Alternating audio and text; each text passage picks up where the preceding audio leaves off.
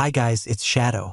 Uploading high-quality audiobooks for you, it's very time-consuming and hard-working process. So please support me so I can keep uploading for you. This is how. You can donate directly through my PayPal or Ko-fi. You will find links in the description. Or you can subscribe for a tier monthly in my Patreon, where you will find many novels there that can't be published here in YouTube due to copyrights. Or you can make a one-time payment to join a Telegram group for a specific novel. You will find the novels list and the price to join in the description.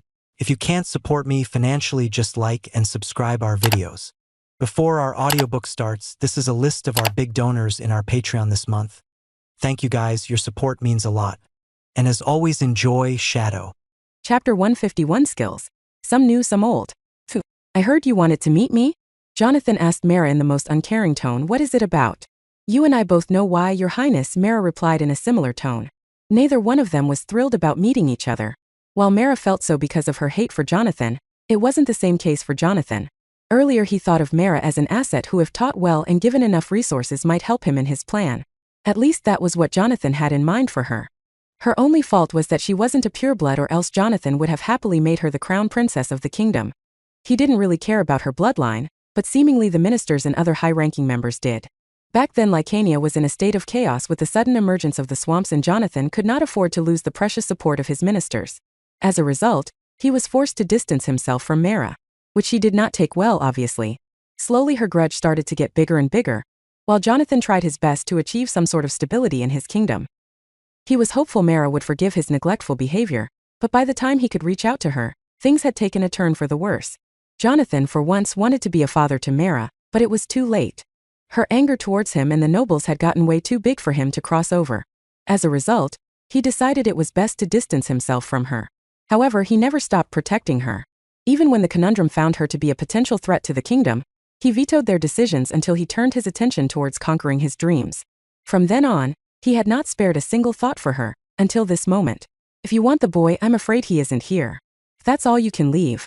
Jonathan dismissed her, but she wasn't like the rest of his children who would do whatever daddy told them to. Allow me to enter his bungalow.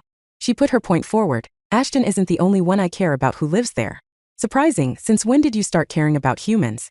Oh please, between the two of us, I have always been the one to care about the humans more than you ever did. Mara scoffed. You know, with my mother being one of your human conquests. Be very careful regarding what you say about Ashera. Jonathan never lost his cool, at least not so much that he would start yelling at the top of his lungs. Hell, no one had ever seen him like that, especially with the mention of a human. His rage showed itself in the form of a huge aura burst, strong enough to knock several royal guards down.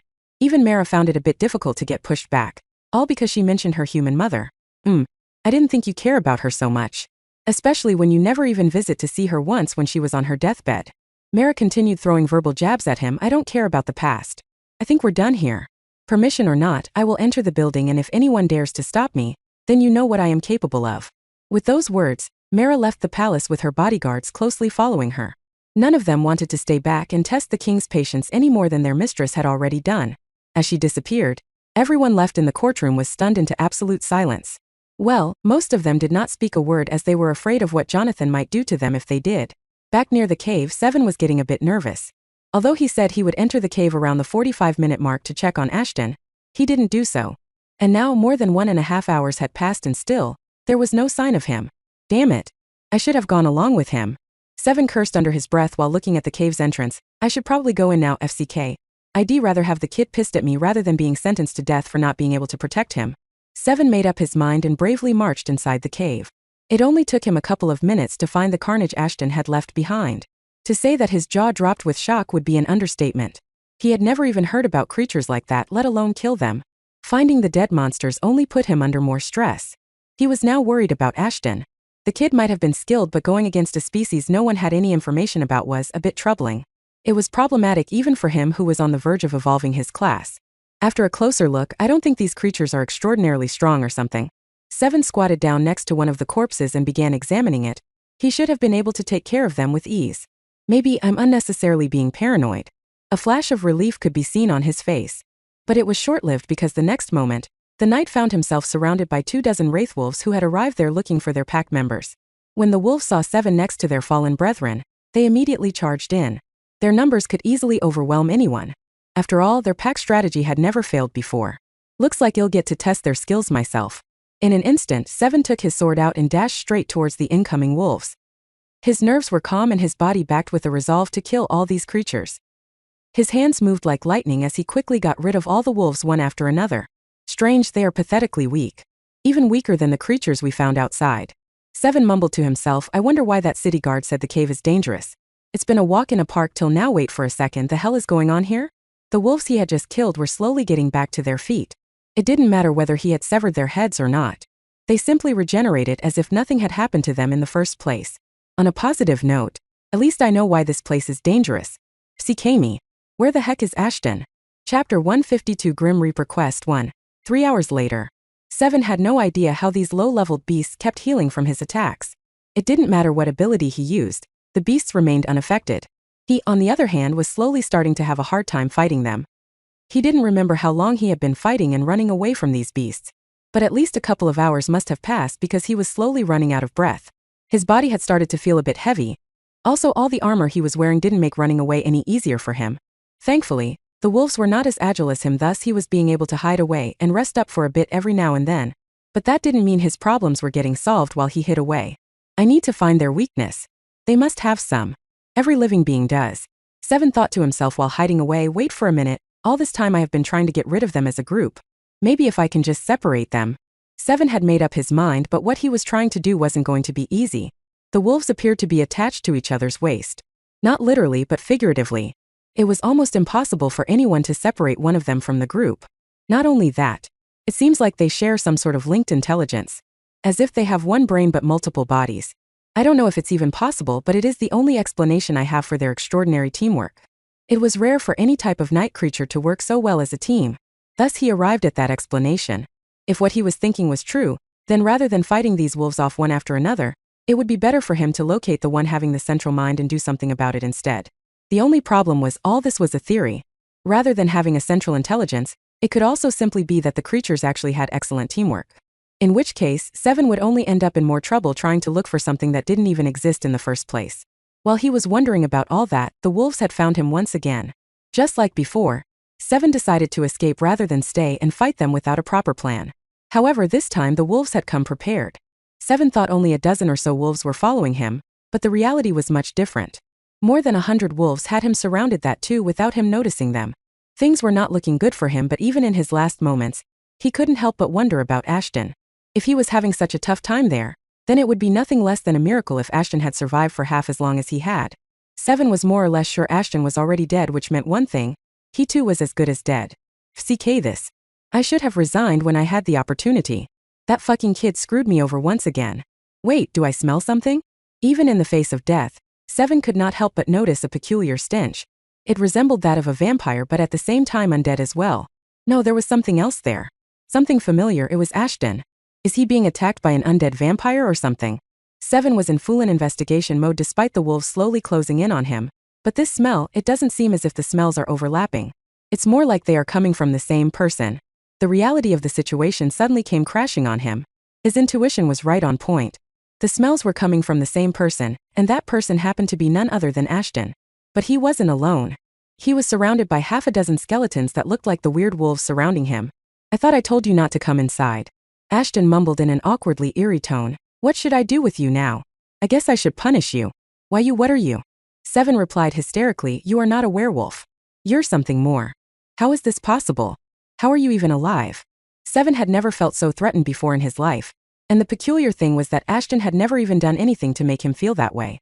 But the aura that was looming over Ashton felt hostile to Seven.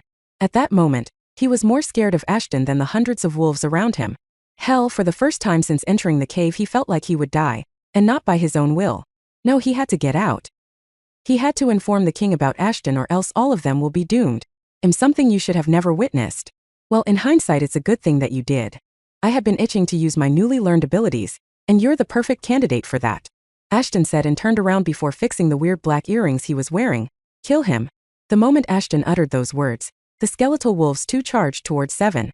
As they did that, the remaining wraith wolves followed them in and attacked Seven. Why are you doing this?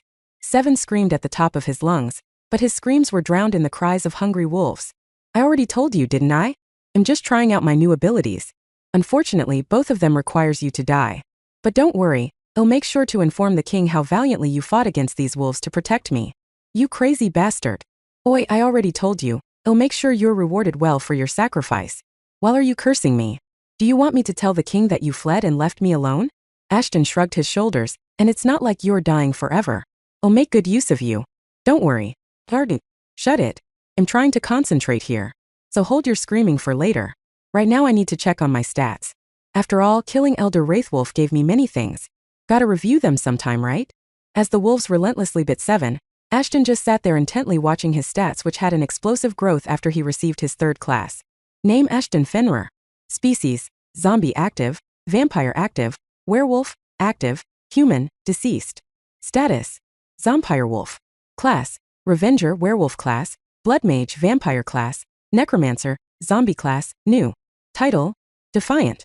Novice Brewer, Monkland Slayer, Researcher new. Age 16 years. Gender male. Grade Fire evolution is possible. Get to level 30 with all your classes to begin the evolutionary process. Affiliation, Werewolves. Level, Werewolf level, 1970%. Vampire level, 1765%. Zombie level, 1822%. Stats, HP, 5500/5500. Mana, 1950 out of 1950 plus 1200 due to the item. Grim Reaper's Earrings. Effects will be removed once the item is unequipped. Damage 70. Armor 50. Stealth 60. Stamina 70. Agility 60. Intelligence 80 plus 30 due to the item. Grim Reaper's Earrings. Effects will be removed once the item is unequipped. Unused stat points 5. I'm gonna have lots of fun with this class. Haha. Chapter 153 Grim Reaper Quest 2. Roughly 4 hours ago, Ashton was carefully following the wolven skeletons through the forest.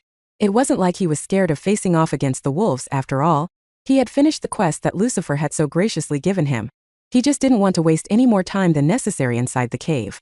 I'm pretty sure there are hundreds if not thousands of those wolves here. Even if they are weak, it would be a stupid decision to face all of them together. Ashton thought it's better to sneak in and out of here with the flower. While Ashton was doing that, he was forced to face another problem.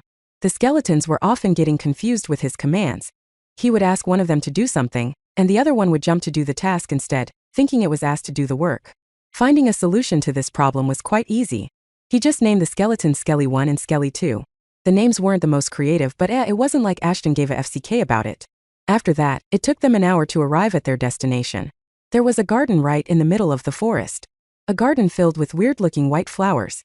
But that wasn't all. Around the garden, numerous skeletons were scattered around, as if they were some sort of decorative piece for the garden. What the hell is that thing? The flew right out of Ashton's mouth when he saw the gigantic creature sleeping in the middle of the garden as its protector. It was another wraithwolf, but at the same time it was nothing like the ones Ashton had seen before. For starters, this wolf was at least 5 times as large as the one he had fought before. Also, it had more horns than the rest. Hell, they even covered his spine to probably give it some more protection. Were you guys afraid of this? Ashton asked the skeletons, to which they nodded in reply. I can see why you would be. I need those flowers, but the only way I'll be able to do so is by killing the creature. But do I even stand a chance against it? Unlike before, Ashton no longer was a fool who would judge any creature simply on the basis of their levels. But with the skeleton's help, he might be able to poison the creature enough times to kill it. They might not be much effective in combat, but they can surely act as perfect distractions.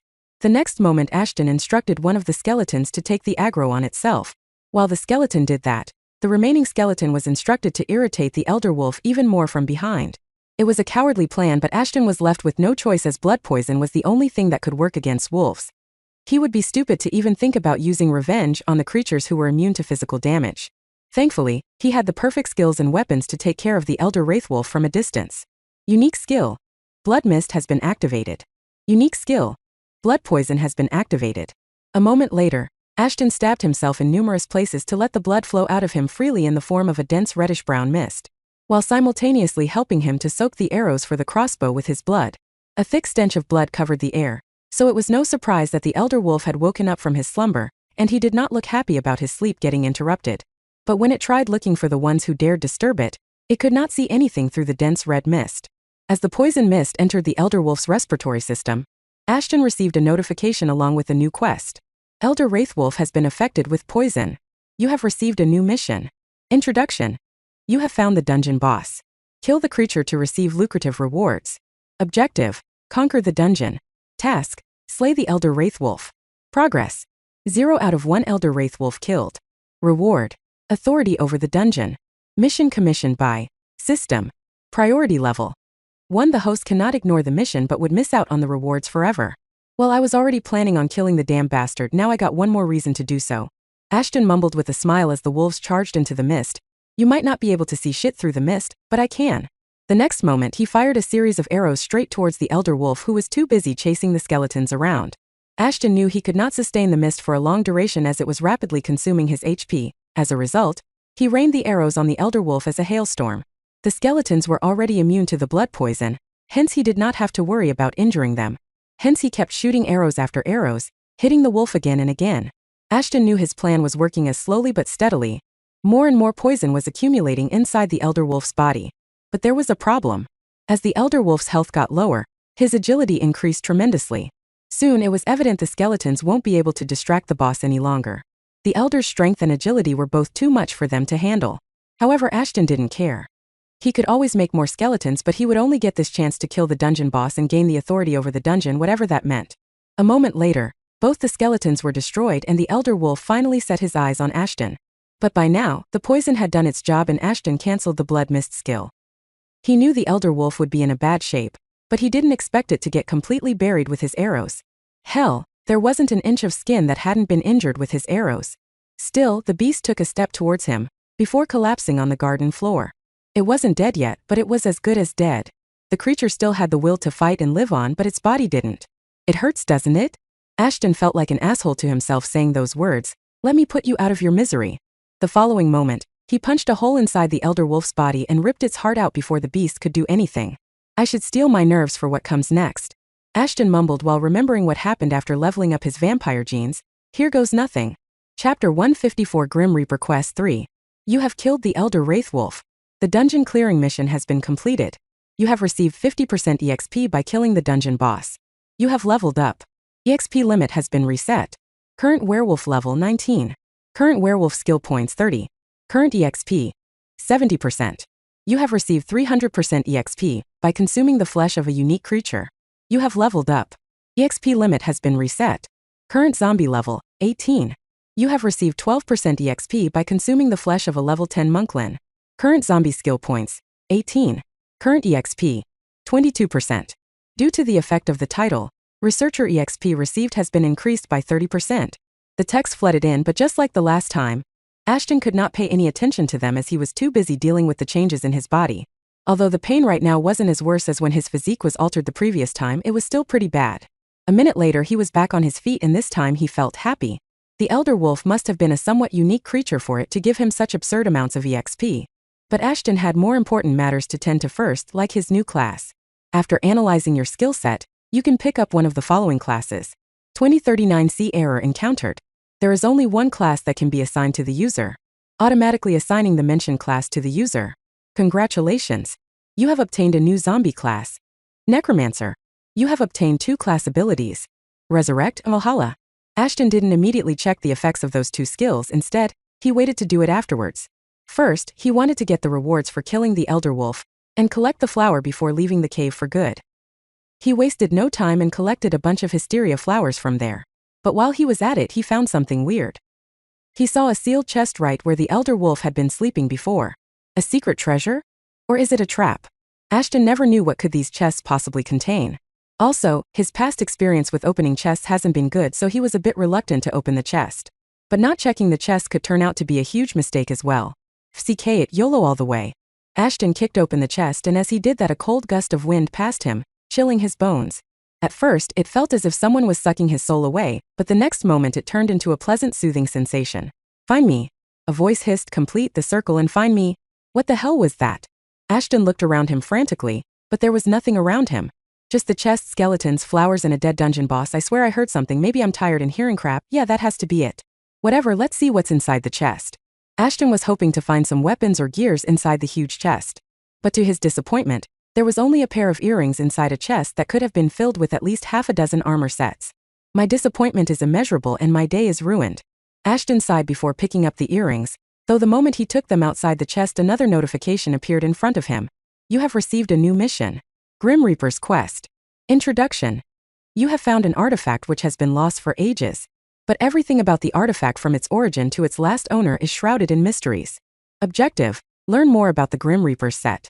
Task: find every piece of Grim Reaper's set. Progress: 1/10 pieces found. Reward: unknown. Mission commissioned by unknown.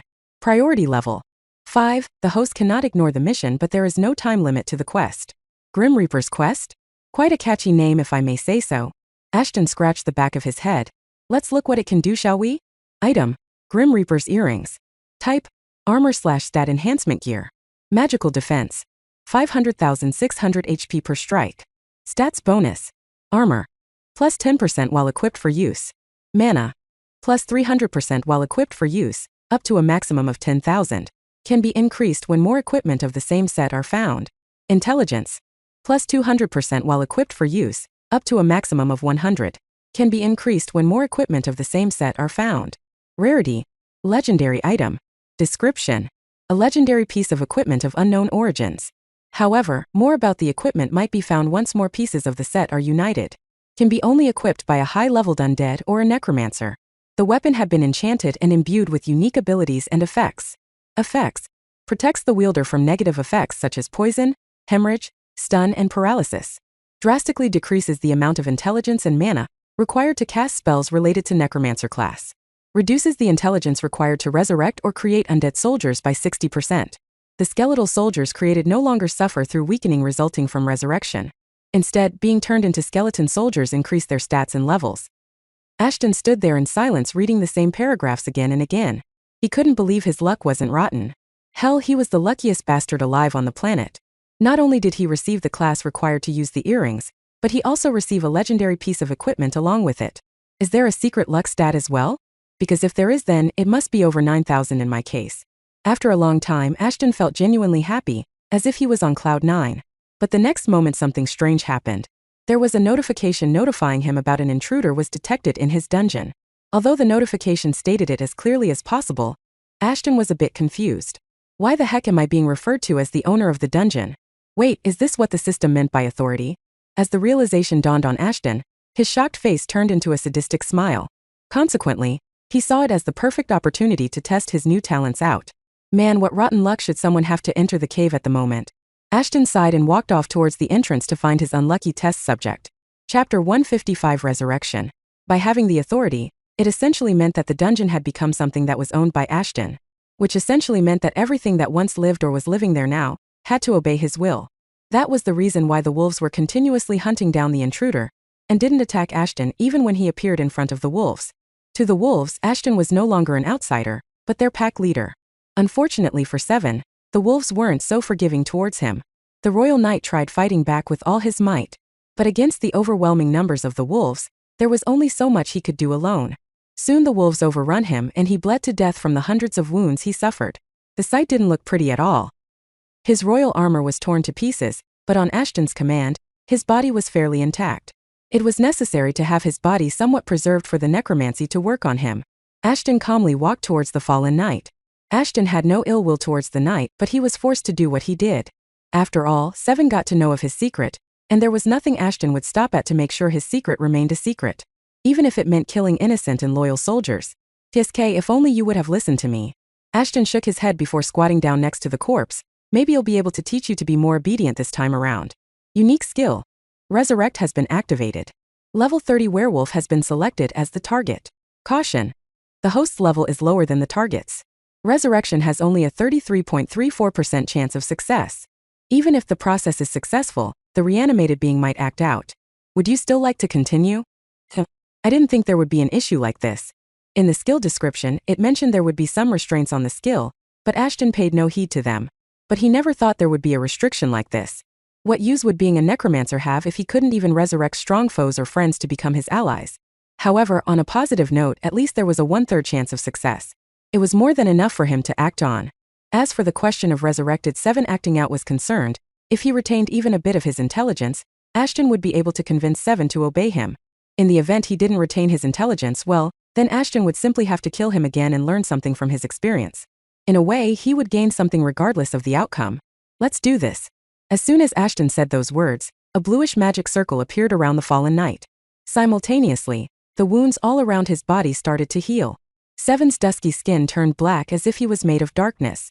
Even his broken armor found a way to stitch itself back onto Seven's body. The magic was slowly showing its effect. Seven was being resurrected as something entirely new. It roughly took a minute for the process to complete. By the time it was over, about half of Ashton's mana was gone. The resurrect skill had no specific mana cost. Instead, it would consume mana based on two factors. Firstly was the condition of the corpse. The better state the corpse was in, the lesser mana the skill would consume. Finally, the rank and level of the being Ashton wanted to resurrect. The higher the level, the higher was the mana consumption. On the other hand, having a higher level also meant that the chance of succeeding in the resurrection process was lesser. Ashton had taken the risk, but he had no idea what would end up happening. A moment later, the Dark Knight got to his feet, anxiously looking around himself as if he had no recollection of what had happened mere moments ago. Resurrection successful. You have risen a level 35 Dark Knight. You can now view their details in the Summons tab of your system. The notifications flashed before Ashton's eyes, but his eyes were focused on the knight who no longer seemed to be Seven, but something else entirely. Who? The knight asked in his hoarse voice. Instead of answering him, Ashton quickly decided to check the knight's stats. There was something he wanted to confirm first. Name? Species: Dark Knight active, werewolf, deceased.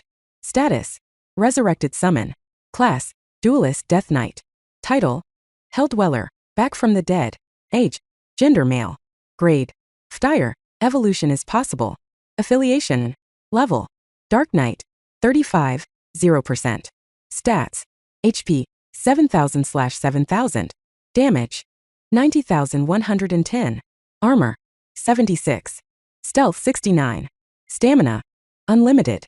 Agility 80. Intelligence 9. Nature: righteous. Just like I thought. Seven is dead and his corpse was simply used to create a new shell for his soul to inhabit. Ashton thought to himself while circling around the Dark Knight. Looks like his stats were reassigned as well. I refused to believe his intelligence was so low when he was still alive. Confused, troubled, why? The knight was barely able to convey his thoughts through broken words. But Ashton knew the knight posed no threat to him, at least for now. It was best for him to act now and get the resurrected knight on his side. It's good to have you back, Sven. Ashton thought it wasn't wise to address the knight with his former name, so he came up with a new lame name. I thought I lost my loyal knight forever. Who you? How know me? Sven was suddenly intrigued by Ashton's appearance. The moment he saw Ashton, he felt drawn to him. As if something wanted him to latch himself onto the person in front of him, to serve him with all his might. But Sven couldn't make any sense of it. Relax, Sven. I have just resurrected you. It will take some time for you to adjust back into the world of the living. Ashton murmured in a sincere voice. You are my soldier, remember? My protector, who volunteered to serve me. Yes, serve you, protect master. Sven immediately fell on his knees to pay his respect to his master, swear loyalty to master forever. Chapter 156: Academic Troubles. Meanwhile, tensions were rising in contingent. After what happened with Ashton, not a single soul dared to stand up against the nobles who were still attending the academy. The students were only aware that Ashton had been expelled from the academy and was training somewhere else, which more or less meant he was gone for good. What they didn't know was that he was now working as an adventurer and gaining more and more powers and abilities as days passed. But why was Ashton still a source of tension in the academy? The answer was pretty simple. While Ashton was attending the academy, all of the nobles more or less had their focus solely on him. But with him gone, the bullies had to look for new targets. Especially those who had their eyes set on the bounty which was placed on Ashton's head. They felt as if they had been cheated out of the opportunity of earning a lot of money. That feeling led to frustration, and with the primary target of their frustration gone, the nobles decided to find new toys to play with. The academy had no shortage of such toys either. After all, the noble populace of the academy only constituted about 20%. The rest of the students belonged to the side families of the noble lords, or were simply admitted into the academy on the basis of their talents. These were the people who ended up on the receiving end of the nobles' abuse of power.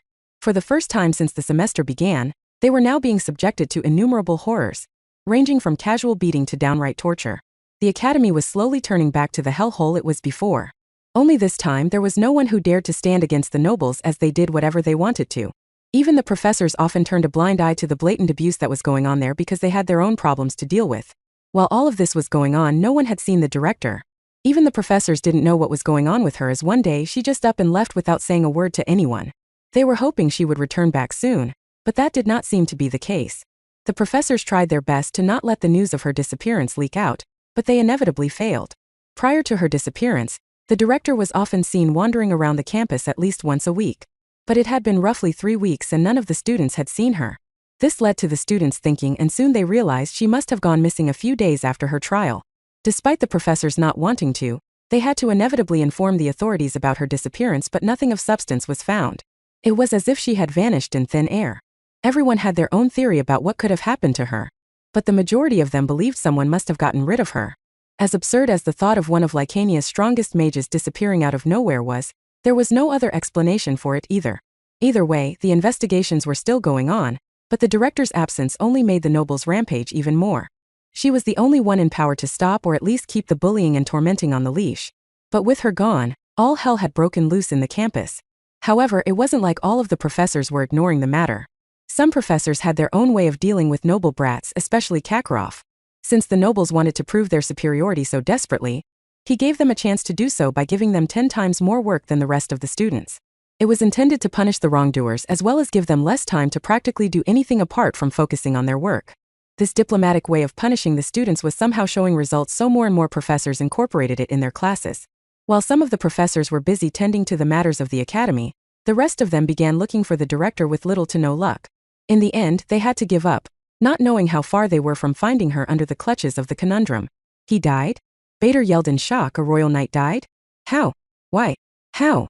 Shut it, Bader, didn't you see how shook Ashton was? Renee retorted, and now he is unconscious as well. It had been an hour since Ashton turned back in the ruined city, drenched in his own blood. There were uncountable bite marks on his body, while the acidic rain had turned whatever remained of his skin into a canvas of pain. Faye was desperately trying to heal him up while Virgil tried to untangle the head from the tail of what Ashton had told them before collapsing. Killing a royal knight is no joke. Virgil murmured, but I can see it happening. This place, including the cave they went into, is shrouded in mystery. No one knows what kind of creatures might be hiding in the dark out there. But it's a royal knight we are talking about. Bader was having the hardest time accepting the reality. Royal knight or not, they are still living beings who can die. Virgil sighed, we have to report it to the guild as well as the king. But first we need to get our stories straight. For that, we need Ashton to regain consciousness. A few moments later, Faye had done whatever she could to help Ashton. Although everyone had their questions, they had no choice but to wait for him to wake up. The atmosphere had turned gloomy with no one knowing what they were supposed to do now. Let's just hope the king is kind enough to let us keep our heads. Virgil subtly hinted at the obvious. He might not freak out about losing a knight as much as he would if something happened to Ashton. Chapter 157, A Plan of Elimination 1. Looks like everything is going according to plan. Ashton thought to himself while laying on the dirty bed that reminded him of his early days in the enclosure. If he wanted, he could have recovered from the wounds in an instant. But first he needed to make sure not to leave any loopholes in his story that could expose what truly happened inside the cave. Also, since he was no longer using the Grim Reaper's earrings, both his mana and intelligence were back to somewhat of normal levels, which meant outsmarting a lot of people wasn't worth trying at the moment. That being said, he had pulled a hell of a performance a few hours ago. Although allowing the acidic rain to burn his flesh might have been a bit over the top, it wasn't wise to use an umbrella or some shit to cover himself up as he had escaped the cave hurriedly. So far everyone seemed to be believing whatever he had said, but he was sure they had their questions regarding his tale. Therefore, he was taking a bit of time to sort out his story completely before waking up. I was a bit worried about storing Sven and the skeleton's wolves somewhere. Thankfully, the Valhalla skill saved that trouble for me. If they had seen me walking around with a bunch of reanimated creatures, it would have led to quite an interesting chat. While the skill Resurrect raised people from the dead, Valhalla was the skill that every necromancer would want to have. Valhalla's skill essentially worked as an inventory, but rather than storing items, it stored reanimated beings in a pocket dimension which could be accessed at any time by Ashton. At the moment, Ashton could only store 10 souls in it, which meant currently he had Sven and 9 skeleton wolves under his authority. However, there was a problem. The limit of souls directly depended on his intelligence. While Ashton was equipping the earrings, his intelligence was high enough to save 10 souls.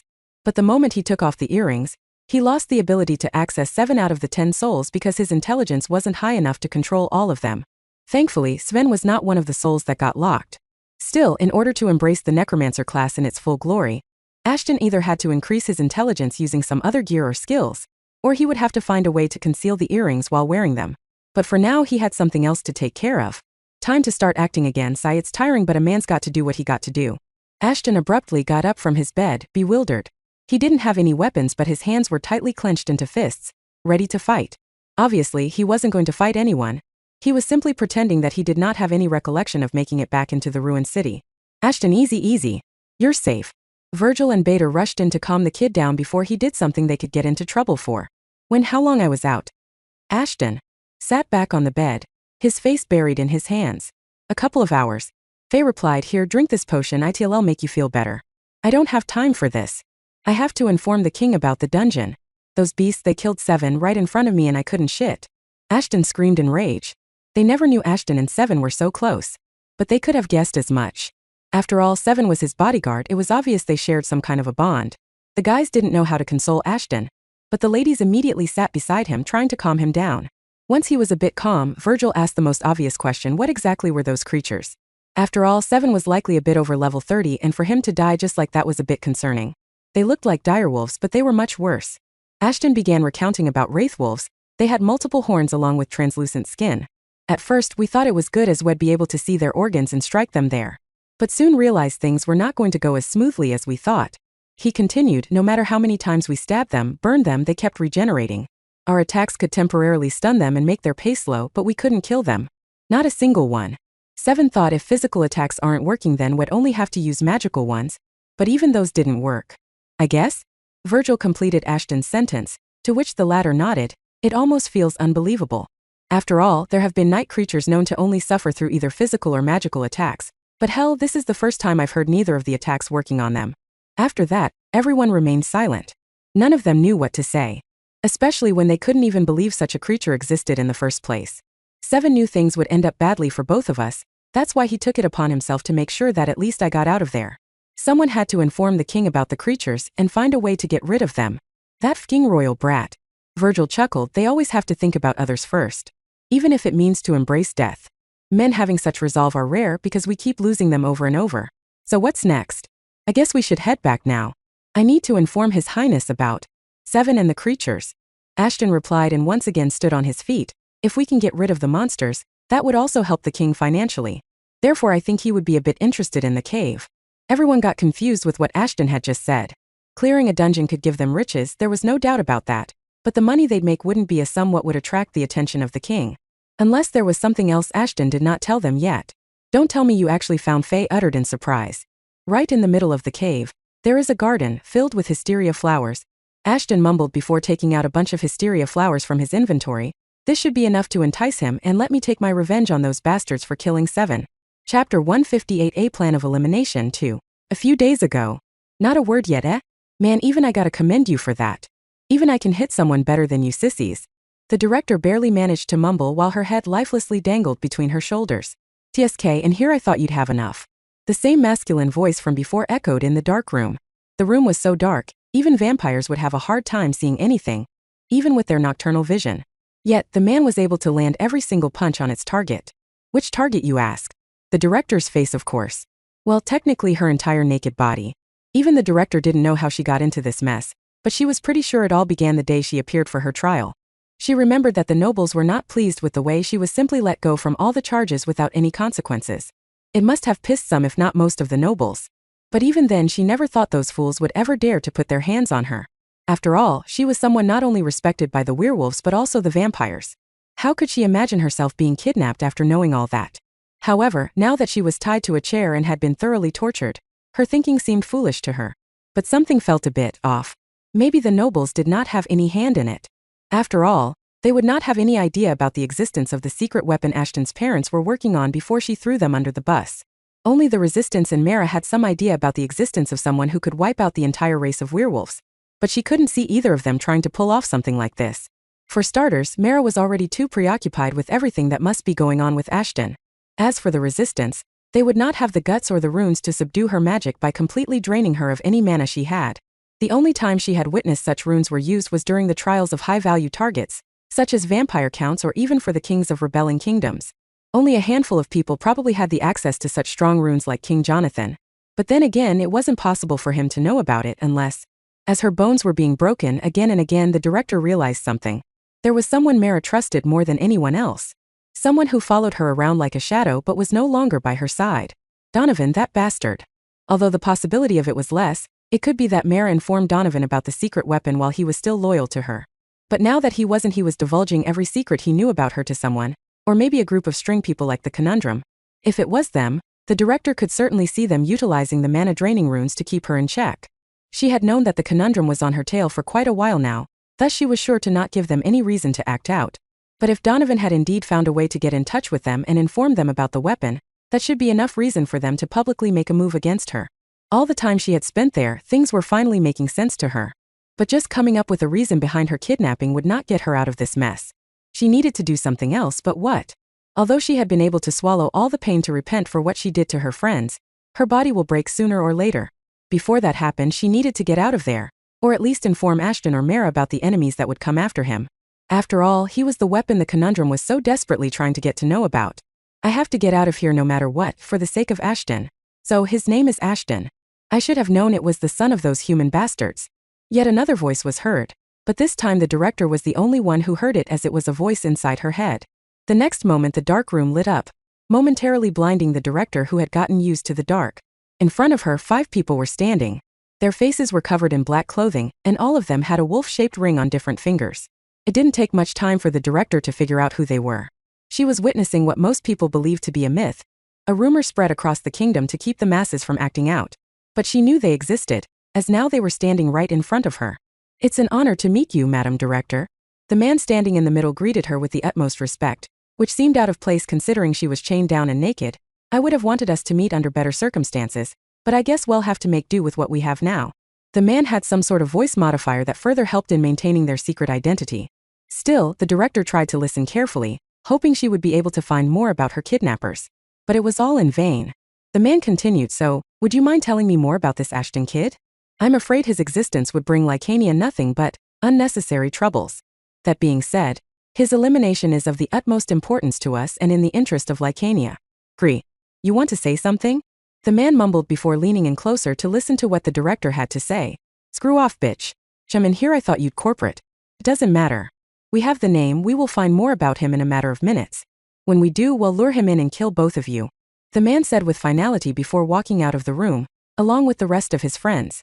Chapter 159. They don't know that we know one. Upon returning to Deja, Ashton and the rest of the crew had to spend a couple of days in quarantine. It was a safety measure against the notorious diseases that could be found near the swamps. Thankfully, all of them were clear and could carry on with their day-to-day activities. But first, the king had summoned all of them to his throne room. The reason for it was obvious. A royal knight's death wasn't something Jonathan could just ignore. Also, he could not afford to let such news out in the public, as the royal knights were seen as unstoppable heroes who couldn't die. Even those who perished in battles were claimed to have either gone missing or had been captured by the enemy. It was an agenda to make the king's men seem godlike, and in turn, it would help boost the morale of the citizens. But now, well, Ashton and everyone else knew the royal knights might not be as mighty as they had been led to believe. Yet none of them was bold enough to speak their mind in front of the king. Everyone was lined up in front of the king and questioned by him. Well, the others were let go easily while Ashton was asked to stay behind. Since he had crucial information about what happened in the cave, Jonathan wanted to interrogate him a tad bit more rigorously. "That is troublesome indeed." Jonathan spoke once Ashton was done recounting his made-up tale once again. "We can't let such mysterious creatures roam around freely, especially if they were able to kill 7 just like that. Is there anything else you remember?" "I can't think of anything else at the moment, Your Highness. If I remember something, you'll be the first to hear about it," Ashton obediently replied while his head stared at his feet. "That'll be all. You can leave now." Jonathan dismissed him, but before Ashton could leave, Jonathan remembered something. "You should probably head home now. Someone has been waiting for you there." "Will do." Ashton didn't bother bowing down before he left, which instead of pissing Jonathan off, impressed him. It showed that even though Ashton was working for the kingdom, he wasn't going to recklessly serve them. That kid, there are too many mysteries around him. Jonathan mumbled to himself. The next moment there was a sudden movement in the throne's shadow as 3 hooded figures revealed themselves in front of their king. "Would you like us to tail the kid?" the female figure standing in the middle asked Jonathan. The 3 of them were all dressed in the same gear. A hood that covered their entire faces, except their mouths, while the rest of their body was covered with light armor. It was so that their agility did not suffer, as the type of jobs they were assigned often required them to strike and retreat. After all, they were Jonathan's personal information collectors and assassins, also known as the Guardians. In a lot of ways, they were similar to the Royal Knights. But unlike the Knights, their existence wasn't known to a lot of people. Hell, even the secretive Conundrum might not be aware of their well-hidden identities. One could also assume the Guardians were Jonathan's personal Grim Reapers, hidden in the shadows till they were required to do his dirty work for him. That kid is someone who will be joining your ranks one day. The loss of a dozen royal knights wouldn't affect me as badly as the loss of that kid. Your wishes are command. You're dismissed. Jonathan waved his hand, and the next moment the assassins disappeared just like they had appeared in the first place. I thought a royal guard would be able to shield him. But I guess I have been overestimating their capabilities. I might need to smack some sense into them. Someone is waiting for me at the house. Well, it doesn't require me to use my intelligence points to guess who it could be. Ashton sighed and headed inside to meet the mistress. He was expecting to see something weird, but what he saw was something entirely out of his expectations. Both Duncan and Daniela had their limbs been chained to the ground. Both of them were naked and had huge cuts on their backs. Someone had been thoroughly whipping them up for quite some time now. Although it wasn't unusual for human slaves to be treated like this, Ashton did not like it one bit. They were his slaves, not the mistress for her to do something like this to them. Am I supposed to be scared? Ashton announced and began ripping the chains off. If that was your plan, then I'm afraid to say you have lost your touch, mistress. I could accept torturing Duncan, but doing the same to a pregnant woman? Have you lost your mind? Looks like you have grown quite a mouth, Ashton. Let me reduce it back to its normal size. Ashton heard the mistress' voice coming from behind and ducked. A moment later he heard the whip crack right where his head would have been, had he not ducked. My mouth isn't the only thing that's gotten big. Ashton smiled widely as he turned around. But why don't you check it out yourself? Who gave you the permission to brand them as your slaves? The mistress roared once again and charged straight into him. Why would I need permission to brand my own slaves? Ashton replied while dodging her attacks. You yourself told me they were my slaves after all. Might not be at her level yet, but with all the changes he had gone through after hitting level 15 for all his genes, his stats weren't less than a level 25 being in any way. The mistress was still at least 5 levels above him, but since she wasn't going all in, parrying her strikes wasn't difficult at all. After 5 or so minutes, the mistress finally managed to momentarily pin him down, but the moment passed as quickly as it came, as Ashton reversed her attempt to get him in a chokehold and locked her in a sleeper hold instead. Now if you have calmed down, would you let me explain myself or not? Ashton asked the mistress while not easing the pressure on her neck. Ashton might have thought he got her, but he was wrong, as the next moment he ended up with a broken nose along with a fractured arm. A werewolf's skull wasn't something to take lightly. Now I am calm. The mistress spat out a mouthful of blood before pulling Ashton back to his feet. Talk. Chapter 160. They don't know that we know too. The special force, those fuckers causing trouble again. Mara sighed while gulping down some whiskey. But if branding them saved your butt, then I think it's fine. However, next time I'd like to be informed about things like this. Ashton had just finished narrating a false tale yet again. His improved intelligence definitely seemed to be doing wonders for him. This time it was a tale about how the special force was looking for suspicious people who could have relations with the resistance. Since Ashton was a mutt, he was their prime suspect. The suspicion on him was also reinforced by the fact that he was present in the same group as Lucas, who was killed during the test. Thus he had to shake them off his tail, so he branded Duncan and Daniela as his slaves.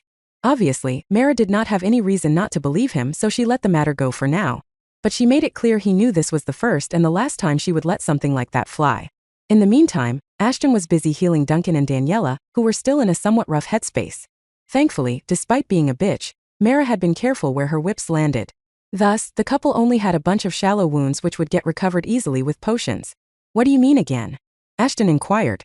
Looks like you weren't informed about it then. Mara put the glass down. The director has been missing for a couple of weeks now, and I suspect this special force might have a hand in it. As soon as Mara said that, Ashton's mind began racing. The special force had indeed been on the director's tail, looking for an opportunity to take her down for good. But that wasn't all. If she was missing for 2 weeks, then who the hell issued the dungeon trip he had just been to? That can't be possible. Yesterday I received a request through the guild for me. Ashton pointed out the obvious discrepancy. If she had been missing for a couple of weeks, then how did she do that? Show me the requested mission details first. Mara almost spat out a mouthful of alcohol as she began reading the details. You fing accepted this quest? Are you out of your mind? It would be surprising if I could think properly after all the training you put me through. Ashton shrugged his shoulders. But why did you say so? Because that place is a fing kill zone. Do you have any idea how many people have died out there? At least a 100. You might want to add one more there. But that aside, what do you think about it? Could she have possibly made this request? The mistress got lost in her thoughts for a moment. Usually, when someone had to make a request for a certain adventurer, the one requesting the services would have to be physically present in the guild to do so. But if it was someone having VIP status, they could make the request remotely. Thus, to answer Ashton's question, yes, she could have done so. But why would she put Ashton in a dangerous situation like that? It didn't make any sense. After all, she had sworn to protect him. On top of that, Mara couldn't think of a reason why the director would need hysteria flowers all of a sudden. Even if she needed some, she could have simply had it imported like the rest of them, and considering she had good relations with the kings of different kingdoms, she would not have had any troubles with it either. All in all, the request and her disappearance both reeked of some conspiracy. A plan to either have Ashton eliminated or have something terrible happen to him. But who could possibly have a reason to Donovan? It has to be him. Mara shattered the glass in her hand as she was reminded of Donovan's betrayal. That bastard has the motive to do something like that, but he doesn't have the authority or the brain to do it all by himself. Someone must be helping him, but who? Mara was feeling like she was stuck in a maze. As soon as she solved one problem, another one appeared right in front of her. Usually, she would have guessed it to be Jonathan, but she knew Ashton was just as precious to him as he was to her. Therefore, it couldn't have been him or any one of his ministers. I guess we can find who they are. Ashton mumbled before throwing a bandage towards Mara. You might not like this plan, but it's the only way to lure them out of their hiding place. Go on. We can assume they sent me there in hopes of getting rid of me at the hands of the night creatures. But what if they failed? They are no fools. They will have proper contingencies in place to kill me in case the night creatures failed to do so. Ashton continued, you see, the reward of completing the request is quite peculiar. They didn't offer me material things. Instead, they opted for information regarding something they knew I wouldn't turn down. I have a feeling that the meeting is their contingency plan. There's no way it'll allow you to do something like that. It's too risky. We should think about. Mara was in the middle of completing what she was saying, but Ashton interrupted her. It's risky, that's why ITLL work. After all, they don't know that we know about their plans. It's the best possible chance for us to outsmart them and get rid of them simultaneously. Just think about it. Mara sighed heavily, but she could see what Ashton was trying to do. He wanted to surprise the attacker by reversing their own plan on them. It was a bold and risky maneuver, but it was probably the only way to lure those bastards out of their shadows. Fine. Well, go with your plan. But I'm coming with you. No questions asked. Chapter 161 Foul Play 1. The next day Ashton left for the guild as soon as the sun was up. He wanted to claim his rewards as soon as he could. Well, at least that's what anyone who'd see him would think. But in reality, he simply wanted to know who these people were that had been hiding in the shadows trying to get rid of him. Mara was nowhere to be seen around him, neither did he have an escort like before. He was just a random kid walking through the streets of Deja.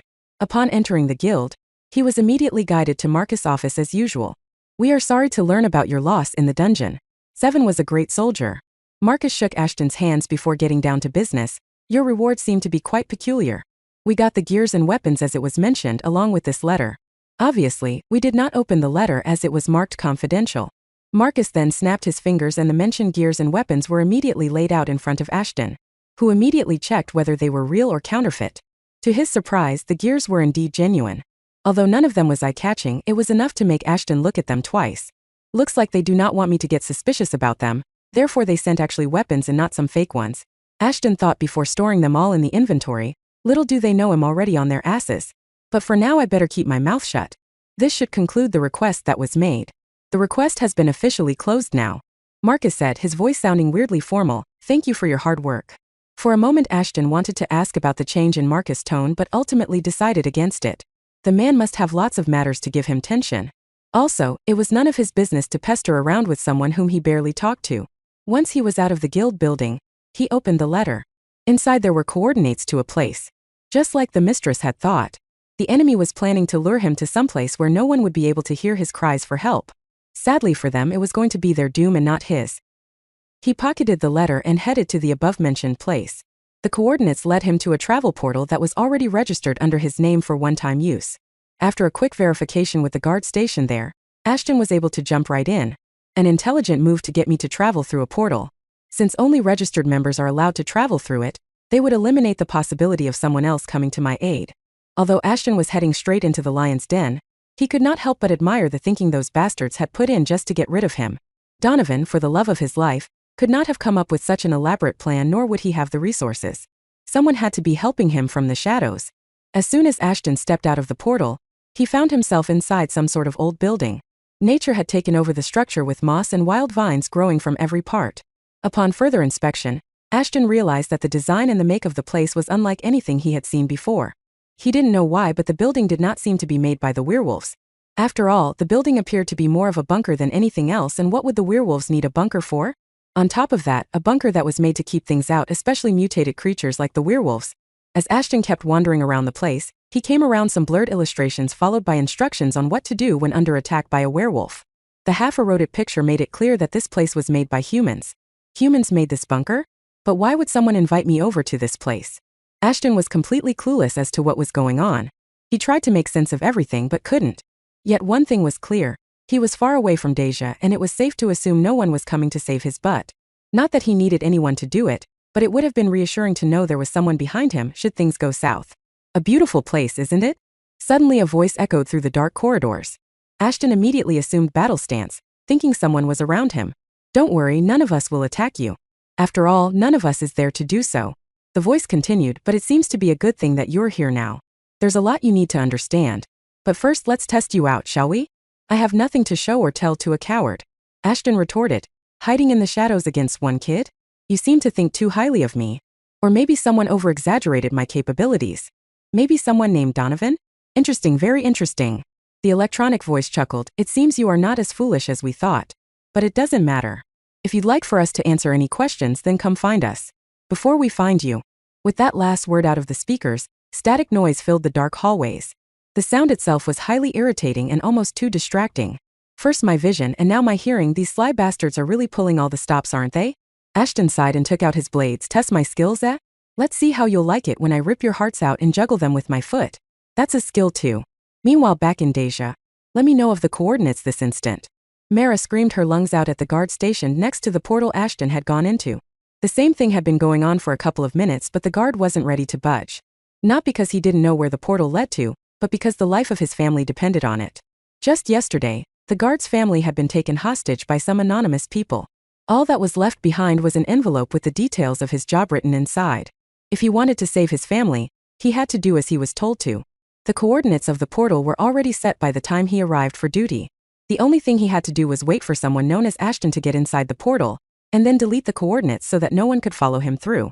He couldn't help Mara because he simply didn't know where the kid had gone to. But that was not the answer someone like Mara would entertain. Her temperament was slowly getting the better of her. But she knew getting angry on the guard wouldn't solve the issue at hand. You're not gonna talk, are you? Mara asked the guard for the last time, to which the guard remained unresponsive just like before. The moment Mara yanked the guard's neck and kicked him right in the chest, breaking several ribs. The guard screamed before curling up on the ground like a ball, desperately gasping for air as the mistress still had her hands wrapped around his neck. So you can talk.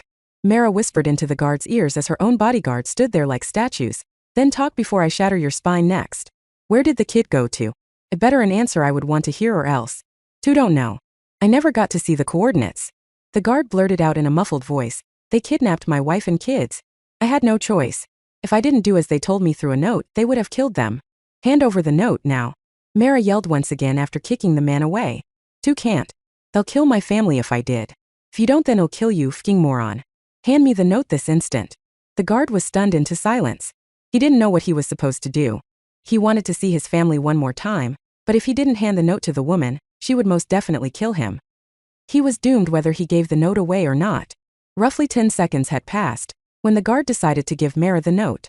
If he wasn't going to see his family regardless, he could at least do a good deed. He gave up the note and decided to wait for a month. If he couldn't find his family by the end of it, he would kill himself and hope he'll be reunited with his family in the afterlife. Mara only took a look at the note and immediately realized who was behind it. Her guess was correct, it was Donovan. At least he was the one who had written the note. She could recognize his handwriting anywhere. But there was something else. A black rose was printed at the lower edge of the note. The symbol of royalty. Get to the castle. Chapter 162 Foul Play 2. Who? Ashton slowly calmed his nerves down. It had only been around 10 minutes since the mysterious voice disappeared, and yet those 10 minutes felt like hours to him. He had been relentlessly attacked by night creatures of various types. Some had blades attached to their hands, while some were heavily armored. So much so, it took Ashton to give his all just to take 2 of them down. However, the most dangerous ones amongst them were the cloaked ones. They were extremely difficult to see in the dark corridors, let alone kill. But the strangest thing was that all of them had a humanoid shape. Ashton had heard and seen a lot of different night creatures, but they were by far the most peculiar of the bunch. Yet that wasn't all. There seemed to be no end to them as waves after waves kept appearing in front of him, not giving him any rest. Had it not been for the time he spent inside the dungeon before, he would have died more than 5 times already. Initially, Ashton had thought he would be able to take care of them all using his Revenger class abilities only, but now that did not seem to be the case anymore. Enough is enough. I don't think I should be wondering about keeping my secret anymore. Ashton thought, the way things are proceeding, without the help of blood magic and necromancy, I'd die soon. But there was a bit of a problem there, since the man behind the voice could see him. It was safe to assume that the place was filled with cameras. But even with his enhanced vision, He wasn't able to locate any surveillance device. Probably due to the dark. Ashton was confident enough about killing the creatures, along with the perpetrators who had been hiding carefully in the shadows. There was no way for him to make sure that the surveillance footage wouldn't get sent somewhere else before he was able to kill everyone inside the bunker.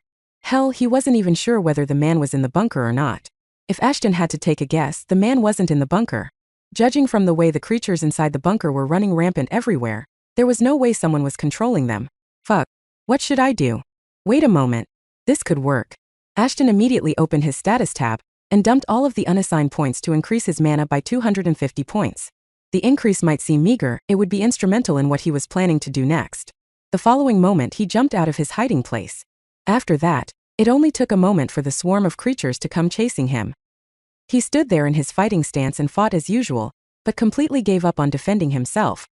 He was getting recklessly assaulted by the humanoid creatures. His HP was dropping down at an alarming rate, but thanks to the potions he had, it never went down below 80%. However, his blood was still gushing out of the innumerable wounds he had so graciously accepted. A little bit more. Soon a small pool of blood was formed underneath his feet. At that moment Ashton set his plans in motion and quickly equipped the Grim Reaper's earrings. As soon as those earrings clasped themselves around his earlobes, he felt a surge within him. That 250 points worth of mana had turned into 1,000 points, thanks to the earrings effect. Unique skill. Blood mist has been activated. The next moment, all the blood that had flown out of him turned into toxic mist. Moreover, he no longer had to worry about the camera recording anything. The mist was so dense, anyone watching the feed would have a tough time even outlining someone's shadow, let alone the person. Let's start the killing spree, shall we? With that being taken care of, Ashton no longer had to worry about leaking his secret out. Also, he had the perfect opportunity to test his summons. Unique skill. Valhalla has been activated. Come forth. A black portal materialized in between Ashton and the night creatures out of thin air. A second later, Sven jumped out of it followed by 9 skeletal wolves. Sven immediately swung his broadsword, severing half a dozen heads in a single blow. The wolves weren't any less fearsome either. Each of them was utilizing their agility to their advantage. Although they could not finish the creatures as quickly as Sven, they were at least able to tremendously slow them down. On top of all that, Ashton's poison was already taking effect on the creatures, as they soon began to suffocate in the mist. Just like that, the tables had been turned. Ashton was no longer on defense. He was going all out instead. Sven began spinning his sword around himself like a tornado. Anyone who was unlucky enough to get within his reach immediately had their heads chopped down or their body was sliced into half. Then there were those who were even more unlucky and did not die from a single blow. The like of them were taken care of by the wolves as they tore their flesh away till their hearts stopped beating. The empty bunker was soon covered with corpses all around, and the best part about it? Ashton was receiving a tremendous amount of EXP. You must be tearing the hairs off of your head by now, Ashton sniggered. The mist only blocks your vision and not the sounds. You must be hearing the cries of the creatures as they die, thinking what the hell is going on here. Don't worry, if you're here you'll find out soon enough. Ashton wanted to jump in himself but ultimately decided there was no reason for him to do so. Sven and the wolves were more than sufficient for the task. Also, he kind of needed to conserve his strength. After all, one could never know what could be making its way towards them. In the meantime, back at the capital, Jonathan was enraged.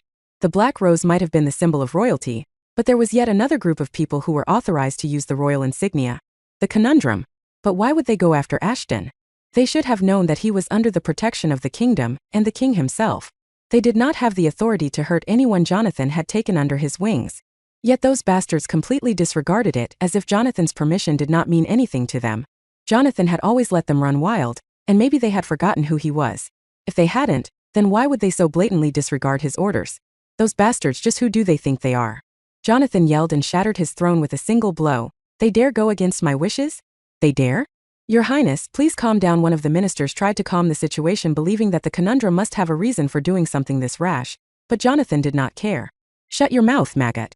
Jonathan merely pointed his finger at the minister and the latter collapsed on the floor struggling for air. Summon the royal knights.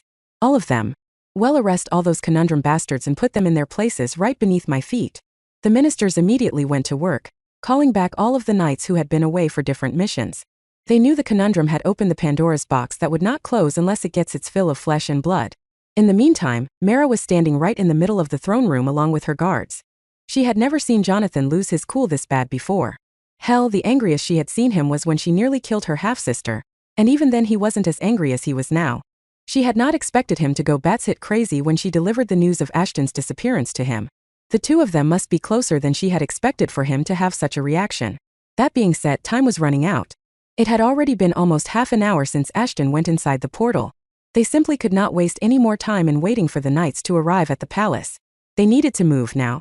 "Father, with all due respect to your knights, we are running out of time."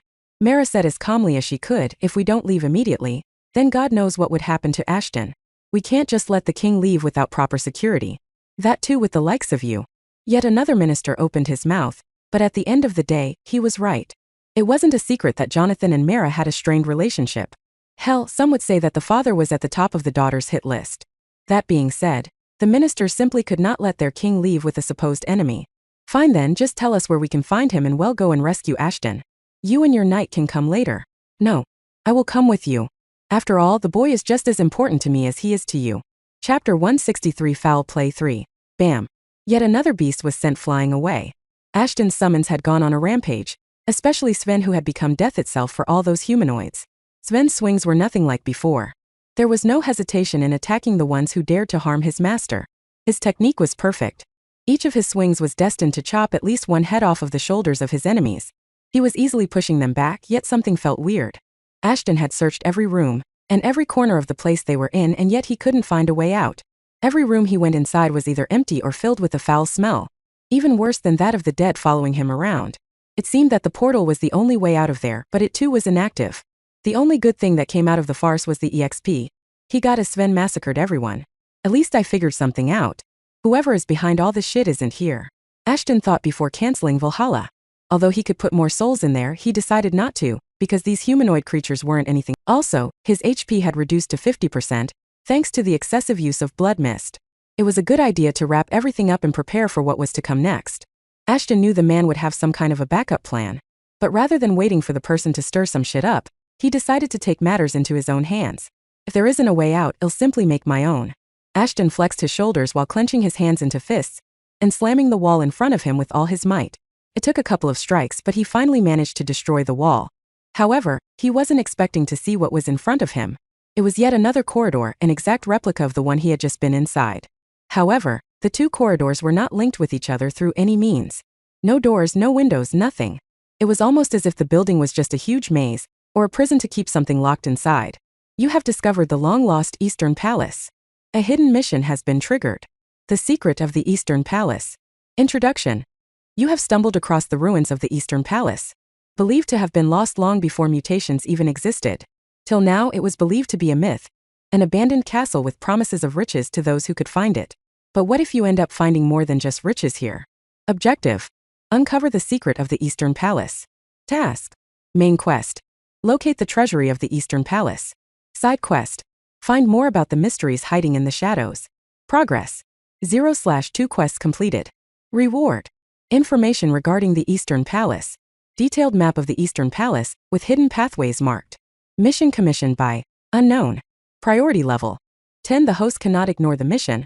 There is no time limit, but the host cannot leave the mission grounds before completing the mission. Unleashed. They are willing to embrace death. Really? Yeah, it's a great time to give me a mission. It's not like I'm trying to get out of here ASAP. Fking bullshit. Ashton wasn't pleased, to say the least, but it wasn't like he had any options either. The mission had the highest priority. He couldn't ignore it even if he wanted to. Thankfully, there was no time limit for him, so he could, at least in theory, finish the quest. On the other hand, the appearance of the palace had some good news along with itself. Since the area hadn't been discovered before, the chances of someone watching him were next to nothing. Which in turn meant he could go haywire without fearing any consequences of his secrets being leaked. Yeah, wishful thinking ain't gonna help me out here. Ashton shook his head. There's no way the people who place cameras and other shit in the corridors before wouldn't know about this place. My guess is they knew there was something behind the walls but didn't know what. Ashton continued, maybe that was the whole point behind bringing me here. They wanted me to find what was here, and I fell right inside their trap. Well, no point crying over spoilt shit. There was one more thing bugging Ashton. Why the hell was a palace designed like a maze? It must have been a defense tactic, but if someone wanted to invade the palace, they could have simply destroyed the walls and made a path right to whatever was in the middle of all this mess. At least that's what he was going to do. But first he wanted to look around and see if there was anything of importance there before heading into the next corridor or whatever. Maybe if his luck was still as good as before, he might even end up finding the lost pieces of the Grim Reaper set. He looked around for a bit, but couldn't find anything. Just like the previous corridor. But the eeriness of the situation was slowly getting to him.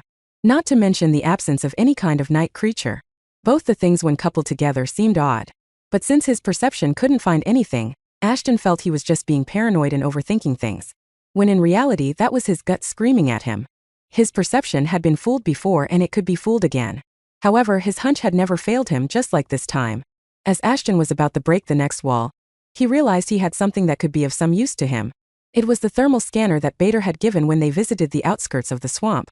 Ashton used the device. According to the machine, he was already surrounded by various heat signals. "Fuck me," Ashton mumbled as he barely managed to get away unharmed. The ground he had been standing on a mere second was blown into smithereens. As the clouds of dust began setting down, Ashton finally got a view of the thing that attacked him. A robot? What the hell? Chapter 164 Foul Play 4. No, it couldn't be a robot. It had to be something else. A piece of metal shouldn't show up in thermal scans, right? The scanner must be broken. After all, his perception should have alerted him already if anyone was around him. That's what Ashton would have thought before increasing his intelligence. But now he knew better than that. What am I even thinking? Of course they can show up on the scans. They have to have a power source within themselves and the power source would inevitably release heat. Ashton faintly mumbled as more and more automatons walked into his sights. Damn, I've started talking like Bader. Slowly more and more of them revealed themselves. They kept coming until their number was well over 30. At that point, Ashton stopped counting them and began thinking about countering them instead. The robots didn't attack him like before but calmly walked towards him. As they did, he realized his go-to classes were useless against these metallic bastards. They don't have blood, so using aggravate was out of the question, and so was blood poison. Also, the necromancy skills were in cooldown and would remain so for about an hour. So calling out Sven and the wolves was out of the question. As much as Ashton wanted to use revenge on them, he had to save it for later. According to his assumption, these zones within the maze were more like trials.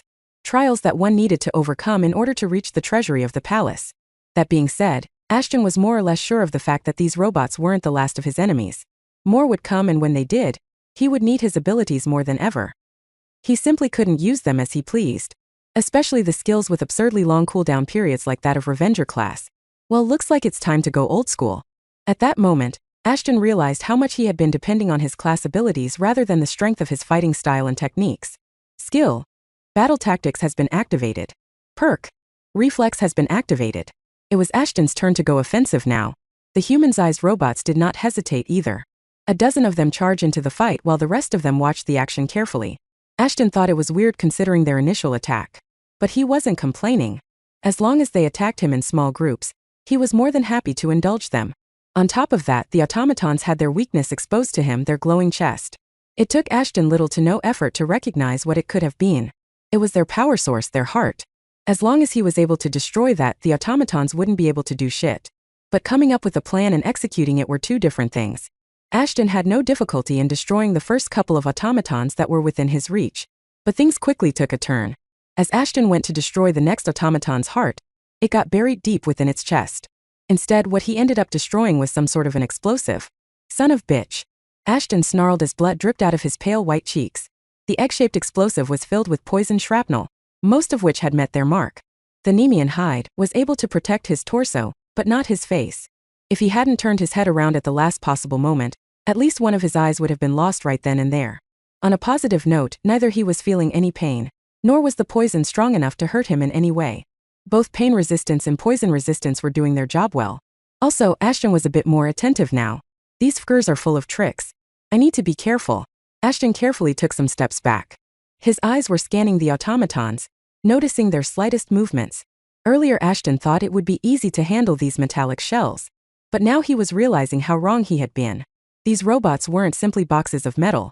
They were more sophisticated than anything Ashton had ever fought. Even the night creatures weren't as unpredictable as them. But just that, Ashton had a light bulb moment. If I'm having a hard time against them, there are a lot of people who will feel the same. He smirked while wiping the blood off of his face. I guess I should let Bader have a look at them. With the reproduction skill of his, he just might be able to make some for me. At that moment, Ashton had made up his mind. Earlier he wanted to get rid of automatons to proceed to the next room. But now he wanted to store them in his inventory in as perfect condition as possible. But while he was planning his next move, the automatons had already made their own. Ashton was completely surrounded. Without wasting a single moment, one of the automatons lashed out. This time with a short blade that was attached to their forearm. Thanks to battle tactics and reflex, Ashton was easily able to dodge the attack by sidestepping at the last moment. But as he did, yet another automaton lunged at him.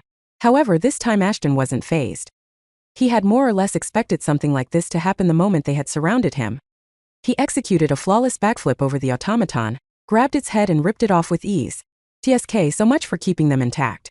Ashton shook his head before throwing the severed head at the automaton standing next to him, knocking it over as well. He then proceeded to rip its power source out and stored it inside the inventory. Bader's automatons wouldn't be of any use if he couldn't replicate the power source in some capacity.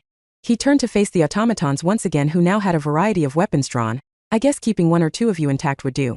As for the rest, well, you'll have to make do with being spare parts. Chapter 165, Foul Play 5. Defeating those automatons was a bit more complicated than Ashton would have wanted. Not because they had weapons or armors to challenge him, but because of their exceptional ability to adapt to the fight while it was still going on. Every time Ashton killed one of them, the others learned from the experience of their fallen comrade and quickly changed their strategy to counter the intruder. For example, as soon as they got aware of Ashton's superior agility, they immediately stopped confronting him head-on. Instead, they began deploying traps everywhere, and no matter how careful Ashton was, he was bound to step foot on one of those, and hellish pain would follow. At least he assumed it would have been hellish pain, considering he was still feeling some pain despite pain resistance was at level 10. The more the battle was drawn out, the worse it got for Ashton.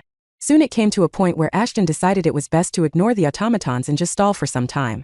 At least till Valhalla was off the cooldown. In theory, if new fighters were introduced in the fight, the automatons would have to reset their target and quit focusing on Ashton, which should confuse the automatons long enough for his summons to destroy them all. At least there's enough space for me to run around, Ashton mumbled before sliding between the legs of the automaton in front of him. And here I was thinking I'll keep them in pristine condition for Bader to research. Nothing ever goes as I planned in the accursed world, do they? While running around, Ashton was readily pulling out some crucial gear from his inventory to use them against the automatons. The prominent among them was the Mask of Vampirism. If it hadn't been for the masks, one with the shadow skill, he wouldn't be having a good time running around as he was. The mask's teleportation ability was indeed helpful, but so was the immunity it provided against psychic attacks. Ashton was still wondering how the hell were those metallic bastards able to psychic attacks when they didn't even have a human brain, but he was too busy running around to stop and ask one of the automatons. Suddenly an automaton sprung out of the ground, swinging his modified blade at him from a low angle. Ashton was not expecting those bastards to be hiding underground. As a result, the attack came to him as a surprise. However, he quickly recovered from the shock and parried the strike with barbarous force. He then went to chop its head off, but the automaton popped another blade from the left side, in an attempt to slash his abdomen. Ashton immediately let go of the twin sword he had in his left and grabbed the automaton's blade instead, before thrusting it backwards right through its head. The automaton had no chance against Ashton's self-harming move. The automaton collapsed on the floor, its head dangling backwards like a pendulum. Ashton kicked his body away before taking a breather for the first time. This ain't good at all, he mumbled while staring at the gaping hole in his left hand. Although he felt little to no pain and the blood was already striving to dry up slowly, things were not looking good for him. He was realizing how stupid he had been to cancel Valhalla, before checking if there was someone or something behind the walls or not. However, he couldn't just stand there thinking about his choices. If he wanted to think, he could start thinking about why the hell did he keep getting into situations like these. The automatons were slowly catching up to him. Not to mention that more of them could be hiding around. Just as he thought so, two more automatons ripped the floor apart as they jumped out of their hiding place. However, rather than using their blades, they bombarded Ashton with grenades that exploded right before his face. Ashton tried blocking as much shrapnel as he could from harming his face, but he found little success. The sudden explosion was proved to be too much and he lost an eye right then and there. His entire face was covered in his own blood. Blood that got into his only remaining eyes, messing up whatever vision he had left. The automatons attacked once again, stabbing him everywhere, while he weakly tried to fight back. The following moment, everything turned dark. It felt like he was being dragged into the depth of hell. He felt defeated. No, he was defeated. He had lost to some metal scraps. His parents would have been proud. He fell to the ground lifeless. At least that's how he appeared to be. There were no signs of movement in his body, at least till the automatons approached to check him. Intruder had been killed. One of the automatons spoke in its electronic voice. All headhunters are requested to collect the destroyed fighters and proceed to stasis chambers. Before the automaton could complete its procedural announcement, a whip wrapped around its neck and ripped its head off in one swift move. The remaining automaton immediately went into action but was tackled down as well. On top of him was an enraged Ashton who appeared to have lost his at that moment. He quickly picked up the blades and drove them right through the automaton's heart. The automaton was completely unprepared for the sudden attack and fell immediately. "You fucking pieces of shit. You dare disfigure me?" He roared at the top of his lungs while repeatedly stabbing them, but his voice, it sounded nothing like him. "You motherfuckers think I'd as easy to replace an eye? Why am I even shouting at you? I shouldn't have trusted this fucker with our body in the first place." He was sick and tired of their traps and foul plays. It was a war and everything was fair, but Ashton simply couldn't take it anymore. Maybe it wasn't him who felt like that, but his alter ego. "Fuck this, where the hell am I either way? Shit. I need to fix this bastard's eye first." "There you go. You should be thankful to me, Astaroth, for fixing your eye. But I guess you can't hear me." Astaroth sighed before taking a look around. Where the heck did this bastard fell to? Chapter 166, Corridor 3-1. It had been around 6 hours since Ashton went missing and Mara and Jonathan formed a temporary alliance. Yet even after that, locating Ashton was proving to be a Herculean task. Soon, everyone under Jonathan's command was on the case. It took them some time, but with the help of the brightest minds in Deja, they were somehow able to find the coordinates of the portal Ashton had traveled to. But there was a slight problem. The portal had been deactivated from the other side. They could have traveled there on foot, however it wasn't possible, as Ashton had been teleported on an island infested with undead creatures. Well, not completely undead creatures. Something between undead and night creatures. A human research facility was supposed to be there. Back when the humans and the mutants were fighting each other, the humans in their desperation started doing lots of unconventional experiments, all in hopes of finding a way of defeating them mutants. Primarily the werewolves and vampires, as they were the primary occupants of the Eastern Hemisphere. It goes without saying the humans were defeated shortly, and as werewolves did not have any interest in the human science project, the vampires took over the island. They were the only ones who valued humans for more than food. But one day, approximately 80 years ago, the vampires living on the island fled back to their main kingdoms. At least those who could escape did so. Jonathan had been worried about why the vampires were fleeing the scene, to which the only reply he received was venom. The humans were pricky bastards and had set up traps all over the island before escaping to space. Almost as if they didn't want anyone to get their hands on whatever that was hidden there. "I have been thinking of visiting the place, but this..." Jonathan was clearly worried about Ashton. While he didn't want to believe about venom spillage, when the vampires informed him about it, he couldn't take the risk either. On top of that, the conundrum had been oddly insistent about not visiting the island, which now made Jonathan wonder if they had some sort of special operation going on there. Everyone is scared. They won't say it on the face, but it's clear none of them wants to visit the Island of Doom. Mara spoke slowly. "I would usually whip them up till they begged to visit the island, but I don't think even that would work. There's no need to force anyone to tag along." Jonathan set his gaze on the horizon. "The two of us will go. If you're afraid of your well-being, you can either stay back or force some of your bodyguards to follow us. You'd like that, won't you?" Mara scoffed. "What is it that you want? A golden opportunity to prove to the kid that you care more about him, or to show the kingdom your strength while staining my reputation? As much as I would like to do both of those things right now, I don't have any such intentions." Jonathan found himself almost smiling with bickering with his daughter. "You do know that even with our abilities, we are just as susceptible to venom as the rest of our kind, right? I was afraid of dying. I would never have stood up against you in the first place. Enough talking now, we should head over to the island ASAP." Mara turned her back towards Jonathan. "I just hope that moron is still alive somehow." While back at the hidden palace, pathetic, pathetic. "I was promised a strong body, not some fragile one who couldn't even beat robots created by Tier 2 beings. How the FCK am I supposed to fight Tier 7 or even Tier 5 creatures like this?" Astaroth was disgusted by how weak his body was. He had been lying dormant for over a decade, in hopes that when he woke up, he would have a strong enough body to exact revenge on the ones responsible for his downfall. At least that was supposed to be the plan when the humans found him inside the meteorite that caused the mutation of the planet itself, evolving the inhabitants of the planet from Tier 1 to Tier 2 beings. The tier of beings was evaluated by the number of times a species had evolved in terms of genetic as well as technology. Right now the planet known as the Earth was only at Tier 2 out of the 7-tier list.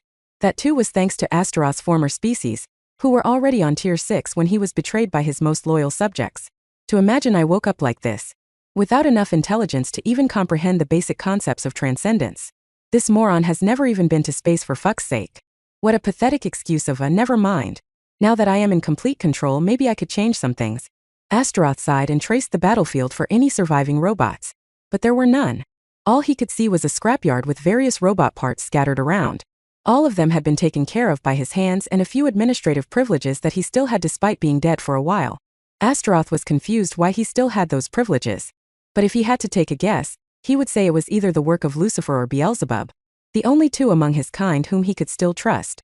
After all, they were the ones who helped him escape certain death and even influenced the humans to save his remains after the meteor containing him crashed on the planet.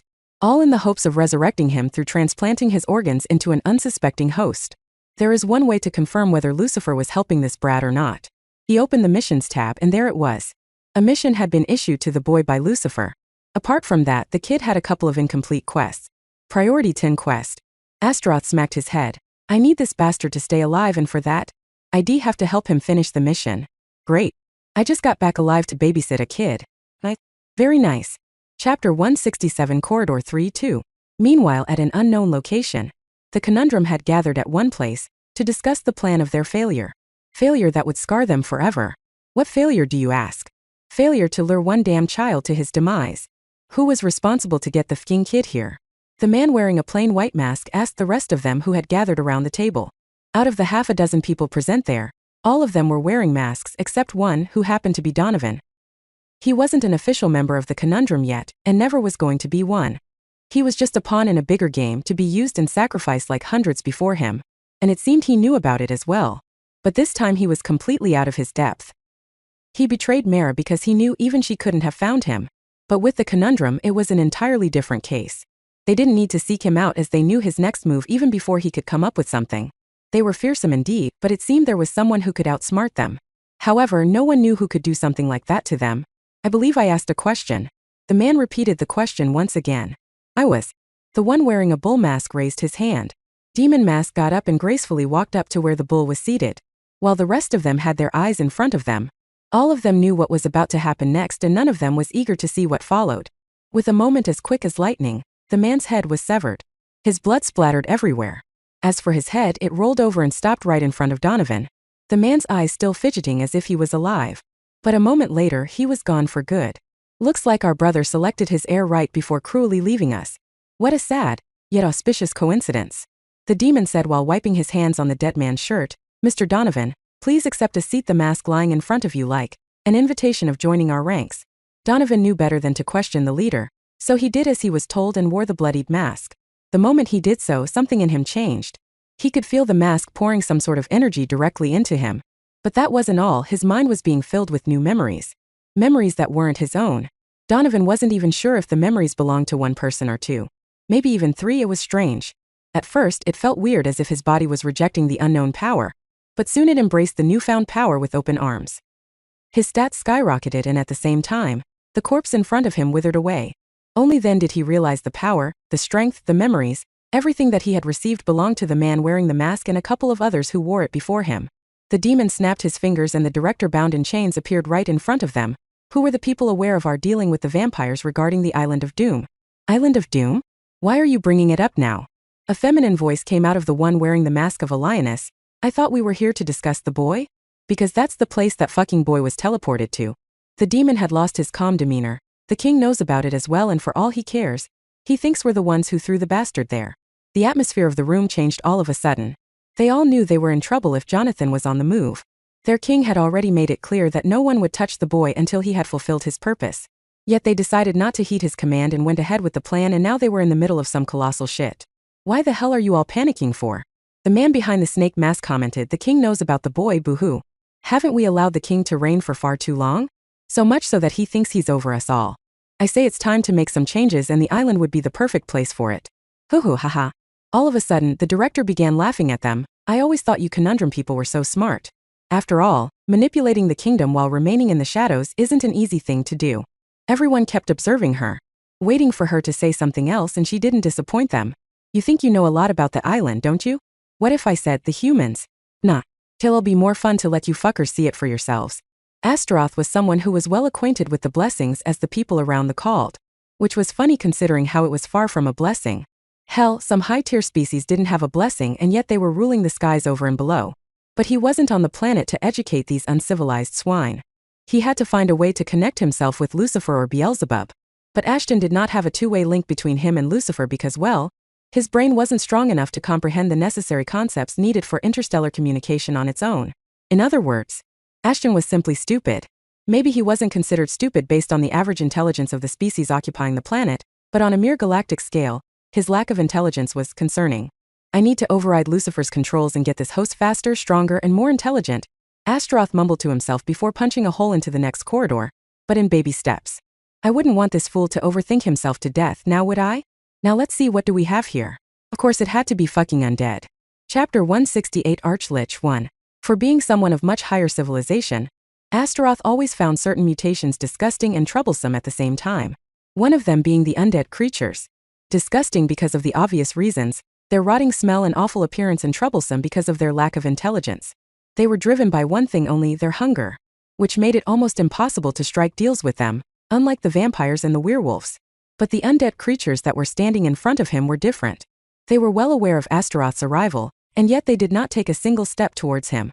Instead they stood frozen, their eyes locked on the target, their mouths drool over the possibility of eating something fresh in God knows how long. They are being controlled by someone. The question is, are they being controlled by a revenant, a wraith, or a lich? Astaroth mumbled to himself. Each of those creatures had its own positives and negatives, not to mention the special characteristic. If it was a revenant, then killing these undeads wouldn't matter at all, as they would keep coming back to life again and again unless the soul of the revenant was either pulled out of its body or all of them were killed simultaneously. But it was easier said than done. If one of them survived for longer than the rest, even by a fraction of a second, all of the efforts of killing them would get wasted, as the surviving undead would inevitably contain the soul of the revenant and bring all of the undead back to life by jumping from one corpse to another. After all, revenants had the ability to transfer their soul to any undead present around them. As for wraiths, they were a bit easier to handle. That is, if Astaroth somehow managed to survive their life-draining ability.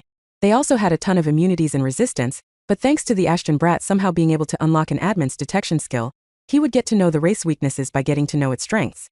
Finally came the lich, probably the most troublesome of the bunch and a true sorcerer. Not only would Astaroth have to deal with its necromancy skill, but he would also have to be wary of any other magic and traps the lich might possess. Furthermore, much like a revenant, simply killing the lich wouldn't accomplish anything. The lich would simply find one way or the other to come back to life, as they don't have their soul in their body. Instead, one of the undead in their command would usually contain their soul. The only way to defeat a lich would be by killing the one having the soul, and then destroying the lich. The task might seem simple, but there was nothing more complex than a magician who abandoned its kind in search of immortality. No matter what creature it is, this brat was fucked if I didn't take the steering wheel on time. Astaroth sighed and took a step inside. As soon as he did that, a voice erupted through the darkness. Who dares to cometh with foul greed for me own treasure? Author's note. The creature is speaking in Old English. The mistakes are not a typo. The words boomed inside the ancient-looking corridor, as if dozens of speakers were narrating the same thing simultaneously. The undead heard the voice and immediately went down on their knees, greeting their long-forgotten king. Who else? It's your daddy. Open up and be a sweet boy and allow me a passage, son of a bitch. It just had to be something worse than I expected, didn't it? Astaroth immediately assumed a defensive stance, only to find it meaningless moments later. Since he was only inside the third corridor, he had assumed the creature would either have to be a revenant, a wraith, or a lich. How could he have known that a creature far worse than all of those three combined would be sitting on a gigantic throne in front of him? Error. The creature's level is too high for the user to view any detail. The host is advised to escape with utmost urgency. Admin override. Authentication code 22B3C. Astaroth mumbled absent-mindedly and the details emerged in front of his eyes. I already know that creature is well over this bastard's pay grade. He already knew what the creature sitting in front of him was, but was hoping to be proven wrong. Sadly, that wasn't the case. His worst fears had turned into reality. With Ashton's current state of levels, it was safe to say Astaroth was about to die for the second time. Name forgotten. Species: zombie active, human deceased. Status: Archlich. Class: Necromancer. Title: Heir of the Eastern Palace. Forgotten one. Infatuated with death. Age unknown. Gender grade. Tire: evolution is no longer possible to conventional methods. Filiation on. Level: 87. Extremely dangerous. Stats: HP 50,000/50,000. Mana: 100, 000/100, 000. Damage: 167. Armor: 321. Stealth: 109. Stamina: 69. Agility: 98. Intelligence: 420. Nature: a bored, a knowledgeable, a political smartness. Mortals as always are foolish. The crown-wearing skeleton smiled as Astaroth began panicking. Do not be afraid. I take no pleasure in killing anymore. I have had my fill. It's the last thing on me own mind. I, however, do find myself taking pleasure in conversing with a creature having a brain for once. Defeating him? Hell, it would be nothing less than a miracle if Astaroth was even able to scratch the bastard's frail robe. There was a time when creatures like the Archlich were nothing more than insects for Astaroth. But now he was scared to fight one heathen. Astaroth's gaze turned towards the undead around the Lich. And sure enough, even a single undead was much stronger than any other creature on the planet. At least according to the standard Ashton was aware of. At such a moment there was only one thing Astaroth could do. I humbly greet the mighty heir of the Eastern Palace, the great Arch-Lich. Astaroth immediately went on his knees, just like the rest of the undead. He hated every moment of it, but there was nothing much he could have done. The Lich's spit was enough to turn the brat into jelly. How could he dare offend a being like that? Chapter 169 Arch-Lich 2. Interesting. The Lich hissed back. For someone who didn't have a face, the Lich could oddly express himself better than anyone else. It's been a long time since a mortal greeted me so kindly. The ones who previously found me made the grave mistake of attacking me on sight. Pity. I wanted them to enjoy the beauty of my palace. They probably couldn't see the majestic aura revolving around you, sire. Astaroth felt like puking, but sugarcoating his words was the only thing that could ensure his survival. After all, the beauty lies in the eyes of the beholder. The only problem was, he needed to get into the treasury to complete the main quest. If he didn't, he would die. But asking about the treasury right from the start would simply result in his death at the rotten hands of the Lich either way. On one side was a canyon and on the other was a minefield, while he was standing on a strip not wider than the width of a strand of his hair. One wrong move and he was done for. I find your words intriguing. You speak as if you know my identity. Are you aware of my identity, mortal? You are the owner of the Eastern Palace, which itself demonstrates your greatness. For someone to become the heir of such a palace, one would have to be extraordinary. Haha. I don't think I have met a mortal like you in a long time. The Lich laughed, but the next moment his smile dropped. What business do you have with me? If I do not like your answer, then. The Lich snapped his bony fingers and the undead surrounded Astaroth, ready to decapitate him on command. I think you already know what would happen. The Lich concluded his speech. Astaroth took a deep breath. As much as he didn't want to, he had to state the reason why he was there in the first place. He could have tried lying, but he was more or less convinced that the Lich already had cast some lie detection magic. If he lied, the undead soldiers around him would rip his flesh off the bones. To visit your treasury. You are no different than those who came before you. All of you want my riches, yet none of you is worthy enough to step a foot inside. But I'll give you one chance to prove you're worthy enough.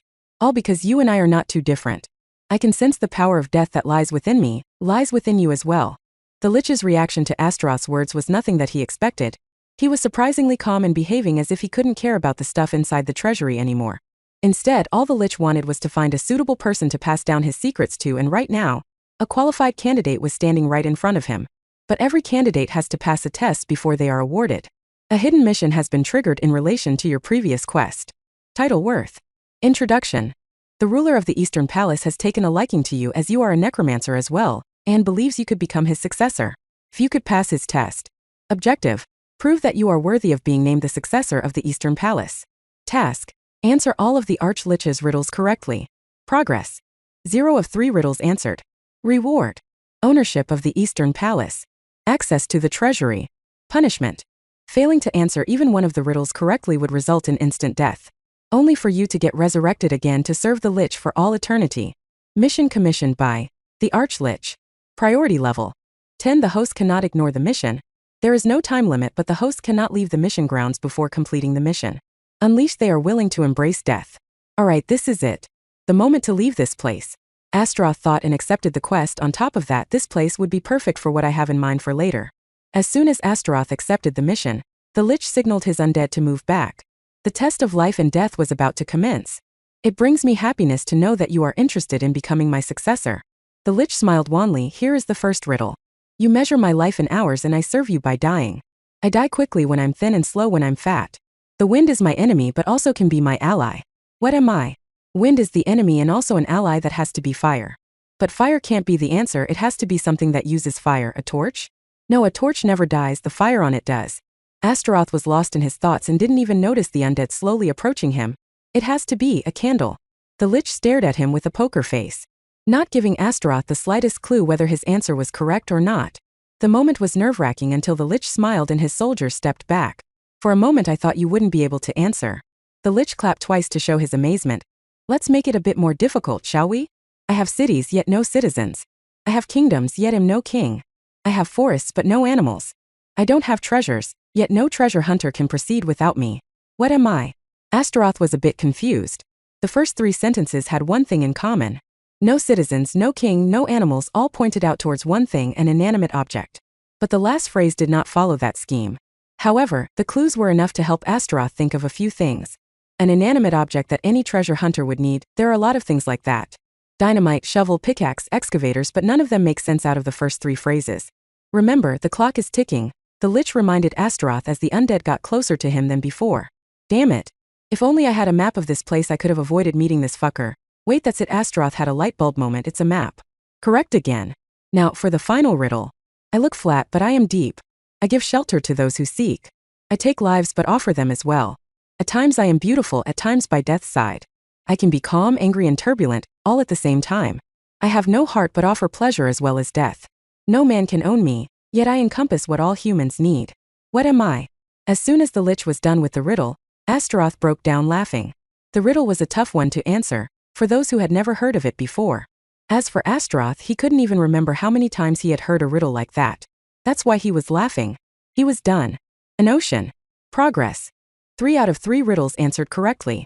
Chapter 170. What the hell happened here? Here you go, my treasures are yours to claim. The Lich smiled as the wide door opened in front of Astaroth, but for now, you can only take 3 things from here. I thought I was supposed to be the owner of the palace? Astaroth did not like the hidden conditions the Lich was now coming up with, and didn't waste any time expressing his views either. For now, you are just my disciple. Nothing more.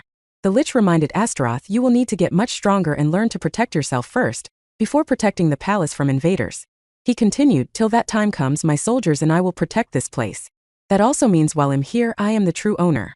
Just like 2 swords cannot fit in one scabbard, 2 people cannot rule over the same palace.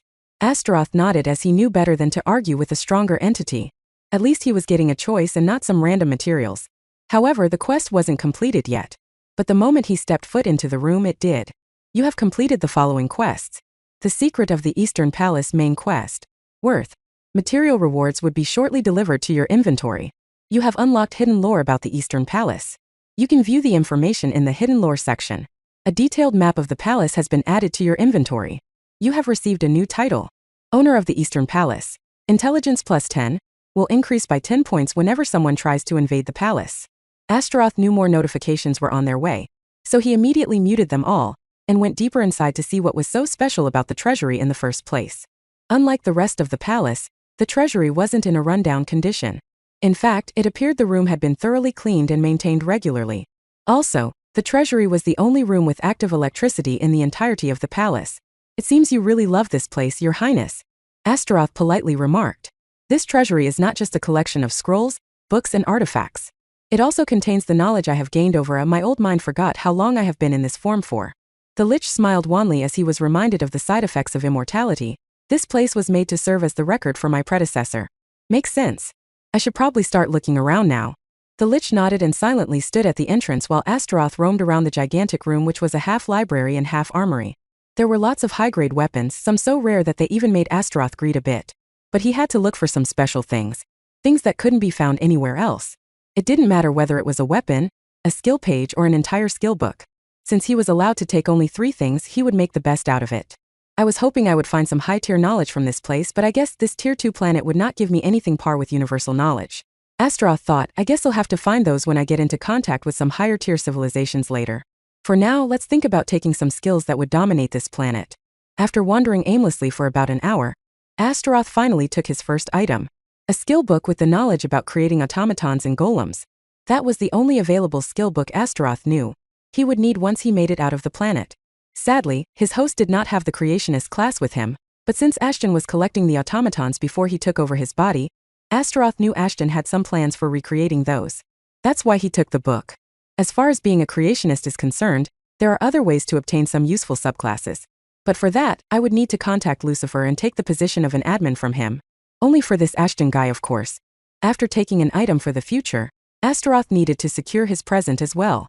After all, not all strong monsters would turn out to be like the Lich. They would be interested in his brains, but for a whole different purpose. This idiot won't get strong on his own. I will have to help him out or else hell be my demise. May I recommend this? All of a sudden, Astaroth found the Lich looming over his shoulder with another skill book. Astaroth was taken by surprise, as he didn't even realize how long the Lich had been standing behind him. But he quickly regained his composure and took the book he was offered. What's this? Necromancy 101? Astaroth joked, but it didn't seem like the Lich enjoyed his joke all that much. Ahem, please accept my apologies. I make awkward jokes when I'm nervous. The Lich ignored Astaroth's comments and said, this book here holds all the knowledge I have gathered over the years regarding death and its ownership. It will help you to understand, learn and control the power of death efficiently. Astaroth took the book and realized it wasn't just an ordinary skill book but a grimoire. Astaroth could not believe his eyes. Even in the high-leveled civilizations, it is extremely rare to find a grimoire, and yet this beast was offering him one as if it was the least important thing he could care of. But more importantly, the Lich created a grimoire? Astaroth didn't even know something like that was possible. How could a Tier 2 creature create something that only a few select admins could? Yet he had undeniable proof right in front of him. But what was the difference between a skill book and a grimoire? It was pretty simple actually. While anyone having a suitable class could learn the skills from the skill book or a skill page, it was impossible to do the same with a grimoire. If anyone wanted to learn a thing or two from a grimoire, they would have to meet certain conditions to do so, like having a certain amount of certain states, or having finished a certain quest. This wasn't easy to do for most people, as the grimoire never stated what quests or stats one needed to have to obtain the knowledge hidden with them. If someone had met the requirements, the grimoire would open, otherwise it won't. That's all there was to it. That being said, Astaroth had a way of knowing exactly what he needed to learn the secrets hidden in the grimoire. Through the detection skill. But before that, there was something else he needed to take from the treasury. Something he couldn't get before. You said I can take whatever I want from here, is that correct? Astaroth asked with a sincere look on his face. I remember my words. It is what I said. The Lich replied positively, and as he did, a crooked smile formed on Astaroth's face. Then how about letting me have that cloak of yours? He smiled with a greedy look. Chapter 171. What the hell happened here? Phew. The Lich stood there in silence. One has ever asked him for something with a smug look before, but rather than being angry, he was pleased. For the first time in a long time, someone had outsmarted him. Or maybe it was his arrogance that brought him to his fall. Very well then. The Lich mumbled, I told you, you could take anything from the inventory, and since I'm standing here along with the cloak, it also becomes a part of the deal. You are surprisingly cunning for a human. After a couple of moments, the Lich smiled at Astaroth and took off his majestic cloak. The second the cloak was off of him, his intelligence and mana dropped by 20% as they had been boosted by the effects of the cloak. You have obtained the Grim Reaper's cloak. 2/10 items have been collected. Intelligence and mana would be increased by 250% and 350% respectively upon equipping both the pieces of equipment. With the shiny black cloak in his hands, Astaroth was done picking whatever he could from the treasury. There were a couple of more things he wanted to get his hands on, but for now it was enough. Too much greed would lead to his grave. Just woke up and already got a secret base of operations along with a security guard no one on the planet would mess with. Maybe this kid's luck ain't all that bad, eh? Astaroth smiled, however, as he did that. A strong explosion shook the ceiling. Something was going on there. He turned his gaze towards the Lich, who appeared to be just as clueless as him. None of them knew what was going on. But that wasn't it. Astaroth slowly began to realize his control over Ashton's body was slipping away. Just like it did in the arena all those weeks ago. If the kid woke up while the Lich was around, who knows what the idiot would do. I have to leave. Please do me a favor and seal this place up again as soon as I leave. Astaroth requested the Lich. As you please. The Lich nodded in agreement. He didn't bother to know why his successor was in such a hurry or what was that explosion. The action showed him the confidence he had in his strength. No matter who the foe was, the Lich and his army were more than enough to take care of them all. Sadly, it wasn't the same case with Astaroth. For all he was worth in his previous life, he was still pretty weak. It would take him years to even get himself back to 1/10 of his previous strength. But for now, he had to run away before Ashton woke up. I'm not going to let a moron's foolishness take my life away. Not again. Astaroth thought and rushed out of the palace with all his might. Hell, he even activated Stride's skill to make sure by the time Ashton woke up, he would be far away from the Lich and the palace altogether. Slowly but surely his control over the body began fading away. Thankfully, he was able to make it out of the third corridor before he completely lost control of his limbs. I hope that fucker Lucifer would at least contact me before this brat took his body back. I guess I'll have to wait for him to either lose his control or get grievously injured to do anything else. Astaroth mumbled as his legs gave out and he collapsed right where he had taken over Ashton's body. It was a fun run. I hope you get stronger when I've awoken the next time, brat. As darkness covered his vision, Ashton woke up once again. Not knowing what had inspired there, in a couple of hours he was knocked out. His vision slowly cleared up, but his memory was still hazy. But not for long. A moment later he sat right up, breathing heavily as the memories flooded his head. He remembered facing against the automatons that proved to be a bit too much for him. Then he remembered the grenade exploding right in front of his face. How the shards punctured his eyes and chest. He instinctively touched the parts he knew for sure were injured. Yet surprisingly, he wasn't injured at all. He felt a bit tired as if he had been running a marathon, but apart from that, everything was just fine. Was it an illusion of some sorts? Ashton mumbled in a sleepy voice, "No, there's no way it was an illusion." He immediately opened his inventory and there they were. The broken pieces of all the automatons he had slain. But something was odd. There were a lot more automatons than he had defeated. But that wasn't all. When the hell did I get these things? The grimoire, the automaton skill book, and especially the cloak. He could have mistaken getting the number of automatons wrong, but he sure as heck would remember getting his hand on stuff like this. As seconds turned into minutes, his confusion only grew bigger and bigger. There were a lot of things unaccounted for, even if he ignored the things within his inventory. As far as he remembered, there were quite a few automatons remaining when he was defeated. But now there were none. Not having the answers was killing him on the inside.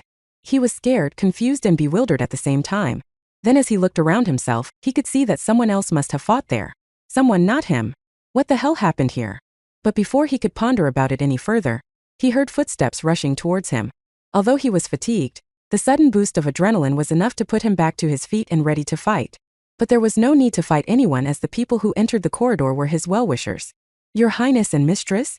The two of them here. No, why the heck are they here together?" Chapter 172 No Memories 1. The two of them rushed towards Ashton, who didn't know how to respond to the concerned look on their faces. Not because he was surprised or anything, but because he knew all they saw in him was a tool.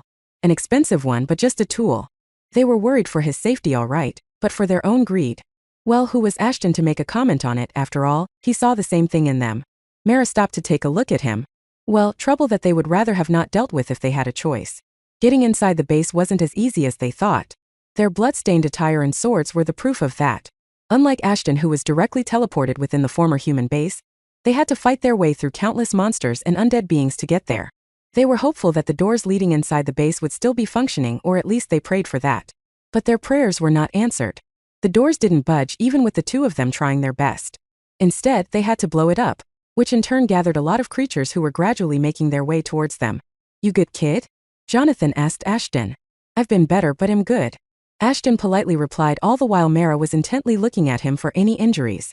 Ashton's armor had blood on it as well, but surprisingly there wasn't a single wound on his body. "Good. Can you still use weapons?" Ashton nodded, but Mara butted in. "He must have been through hell here alone. And you're still planning on making him fight?" "Yeah. He's a soldier and a soldier should never back down from a fight until and unless his limbs and head were severed off. Now get ready for trouble." Jonathan retorted and turned his gaze towards the hole Ashton had made in the wall. "Here they come." The atmosphere suddenly got tensed. Ashton looked at the people who were there to save him, and both of them were frowning hard. Since they were much stronger than him, he could only wonder what could make them worried. The gravel scattered all over the floor started jumping on their place as the ground began to shake. The noise of over 100 footsteps slowly got louder and louder and the ground began to shake more vigorously. The creatures were rapidly getting closer to them. "You brought a horde in here, didn't you?" Ashton sighed but prepared himself for the fight ahead of him. "You indeed have developed a sharp tongue," Mara growled, and a moment later, both she and Jonathan transformed into full-fledged werewolves. "I just hope someday your brain gets sharp as well." The scene in front of Ashton's eyes was breathtaking. Not one, but two werewolves changed forms right in front of his eyes. But he knew what was to follow next, so he jumped back. Mara had a weird transformation-related ability. An ability that could drive any human or werewolf in her vicinity to become a slave to her will. It was the same skill she used during the ceremony of turning Ashton into one of her kind. Even with the distance between them, Ashton felt a strange attraction towards her, which he quickly broke away from by not looking at her. Her silvery fur was not getting close to him or his general, who was alert like never before. Not in 100 years. But what about Jonathan?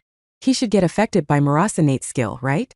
Ashton turned to look towards Jonathan, who was right next to Mara, but for some unknown reason, he was seemingly unaffected by her skill. Also, his transformation looked more fierce and strong than Mara's. His burgundy fur wasn't anything especial unlike Mara's, but he had sharp bones popped out of his shoulders and fists, which gave him a menacing look.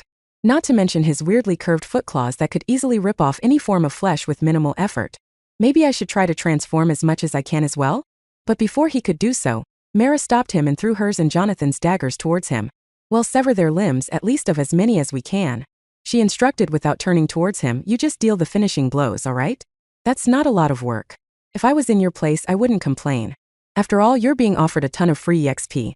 Jonathan chimed in with a smile. "Just think of it as our way of making it up to you for failing to protect you before." Little did they know, getting absurd amounts of EXP was poison for Ashton. At least 8 dozen monsters were approaching them. Killing all of them would have usually made Ashton happy. But getting the EXP could also upset the genetic balance within him, which he couldn't afford. 3 levels, that's the highest I can level up to without losing my shit. He thought to himself as the horde of enemies got closer and closer to them. The next moment, countless monsters burst through the small hole. At the same time, Mara and Jonathan jumped into the horde, hacking and slashing them relentlessly. It was almost impossible to be accurate 100% of the time. They ended up killing more monsters than their limbs. Upon witnessing it, Ashton had a look of relief on his face. He jumped in as well, killing his first target among the horde of monsters. As he did, his relief got solidified further. Looks like I was getting worried for nothing. The EXP those monsters were giving him were not even enough to level him up twice, let alone cause any imbalance in his genes. That was the only thing Ashton had to know before he joined Jonathan and Mara in hacking those beasts for real. Chapter 173 No Memories 2. Sometime later. About time you woke up. A familiar voice echoed in Ashton's ears. Ashton was greeted with Mara's scarred face the moment he woke up. At first he was startled, not knowing what she was doing in his room, but the memories of the previous day soon flooded his head. A lot had happened back on the island and Ashton didn't realize how fatigued he was until Jonathan, Mara and him were already on their way back to Deja. Fighting all those creatures didn't help him either. In the end, his body had been stretched long past his limits and he fell unconscious on the way back. That's all he remembered. Still, he couldn't get past the uncertainties of the circumstance he found himself in. However, now wasn't the time to dwell on such minute details. For a bigger problem was probably waiting for him in the form of Mara and Jonathan. Let the boy breathe a bit, Mara. The questions can wait. Jonathan's voice echoed from the opposite corner. He and Mara were the only ones in the room beside Ashton, inside his bungalow. Ashton turned to greet Jonathan. After all, he was the king and had to be treated with respect. But before he could put his thoughts into action, Mara jumped off the bed, staring at Jonathan like she was going to rip his eyes out. You're the one saying that when you forced him to fight those creatures back on the island? She lashed out. The situation is different from then and now. That was a battlefield. This, Jonathan pointed around the room, is his home. A place to rest and collect his thoughts. You might have a way with words, father, but please try feeding your bullshit to someone else who would believe you. Mara scoffed. Why don't you just say that you want to ask him about everything there, in my absence? If you know it that well, then why don't you do me a favor and get going? Jonathan smiled before heading towards Ashton. As much as I want you to be correct, I am genuinely concerned about him. If I wasn't, I wouldn't have personally made the journey to rescue him. Mara opened her mouth to say something but quickly shut it back. She knew no matter what she said, Jonathan would easily turn her words against her. After all, he wasn't only the king of the Lycania, but also a great politician and strategist who had a talent for using others' words against them. Much like Mark Antony, who in the tales of Julius Caesar, had once turned the Roman crowd against Brutus by saying mere 30 lines. No more, no less. That was one of the many reasons the other kingdoms did not want to interfere in his business. At least till he did something he shouldn't and try to step into their territories. Also, how do you plan on questioning him with the culprits being absent? Jonathan continued with a smile. The conundrum? I thought they must be tough to find for someone like you. But you don't think I'm foolish enough to let them operate without a leash around their neck, do you? Once again it was Mara's turn to remain silent. She didn't know for sure whether what Jonathan said was an intentional jab regarding Donovan or not. But it sure felt like it. It hurt more because she knew she messed up by allowing Donovan to live, as what happened with Ashton could also lead to Donovan one way or the other. After all, they more or less knew Donovan was working for the conundrum and not the king. Either way, those bastards would be in front of the court and will be trialed for heresy. Ashton, you will have to be there as well as a witness. Jonathan stated what he had to and left the two of them there alone. Mara stayed there for a couple of minutes before leaving as well. Finally, Ashton had some time to collect his thoughts for once. The answers he was seeking weren't going to appear in from of him out of thin air. But he had a good way of finding a way to get a rough idea of what must have conspired at the Eastern Palace while he was unconscious. Open mission logs. A tab with a complete list of the missions he had been assigned, and those he had completed opened up in front of him. And sure enough, just as he had expected, someone or something must have helped him out while he was knocked out. Not only the mission related to uncovering the secret of the palace had been completed, but he also had another mission that he didn't remember ever accepting in the first place. A mission to prove his worth to become a successor or some shit. The priority of the mission was set at 10. I would not have been able to get out of there without completing the quest. Ashton slowly began piecing the puzzle together. Considering that I am out of there and alive, it means I completed the quest. He shook his head. How could he complete a quest if, for the life of him, he was knocked out? But if he somehow managed to do it, it would also explain the unknown rewards he had in his inventory. The skill books and the cloak. Wait for a second. The Grim Reaper's cloak? What the hell? I sure as hell did not find anything like this. I can forget about breathing but not about finding such a piece of equipment. Now he was sure as heck someone was controlling his body while he was unconscious. Someone must have used his body to take care of the automatons as well as the quest. That was the only possible explanation Ashton could come up with. But without his memories, jumping to a conclusion just yet wasn't the right thing to do. Thankfully, he knew of a way to find for sure whether someone else was using his body, and if what he was thinking was correct, then who was it? Lucifer needs to answer some questions. If he can control my blessing, then it wouldn't surprise me if he could also control me. I need to meet Rose. She is the only one who can help me get into contact with Lucifer. He continued, but before that I need to sort the mess here first. As weird as it must sound, I'm looking forward to meeting those who almost got me killed. Chapter 174 Escape Plan. Tensions were running high in the courtroom the next day. After a day full of rest, Ashton had recovered completely. But as usual, his heart was seeking vengeance on those who dared to put their hands on him, albeit indirectly. More than that, he was looking forward to meeting Donovan. After all, Ashton wanted to return all the favors he had done to him while they were both living under the same roof. All those fights and shit he did to him under the guise of training, all of it was going to haunt that bastard Donovan now. Unlike Ashton's trial, the courtroom wasn't packed. Only a dozen or so people were present there, including him, Jonathan, and Mara. Even the ministers were not allowed to attend the trial as it was something Jonathan wanted to take care of by himself. Just bring them out already. Ashton was busy fidgeting in his seat next to Mara. Mara looked at him but didn't say a word. She simply placed her hand on his shoulder, quite awkwardly. Ashton didn't know what the fuck she was doing there, and his expression must have given his thoughts away as the next moment she took her hand off of his shoulder. Bring them in. Jonathan finally ordered, and lo and behold, 6 people were escorted inside the room in handcuffs. All of them had animal masks on their faces except one who had a demon mask, which looked weird to say the least. Why the hell were they even wearing masks in the first place? They were supposed to get trialed here, it wasn't some sort of a fashion show. As I call your names, take your masks off. If you don't, then I'll take your heads off instead. Are we clear? You cannot do this to us. The man with the demon mask bellowed. We have saved and protected this kingdom before it even existed. We aided you during the war with the humans, we aided you every single step of the way, and this is how you decided to pay us back. Mike Macwin, be really careful with your words. Jonathan blasted the room with his cold aura, sending chills down the spine of everyone present there. I am already itching to rip your filthy tongue out and feeding it to dire wolves. It would be wise if you don't infuriate anymore. The man in the demon mask got silent all of a sudden. He was pretty sure he had done everything to hide his identity from everyone. Even his own family didn't know his true identity, and yet Jonathan had uncovered it as if it was a child's play. I remember instructing you to take your damn mask off. Or should I invite your family in to witness your true colors? Jonathan reminded the man. At this point, not only did Mike drop his mask, but the others also followed. Everyone except the guy with the bull carved on his mask was now standing there as they had been stripped out of their clothes. The man called Mike looked almost identical to someone Ashton had been in contact with for a while. He looked the same as Rose. Except Rose had a certain warmth in her eyes, but this man was cold. As if he was hungry for someone's blood. The next moment, all of them went on their knees. Whether it was due to shame, guilt, or disappointment, no one knew. We have served this kingdom for longer than anyone.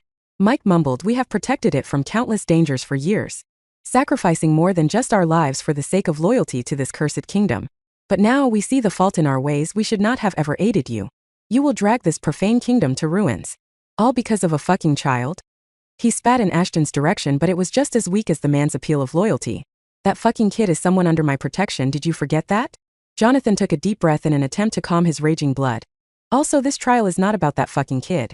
It's about your heresy of not obeying my command. I told you to stay away from him. Didn't I? Jonathan's temper got progressively worse to the point the walls around him began shaking. None had ever seen him get that angry, but for some reason, Ashton did not feel threatened by Jonathan's aura like before. It almost felt as if he had experienced something more intimidating not too long ago, thus his body wasn't reacting to Jonathan's forceful aura. Also, something else had caught Ashton's attention. The man with the bull mask. While the rest of the conundrum was acting synonymously, that guy had neither taken his mask off nor was he kneeling down. It was like he had a different mind of his own and didn't care about dying or living. Mara was looking at the same man as well, and just then something clicked inside Ashton's head. He recognized the smell coming from the man. Although he wasn't as built as Ashton remembered him, there was no mistaking it, the man behind the mask was Donovan. Ashton's blood started boiling, but he forced himself to remain calm. Acting out in front of Jonathan and those conundrum bastards would only give the latter a chance to rebuke him. It would also make their point more valid, which wouldn't look good either for Jonathan or him. Till Jonathan was done handling his job, the only thing Ashton could do was dig his nails into his palms while waiting. You might see the boy in favorable light now, but you don't know what he was made from. Mike started talking again, but Jonathan cut him off. To kill our kind because he's the weapon? I hate to disappoint you, but I have known that for a while now. Jonathan stated with a gleeful look on his face. You people are really out of your depth here, aren't you? The great conundrum, protector of Lycania, shadow rulers of this kingdom. But do you really know what's been happening here? You have lost your touch long ago. If I wanted, I could have gotten rid of you the moment you expressed your wishes to execute one of my offspring.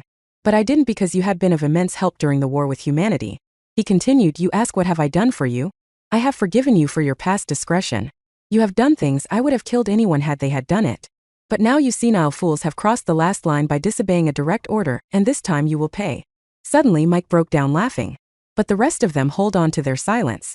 Everyone in the room thought the bastard had lost his mind or something. But the next moment, he got back to his feet and looked Jonathan right in the eyes and said something that left everyone else baffled.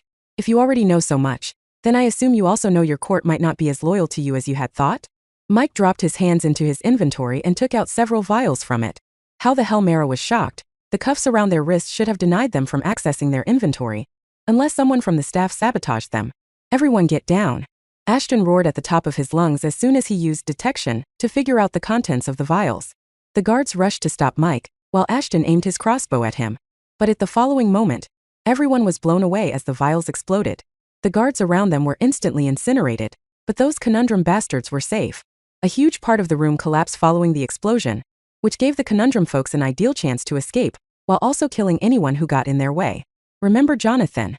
This day marks your downfall along with this kingdom. Long live the king. Avania. Mike roared before leaping out of the window. Chapter 175 Return 1.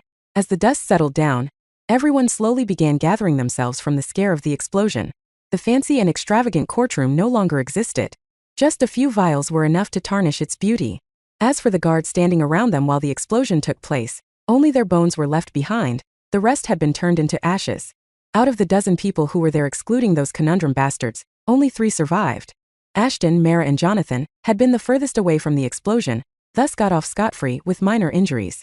3 royal guards and 6 palace security personnel lost their lives in the blink of an eye. Had the courtroom been full, who knows how many more would have died. Blood dripped down his forehead as Ashton got back to his feet. Next to him, Mara was already up and was looking towards Jonathan, who was still sitting on his throne. It would appear even he was having a tough time accepting what had happened there. Even though Jonathan had not suffered any physical injuries, it was clear that Mike's bold move had forced his anger issues to resurface. A moment later, countless people, from healers to warriors, rushed inside the obliterated hall and got to work. However, no one dared approach Jonathan, afraid of what he might do to them in anger. But then something weird happened. As soon as the healers were done looking at Mara, she took some water and headed towards Jonathan. The hell is she doing? Ashton thought to himself as a nurse wrapped a bandage around his head. Offering him some water? That's strange, but then I guess strange things have been happening a lot lately. But Ashton couldn't have been more wrong in his assumption. Mara was bringing the water to Jonathan all right, but it wasn't for him to drink. Instead, she threw water right on his face, stunning everyone there into silence. We're doomed. The nurse mumbled through her breath and began shaking in fear. The rest of them were in a similar state. Jonathan was already enraged like never before, and this strange bitch just made the situation even worse. Much worse than it should have been. This is not the time to remain shocked. Mara yelled at the top of her lungs, and the next moment Jonathan was back on his feet, looking around as if he didn't know what he was doing. Was he really just shocked? I swear I thought he would rip someone to pieces in a couple of moments. One of the doctors mumbled. Shush it, just pray to Lycaon and we can walk out of here safely. Another doctor hushed the former. Pathetic, Ashton shook his head. It is your job to know whether a patient is in shock or not, but all of you were scared to even take a look at the man. Despite Ashton thinking so, he knew if he would have been in their shoes, he would have done the same. The sense of fear can often overwhelm the sense of duty, especially when it came to someone as scary as Jonathan was. Once Jonathan had stabilized himself, Mara walked back to Ashton's side, taking a look at his injuries as if nothing happened. That was oddly kind of you, ouch. Ashton smirked and was promptly hit in the head by Mara. Keep your thoughts to yourself.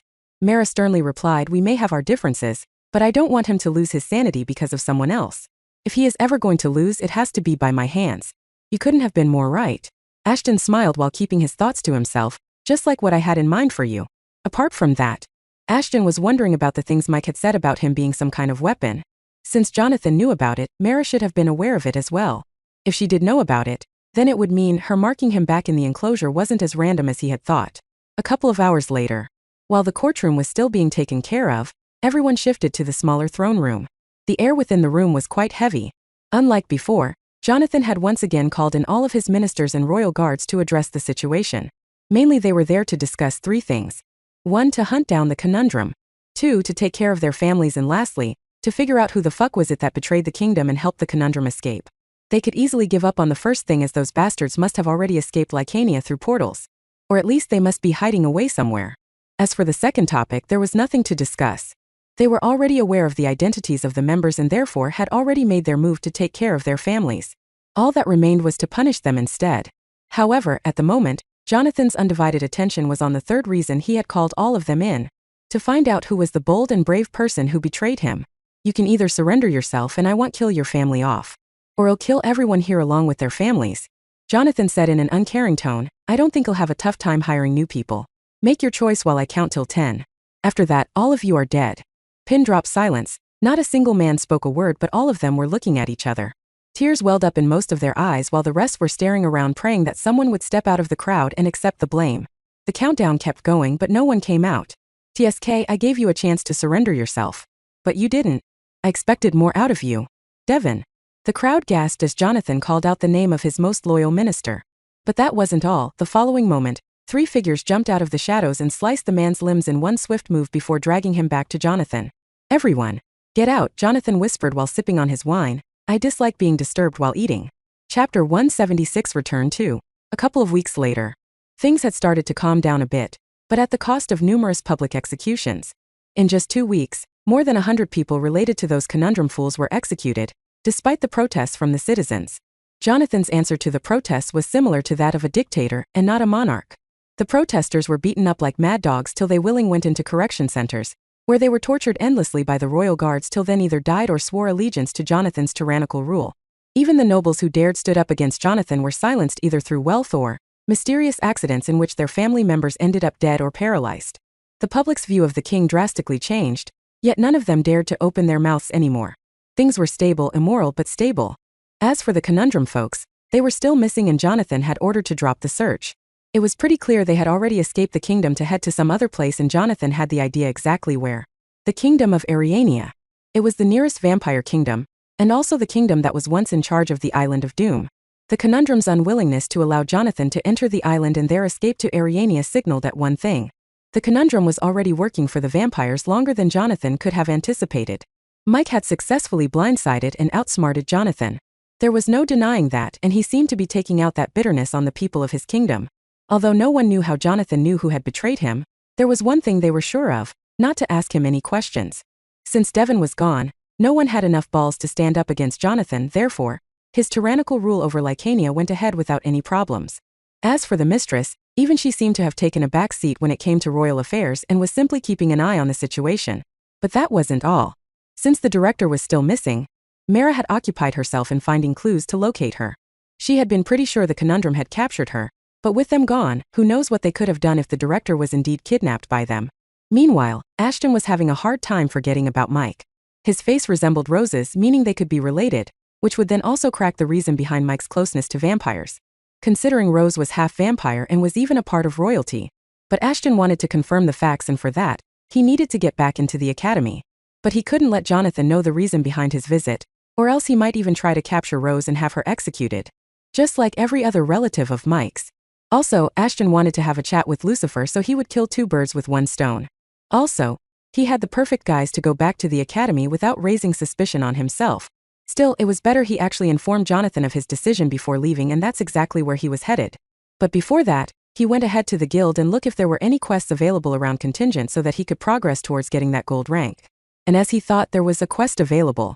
In the absence of the director, the professors must have advanced the schedule. They were looking for a few silver and bronze rank adventurers to aid them, and Ashton just happened to meet the qualifications. Yet another reason to visit contingent.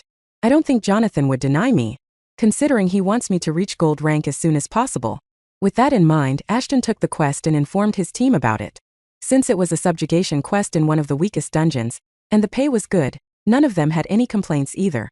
With the quest in hand, Ashton finally headed back to the palace.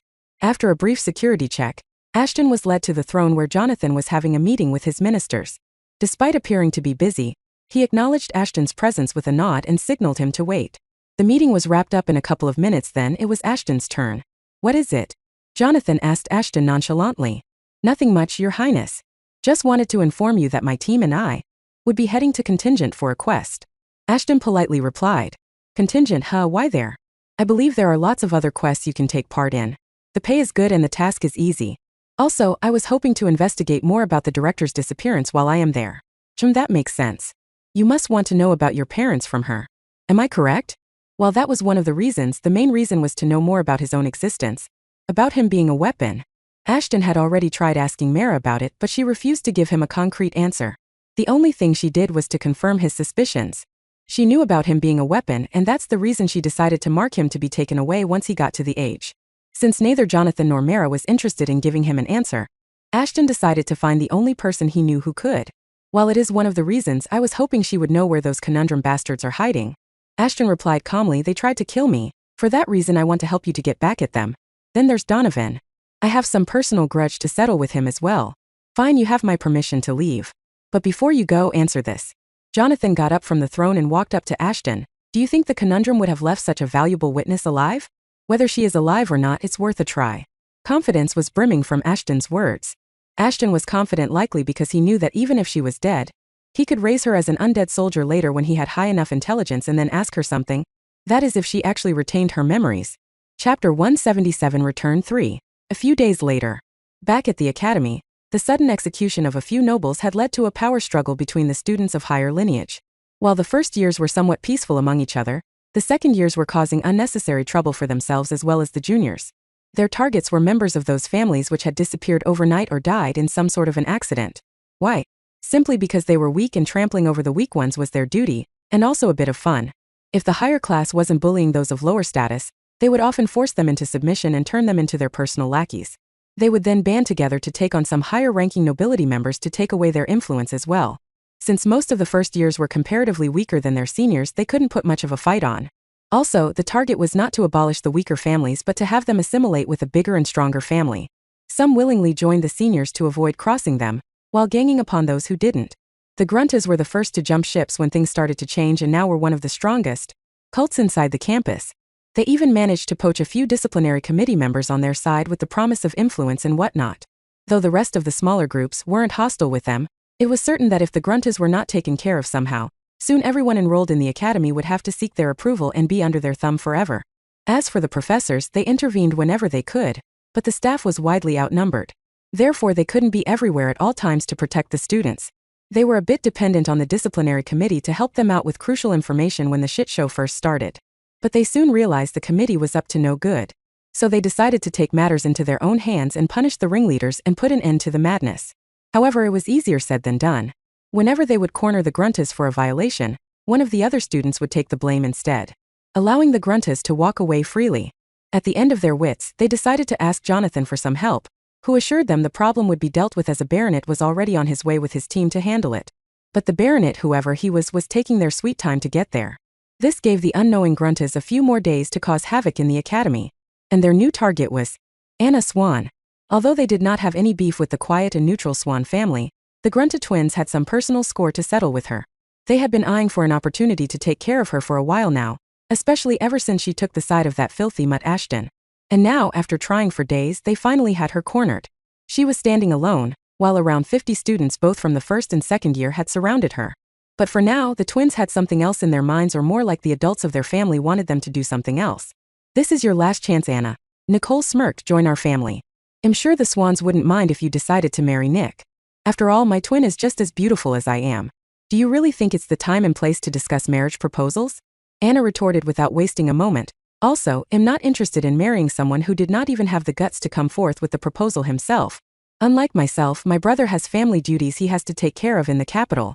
But he did give me this letter to give you as an informal proposal." Nicole took out a black envelope from her inventory and tossed it towards Anna. "You think bringing your pets along would be enough to force me into agreeing with you or something? If it was your brightest plans, then I apologize, you failed hilariously." Anna turned the letter into ash without opening it. "Now if you don't mind, I have places to be. TSK, I was really hoping you would accept the proposal. We could have been best friends and sisters-in-law." Nicole shook her head as if she was actually disappointed. But everyone around Nicole knew she was hoping Anna would reject the proposal. After all, that would give her the reason to unleash her dogs upon her.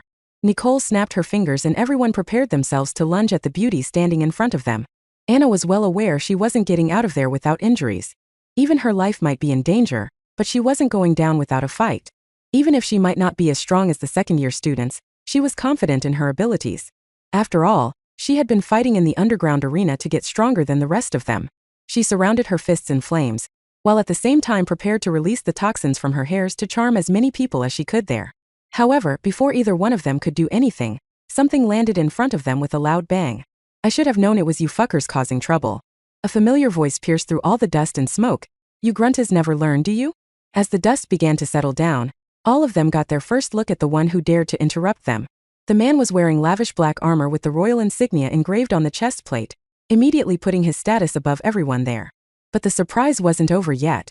A look of shock enveloped both Nicole's and Anna's faces as they recognized the man standing in front of them. But their reactions afterwards varied widely. While the former had clenched her teeth in a mixture of fear and anger, the latter felt somewhat happy. "It's been a while, Anna." Ashton smiled at her before turning his attention towards the students surrounding her. "All right, I assume you wanted a fight and now you got it. Don't back away now." Chapter 178 Authority 1. Nicole stood frozen at her place. She thought she would never see the horrifying face of Ashton ever again. At least while she was still attending the academy. But she was wrong, and so were the other nobiltards who thought with Ashton removed from the campus, they could do whatever they wanted. On top of that, none of them could still believe what they were seeing. Both the first years and second years had seen what the man standing in front of them was capable of, and didn't want to upset him, let alone fight against him. "Are you going to keep standing there like a bunch of fools or attack me?" Ashton asked the crowd while flexing his shoulders. "You outnumber me 50 to 1, it's already a handicap, isn't it? Just come at me together, what's the worst I could do to you?" All of them nervously looked at Nicole to tell them what to do. After all, she was their leader. But she was as flabbergasted as the rest of them. However, the look on her face changed the following moment. "What the hell are you fools waiting for? Get him!" Nicole roared at the top of her lungs and her followers charged towards Ashton, albeit hesitantly. However, Ashton wasn't going to hold back just because they were hesitant. He had been craving for an opportunity like this to beat those bastards senseless, and now with Jonathan's backing, he could do it without sparing a second thought to it. A fight broke out immediately. As the students rushed towards him, Ashton immediately activated his less lethal skills. As much as he wanted to kill them all, there already had been too much bloodshed in the last couple of weeks, and for the first time, Ashton thought about fighting defensively against the students. With the sharp edge of his whip, he slashed their weapons in half, while also knocking over those who were a bit too close for comfort. Seeing that the fight had already broken out, Anna decided to join in with her flames. "Don't. Just stay back and relax. Their asses are mine for the taking." Not only did Ashton's whip slice their weapons in half, but also their morale. Most of them backed off after that, but some didn't. 5 second-year students simultaneously lunged at him. Since all of them were brawlers, thus they preferred close-quarter combat. It seemed they either didn't know or had forgotten that Ashton preferred close combat as well. With whatever little bit of mana they could control, began swirling around their fists as they came crashing down on Ashton. Bang! With a loud noise, the already shattered courtyard got destroyed even further with debris flying around and hitting everyone. Everyone but the person the attack was supposed to hit. Ashton had dodged their Hellfist attack by simply leaping over them. "I guess you people can't even manage to execute Rock Pound properly, so much for being seniors." Ashton shook his head. "How do you know what skill we used?" One of the seniors was baffled. A first-year dropout knew about a skill they had to buy at a hefty price. "Why don't I show you instead?" Ashton smirked and slammed his fists on the ground. Since his opponents did not have immunity to physical attacks like the Wraithwolves Ashton had previously used the skill on, he had to tone the skill's effect down quite a bit. But it was still effective, much to the seniors' dismay. In an instant, countless bones in their bodies got shattered. Their legs had become useless as they had been gobbled up by the earth. After fighting with night creatures for more than a couple of months, handling the students was a piece of cake for Ashton. Still, he tried not to get too much in the flow and end up killing a couple of them. "This should be enough," Ashton mumbled, but was interrupted as an arrow whizzed past his head. "I guess not. What is going on here?" Anna couldn't help but wonder. 50 against 1 and they are still losing. What's up with that brutish strength of Ashton's? He was strong before, but now it seems he's in an entirely different league. Anna had the front row seat to watch the drama unfold as Ashton destroyed Nicole's gang. Hell, it couldn't even be called a fight anymore. It had turned into a one-sided massacre. Not only Ashton's strength, his battle prowess and his presence of mind had also evolved. Since there were people who were unwilling to fight him, he purposefully made a mistake every now and then to lure them into attacking him. And since all of the students were so desperately wanted Nicole's approval, They immediately jumped ahead at the first opportunity, only to get knocked out a moment later. One would think the cult members would stop falling for the same trick again and again, but nope, they didn't. In just a couple of minutes, their number was reduced from 50 to 30, then to 20. As their numbers went down, it also became harder for them to fight him, and unlike them, Ashton did not have a single wound on his body. Within moments, the few people who were still standing surrendered themselves in hopes of mercy. At the same time, the professors finally arrived to check what was the ruckus all about. They were pretty sure that yet another student would have to spend some time in the infirmary. One could only imagine the look of shock on their face when they realized that not one but over 40 students would have to receive medical attention there.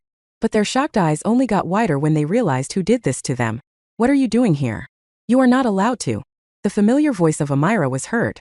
But Ashton immediately brought a finger to his lips, gesturing her to shut up, before heading towards Nicole. "If I wanted, I could have killed you all and no one would be able to do shit about it." Ashton's voice was calm, yet the cold fury in his eyes made Nicole drop on her knees. "But don't worry about dying yet. I'm going to make your life so miserable, you'll beg for me to kill you." At this time, the final guest arrived at the destroyed courtyard. Michelle Bismarck, Jonathan's beloved daughter. "I see you already made a mess upon arrival," she stated in an uncaring tone. "Father had told you were coming here to take care of this issue, but I guess you arrived sooner than I expected. What can I say? Someone had to keep their raging hormones under control, princess." He then turned towards the professors. Judging by their late response, it's no wonder situation got out of hand. While the two of them conversed, the professors were confused. Since when did the two of them were on such good terms, and what did the princess mean when she said the king has sent him to the academy? Amira immediately voiced those questions, and Michelle's response surprised them all. "I think you already know why he was sent here. He's the baronet father had mentioned dispatching to establish order here once again." Michelle stood in front of Ashton before formally introducing him. "I would like to introduce to you Baronet Ashton Bismarck, the youngest person to have ever been given a title above knights." Chapter 179, Authority 2. For a moment everyone thought Michelle was pulling some sort of prank on them. But upon noticing the seriousness on her face, their thoughts were a bit all over the place. It hadn't been too long from when Ashton was just a student at the academy, and now he had been sent back to monitor everyone and help establish some sort of peaceful situation inside the academy. Who didn't know Amira immediately jumped to crisis control. She and Ashton did not share the best of relationships as student and teacher. Also, she had openly supported the Gruntas whenever she could. This gave Ashton two quick reasons to have her suspended or worse, fired from the academy. "Of course you didn't." Ashton scoffed. "When have you ever known anything apart from licking the shoes of the nobles?" It would be an understatement to say Ashton was having fun berating her. Was he abusing his power over them? Pretty much, yeah. But was he wrong? Maybe not. The authority he had been granted by the king was more than enough to question even the professors, and if found guilty, he could indirectly punish them as well, by having them get fired or something. As long as they were a resident of Lycania and not some other kingdom. In other words, he could take care of Grantas if he wanted to, and no one would be able to touch a single strand of his hair. And if they still tried to, well, then they'll have a bloodthirsty king chase them to the depths of hell. Although, Ashton would preferably take care of his messes by himself rather than depend on people whom he hated. By this time, the rest of Ashton's team arrived there along with the local police, who were also under Ashton's command until the situation at the academy was solved. It went without saying people were not too keen to serve under a mutt, especially someone who was barely an adult. Thus the chances of the police department refusing to cooperate was quite high. Jonathan had already foreseen this issue and had come up with a solution as well, and sent one of the high-ranking royal knights with Ashton to make sure all of Ashton's orders were fulfilled without any problem. But before punishing Nicole and the rest of them, Ashton had some other thing to take care of. "Where's Professor Rose?" he asked the professors as she wasn't present along with the rest of them. "She must be in her chamber." "Ever since the king went on a rampage, Professor Tanaka," another one of the purists answered Ashton, but immediately backtracked his words under the presence of the royal knights. "I meant ever since the king decided to punish those who were a threat to the kingdom." Tanaka mumbled with an awkward smile on his face. "I guess someone close to her was punished as well. If what you're saying is true, then we should question her as well," one of the knights suggested while looking at Ashton. "Don't bother with unnecessary things," Ashton advised the knights with certain finality in his voice. "You people take care of these troublemakers while I talk to her. Also, while I'm gone, Virgil is in command." "As you wish, sir." The knights bowed and got to work. "Why you don't have the authority?" Nicole began rambling as a knight placed handcuffs on her. "Oh, I have all the authority I need to make your life hell. Now take her away." Ashton sent her off to jail with a smile, also bade her, "If anyone asks for your name, I'll tell them it's not their concern." Ashton did not want the students there to think that his companions were weird, and keeping Bader's name in check was one of the important things for that. A moment later, Ashton headed inside Rose's room and knocked on the door. There was no reply. He knocked again and still no reply. Fearing the worst, he broke the door and rushed in, which turned out to be a mistake. Or maybe it was a blessing for a boy his age at least. In front of him, Rose stood with only a towel wrapped around her. It wasn't huge enough to contain her assets completely. As water dripped down her wet hair, carefully caressing her body, it would appear she had just walked out of the shower. It took Ashton a lot of effort to take his eyes away from her. You know, it's polite to wait outside if someone isn't answering the door. Rose replied with a luscious smile. Or were you hoping to catch me in a situation like this? Loads of students have fantasies about their teachers, but you took it to the next level. Mimi bad. I acted on impulse. A lot of people have been disappearing these days, so I thought, never mind, I'll wait outside. Rose's talking was enough for Ashton to force himself to turn around and leave. But he was stopped by Rose. No need for that. We can talk while I get dressed. Just keep your back turned against me. Rose chuckled mischievously. I hope it would be a hard task for you. Ashton shook his head in dismay but kept his word. A minute passed before either of them spoke a word. I suppose you are here to find out, beloved director? Rose asked. That is one of the reasons I'm here for. But right now we have some other things to discuss. Ashton replied. About what? Lucifer and Mike. Something dropped out of Rose's hands the moment she heard about Mike. That was enough for Ashton to confirm his suspicions. Rose and Mike were related, maybe she even knew about him being a part of the conundrum. If that was the case, then Ashton would never be able to trust Rose as he did before. It would simply be impossible. But then again, he would need her to get in contact with Lucifer. Depending on her answer, things could get unnecessarily complex. Did you know? Chapter 180 Lucifer's Confession 1. Ashton waited and waited for Rose to answer him. He was hoping she would somehow give him a satisfactory answer, but she couldn't. It's all right. Ashton dismissed his question. Your silence is loud enough to answer for you. Just tell Lucifer to contact me when he gets the time. Inform him it's something potentially life-threatening. That should get him interested enough to contact me. Saying so, Ashton took a step out of the room while Rose silently nodded. For someone having a bubbly and cocky personality like her, she was weirdly silent. Oh, and the moment I meet Mike, I'm gonna kill him. No matter who gets in my way. Ashton insinuated with a calm yet freakish voice. Since you care about him so much, you should tell him that. Also, I hope this situation would not get in the way of our mutual friendship with Lucifer. He continued, or else I think His Highness would be quite interested in finding one of Mike's relatives. If you know what I mean. Rose had helped him immensely. That was the sole reason he wasn't planning on abusing the powers bestowed upon him by Jonathan. But if she tried to do anything against him, he wouldn't have any trouble getting back at her. Hybrid or not, even she would not be able to bear Jonathan's wrath. However, Ashton was hoping it never came down to it. But if it did, well, too bad for her. The next day, the news of Ashton's return spread like wildfire inside the campus. While those who had been tormented since Ashton's expulsion could finally breathe out freely, those who had been abusing their family name were a bit worried and even began thinking about disbanding their groups. Then there was a group that was planning to still carry on as usual. These were the seniors who had very little to lose and much to gain. Most of them did not belong to a noble family, yet their valor and strength were enough to make their own cult of followers. The only thing they were afraid of was the fact they might get sold out by one of their own sooner or later. Also, with Nicole, the leader of the strongest faction, detained, the rest of the nobles were forced to bite their nails while they waited for Ashton to make his next move. Little did they know, Ashton had kinda put their case on the back burner. His team and the knights would still actively seek out the miscreants and deal with them, but Ashton was busy focusing himself on something else, namely finding the director's whereabouts. Even before beginning the search, Ashton knew it was going to be one hell of a task, especially since he would have to do it by himself and that literally no one had any information about her. He was spending most of his time looking for clues, potentially anything that would guide him to her.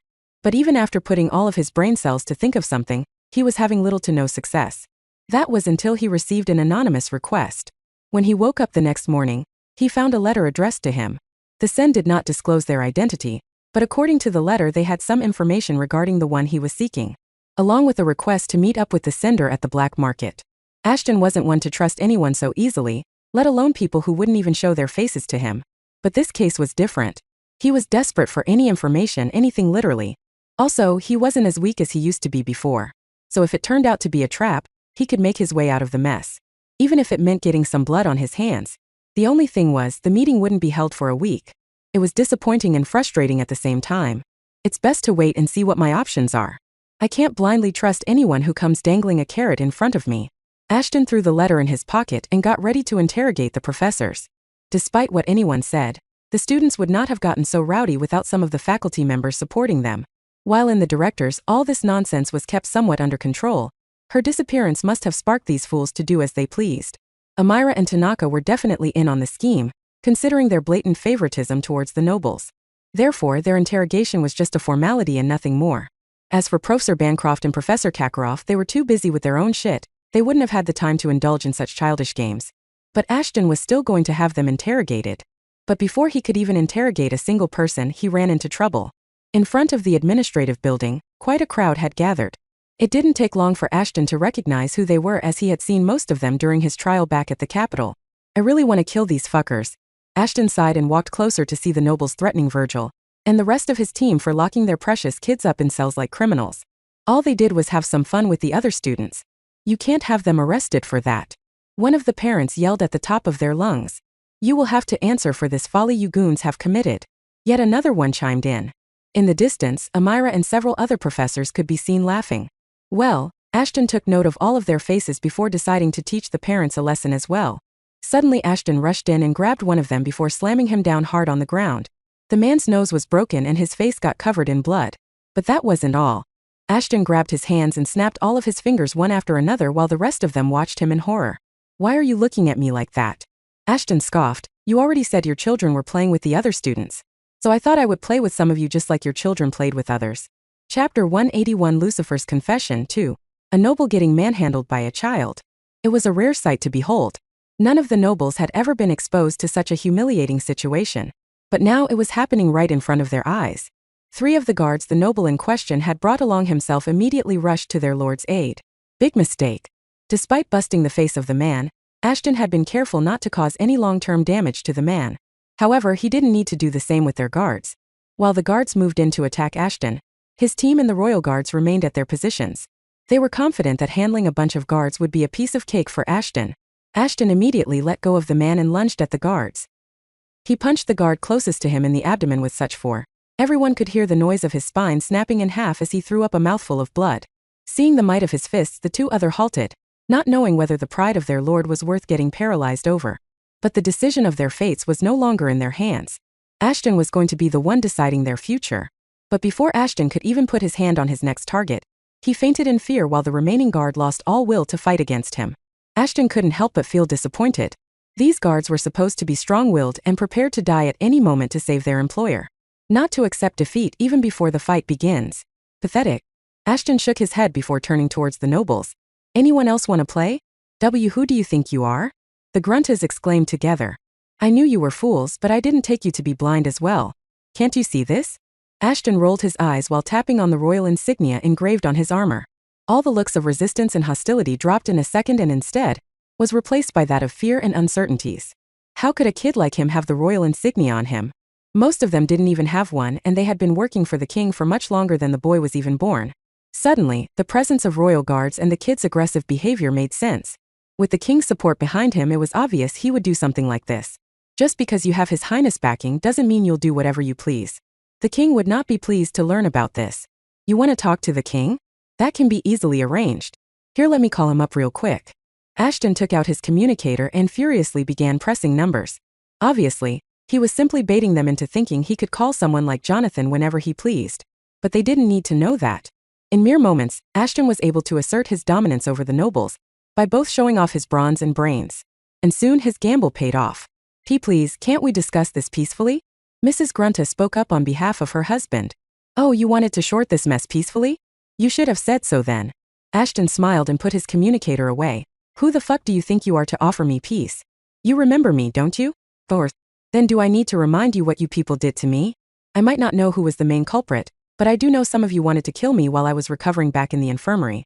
All of the nobles there acted shocked, and for some strange reason, it felt genuine. As if they weren't aware of what Ashton was talking about. Ashton ignored their confused faces and continued. If you want your kids to remain unharmed, then I suggest you find that person and bring them to me. If not, well then I guess your noble brats will have to enjoy the rest of their time left in academy inside a prison cell. You can't do this? This is immoral. Mr. Grunta suddenly found his voice again. But he did so at the wrong time. Audiobook novels. Immoral? What the hell do you mean it's immoral? Ashton was confused whether he should laugh at the man's hypocrisy or just slap him senseless, but first tell me, do you even know what that word means? Thought so. Now get your asses out of my sight, or you'll find your head inside your wife's ass in a moment. Hearing him say those words so nonchalantly made Faye chuckle while the rest of them tried their best to resist giving any reaction. Ashton didn't spare another moment on the nobles and headed inside the administrative building, while the guards escorted the nobles out. The next step was to ask some questions to the professors. But before that could happen, Ashton heard Lucifer's voice inside his head. "That was quite the show, Mr. Tribrid. I heard you wanted to talk about something. Why don't you people get started without me? I'm a bit heated, so I think I should calm my nerves down a bit first." Ashton ignored Lucifer and instructed his squad before making his way back to his old room. "What's happening to me?" he asked Lucifer. "What do you mean? You seem fine to me. Don't you dare beat around the bush. Something is wrong inside me and you know it." Silence. The more the people ignored him, the more frustrated Ashton was getting.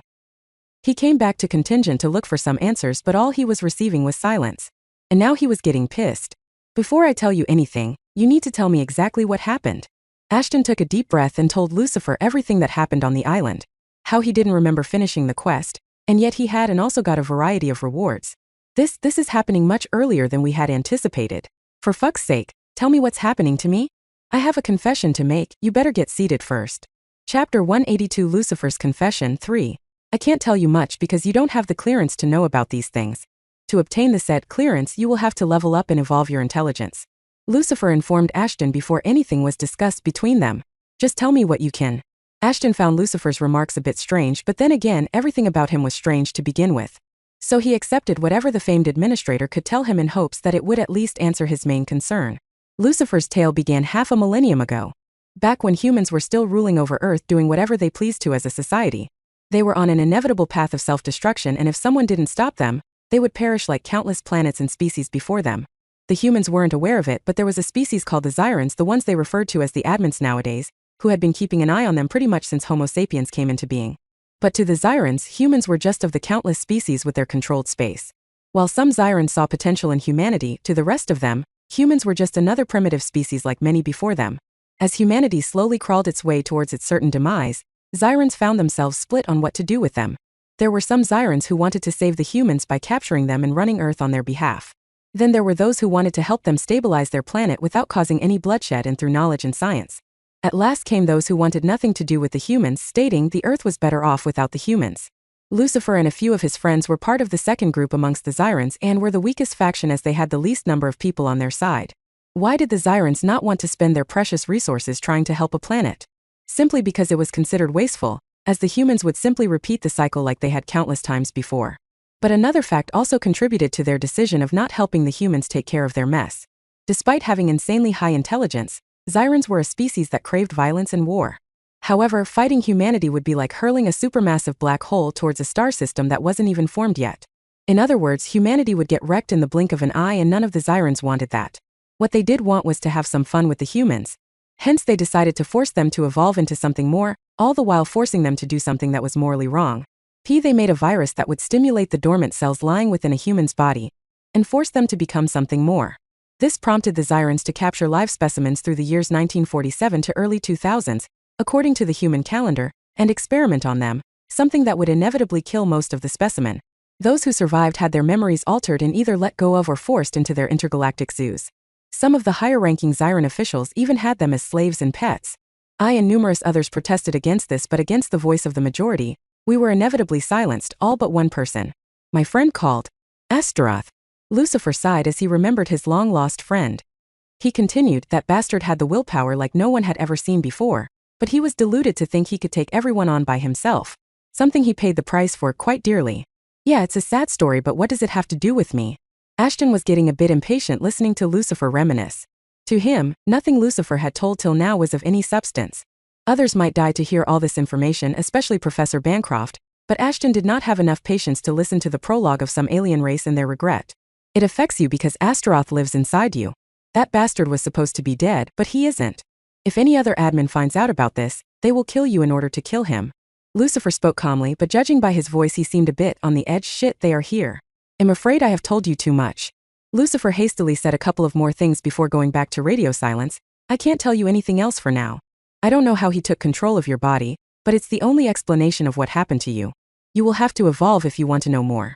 Silence. Lucifer dropped an Earth-sized nuke on Ashton's head before disappearing into thin air, just like the countless times before. Even though he got the answer he was looking for, Ashton was more confused than ever.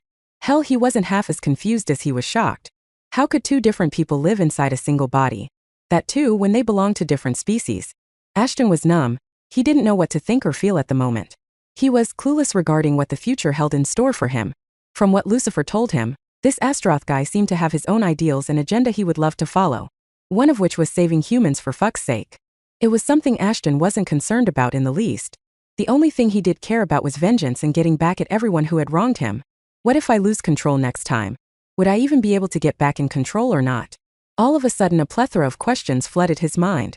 The more he thought about it, the more questions revealed themselves. Could he even trust this guy to not get him killed? What will happen to him and those around him when Astaroth took control over his body again? But among all of these questions, Ashton had a few answers. The last time Astaroth appeared was when he was previously wounded and on the verge of dying. So, if Ashton could prevent such a condition from arising again, he should be fine. Also, the only way of accomplishing that was to get stronger so that he never ends up in a position like before. Secondly, he needed to evolve, which coincided with him getting strong. As long as he could evolve, Lucifer will have more answers to his questions. Getting stronger is the only thing in my control. Ashton somehow calmed his nerves, but F this shit. Chapter 183 Brewing Conflict 1. Audiobook Novels. The week passed quicker than ever before. Ever since his conversation with Lucifer, Ashton was solely focused on getting stronger, and as a result, there were frequent visits to the black market. Under a different guise, obviously. However, the EXP he received for defeating his opponents was minuscule, and barely put a dent on his levels. Ashton then thought of buying skills, but it was as useless as making Bader admit to the absurdity of his name.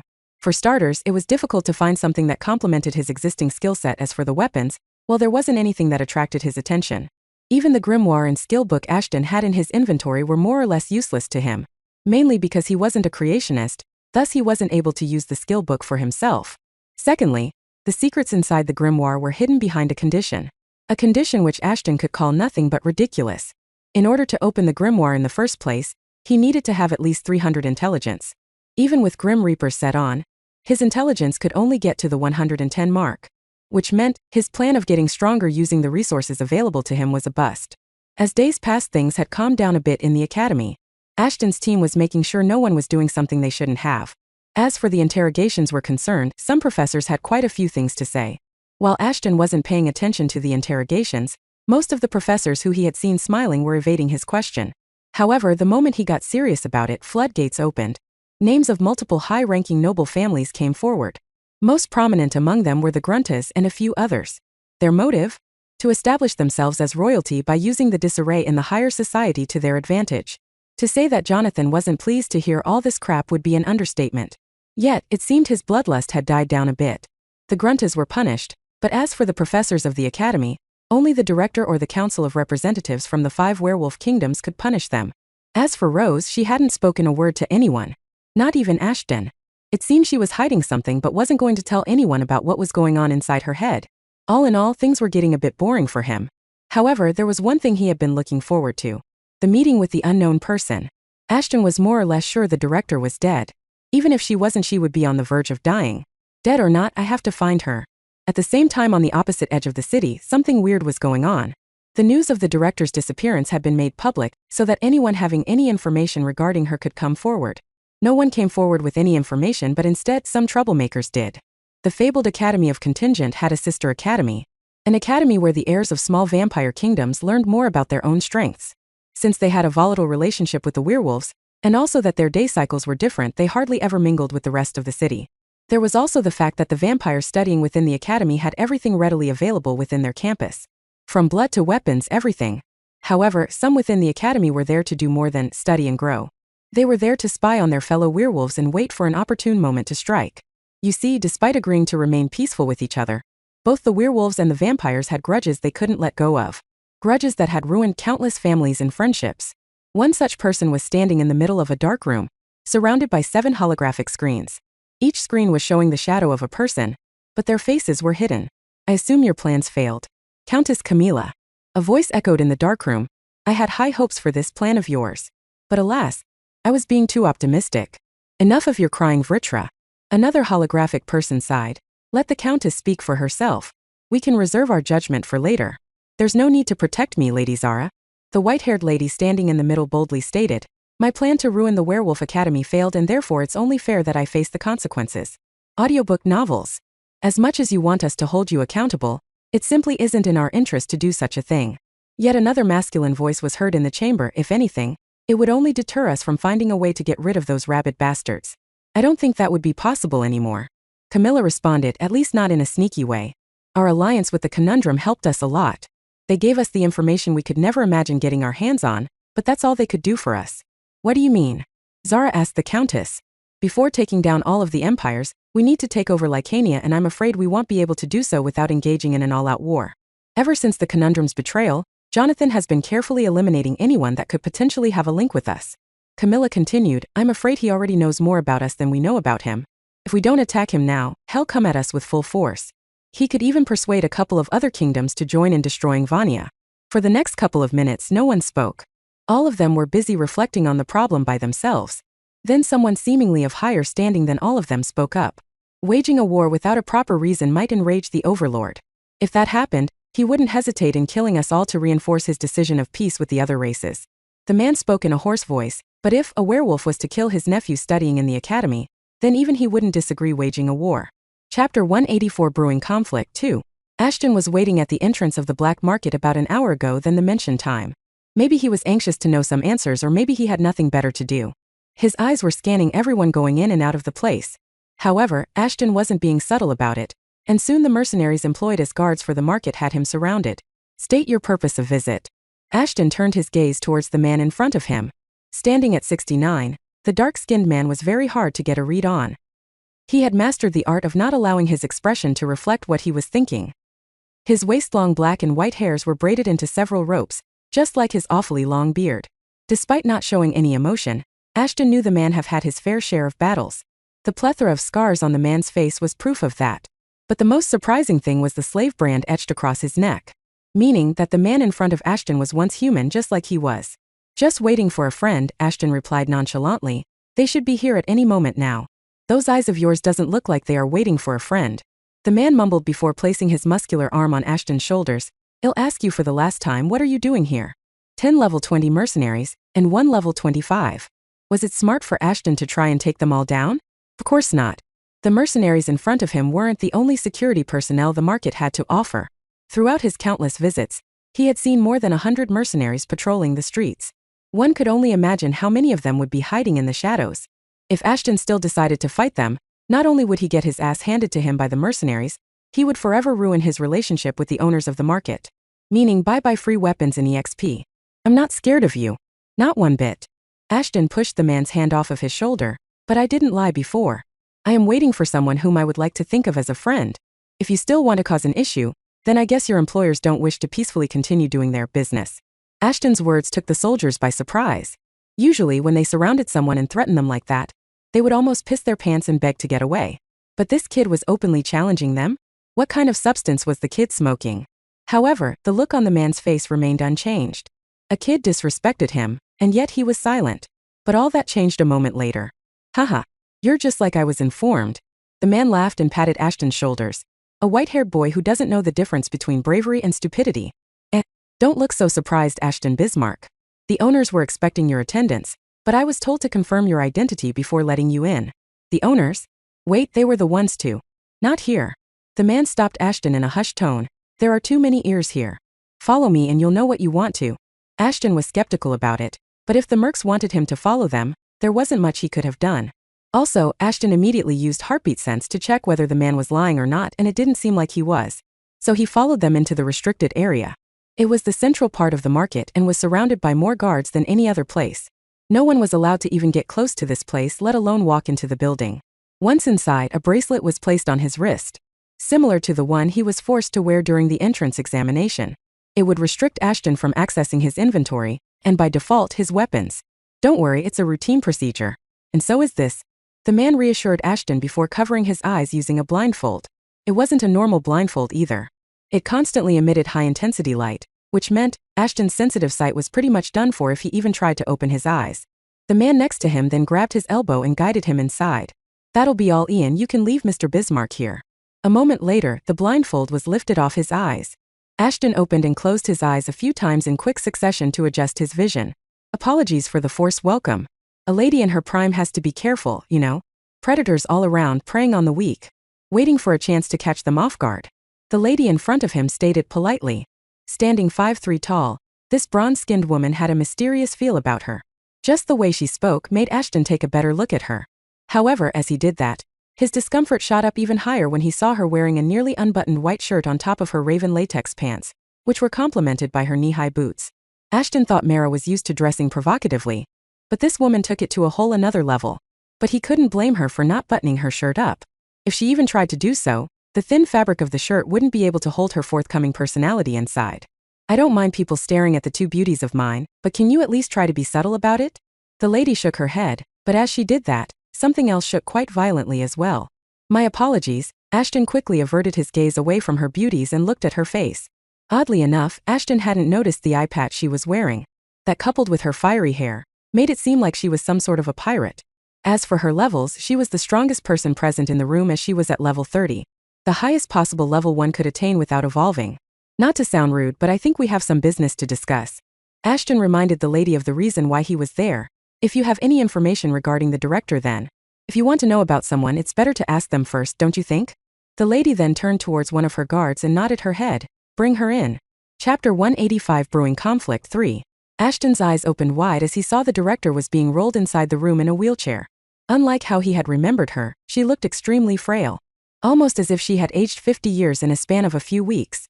Hell, she could barely hold her head up without any support. Her entire body was covered in scars and burn marks.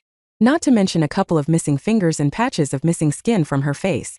The worst thing of all was the oxygen mask covering her face.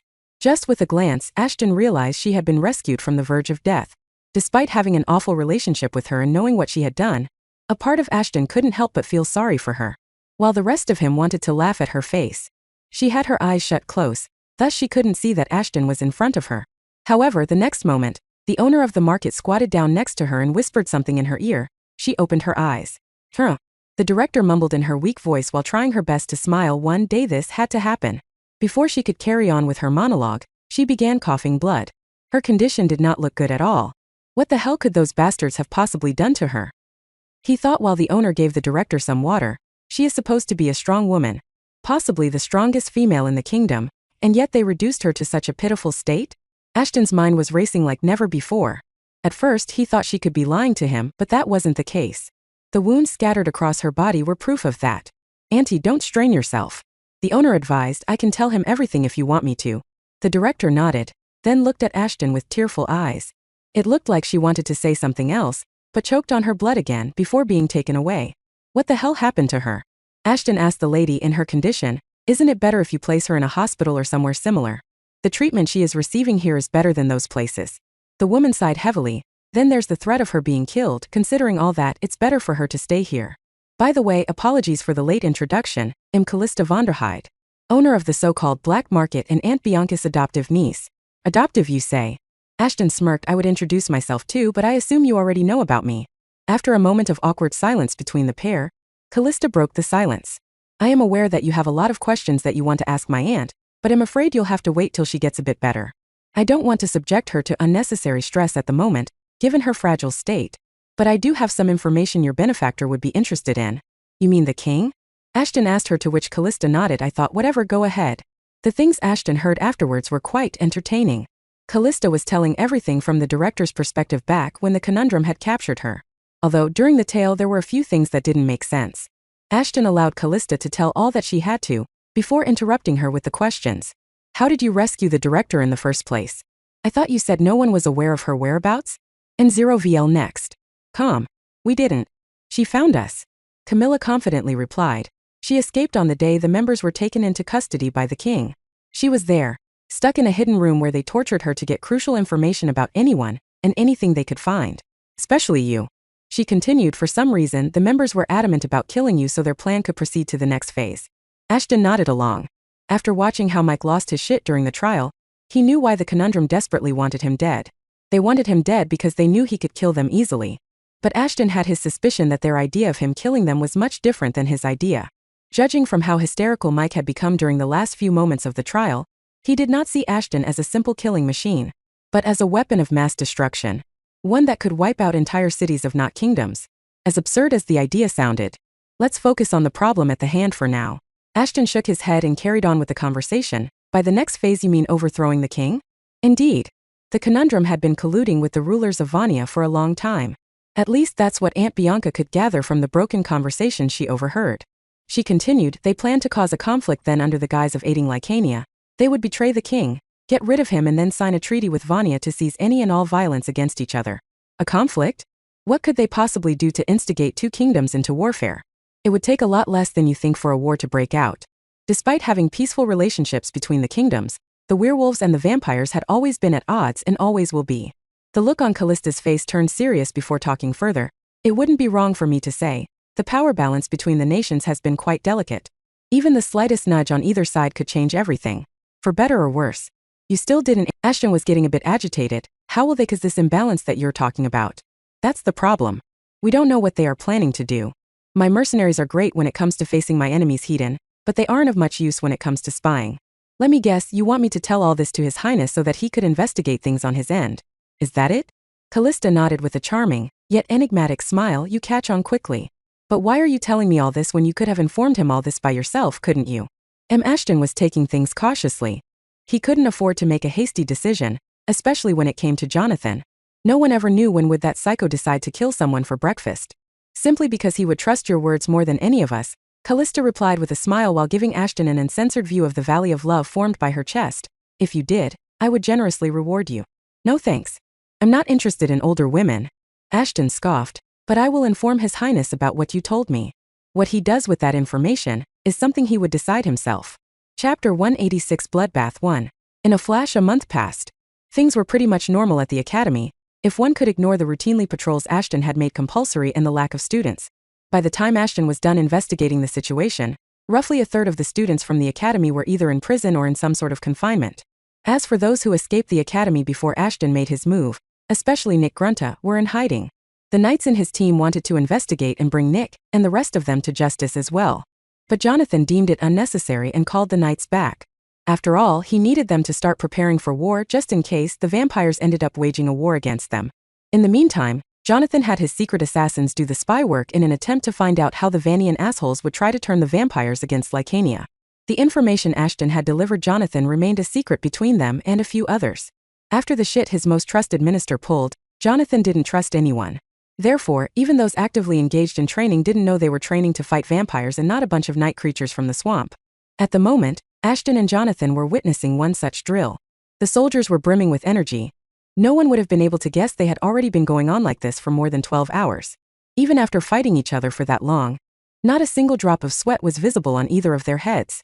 Their endurance was nothing to laugh at, and Ashton finally understood why the Royal Knights were Jonathan's trump card. Your soldiers are exceptional, Your Highness. Ashton mumbled softly, not taking his eyes off of the artificial battlefield. That they are. Jonathan absent-mindedly replied, but if the Overlord makes his move on us, I'm afraid none of them would survive. Also, whatever alliance we have had with the smaller kingdoms run by vampires would be void, so that itself is a bit unnerving. I assume your spies confirmed the news I gave you last month? Jonathan nodded but remained silent otherwise. The Guardians did confirm what Ashton notified him about. Vanian Kingdom had made several bulk purchases for weapons and important things such as blood etc., which was peculiar. It was clear as day that Vania has been preparing for something like this for quite some time now. Whereas, God knows how much time the Lycaonians had to prepare for their invasion. Also, the fact that the vampires were naturally stronger than werewolves didn't help them at all. With all due respect, Your Highness, you could have asked the rest of the werewolf empires for aid. Ashton pointed toward the only thing that came to his mind. Even though they might be at odds with us if Lycaonia falls, so will the rest of them. I can't give them the explicit proof of what Vania is planning, or else the lives of my spies would get endangered. I did try to convince them with whatever other proof I could give them. Every single one of them. But those bastards didn't care. Jonathan slammed his fist on the railing before continuing, from what I know about them, they will probably let us fight Vania and then strike down whoever wins the war when we're at our weakest. Since they can't take us down without a proper reason, our defeat will give them the reason they are looking for and turn Lycaonia into one of their colonies. Ashton remained quiet. If only they knew what the hell those vampires were planning, they could have either exposed them or put an end to their sly plans themselves. However, they didn't, and that's what put them under so much unnecessary pressure. From a general perspective, a war seemed unlikely, but all the evidence pointed towards the opposite. Enough about this. What about the academy? Michelle spoke highly of you, especially the way you handled everything. It would be a lie if I said I'm impressed. Jonathan patted Ashton's back. Michelle never speaks good, let alone praises someone. especially someone who once was a human. Normally Ashton would get annoyed when someone reminded him of his past. Not because he was ashamed of it, in fact he was quite proud that he was once a useless human. But being reminded that he was a human reminded him of his parents, which then pissed him off. However, surprisingly, this time he didn't feel that way. Which was a bit concerning, that anger was the driving force behind his vengeance. If he were to lose it, he would also lose the only purpose his life had. Everything is fine. The students are supposed to go on their first subjugation trip as we speak. Ashton replied sincerely. I thought you said there weren't enough students for a trip? And I stand by that. There weren't enough werewolf students to go on the trip by themselves. Ashton smirked, but by adding the vampires from the sister school, they should be more than enough. You think it's a wise decision to send two species who are known for their thirst for blood on a trip together?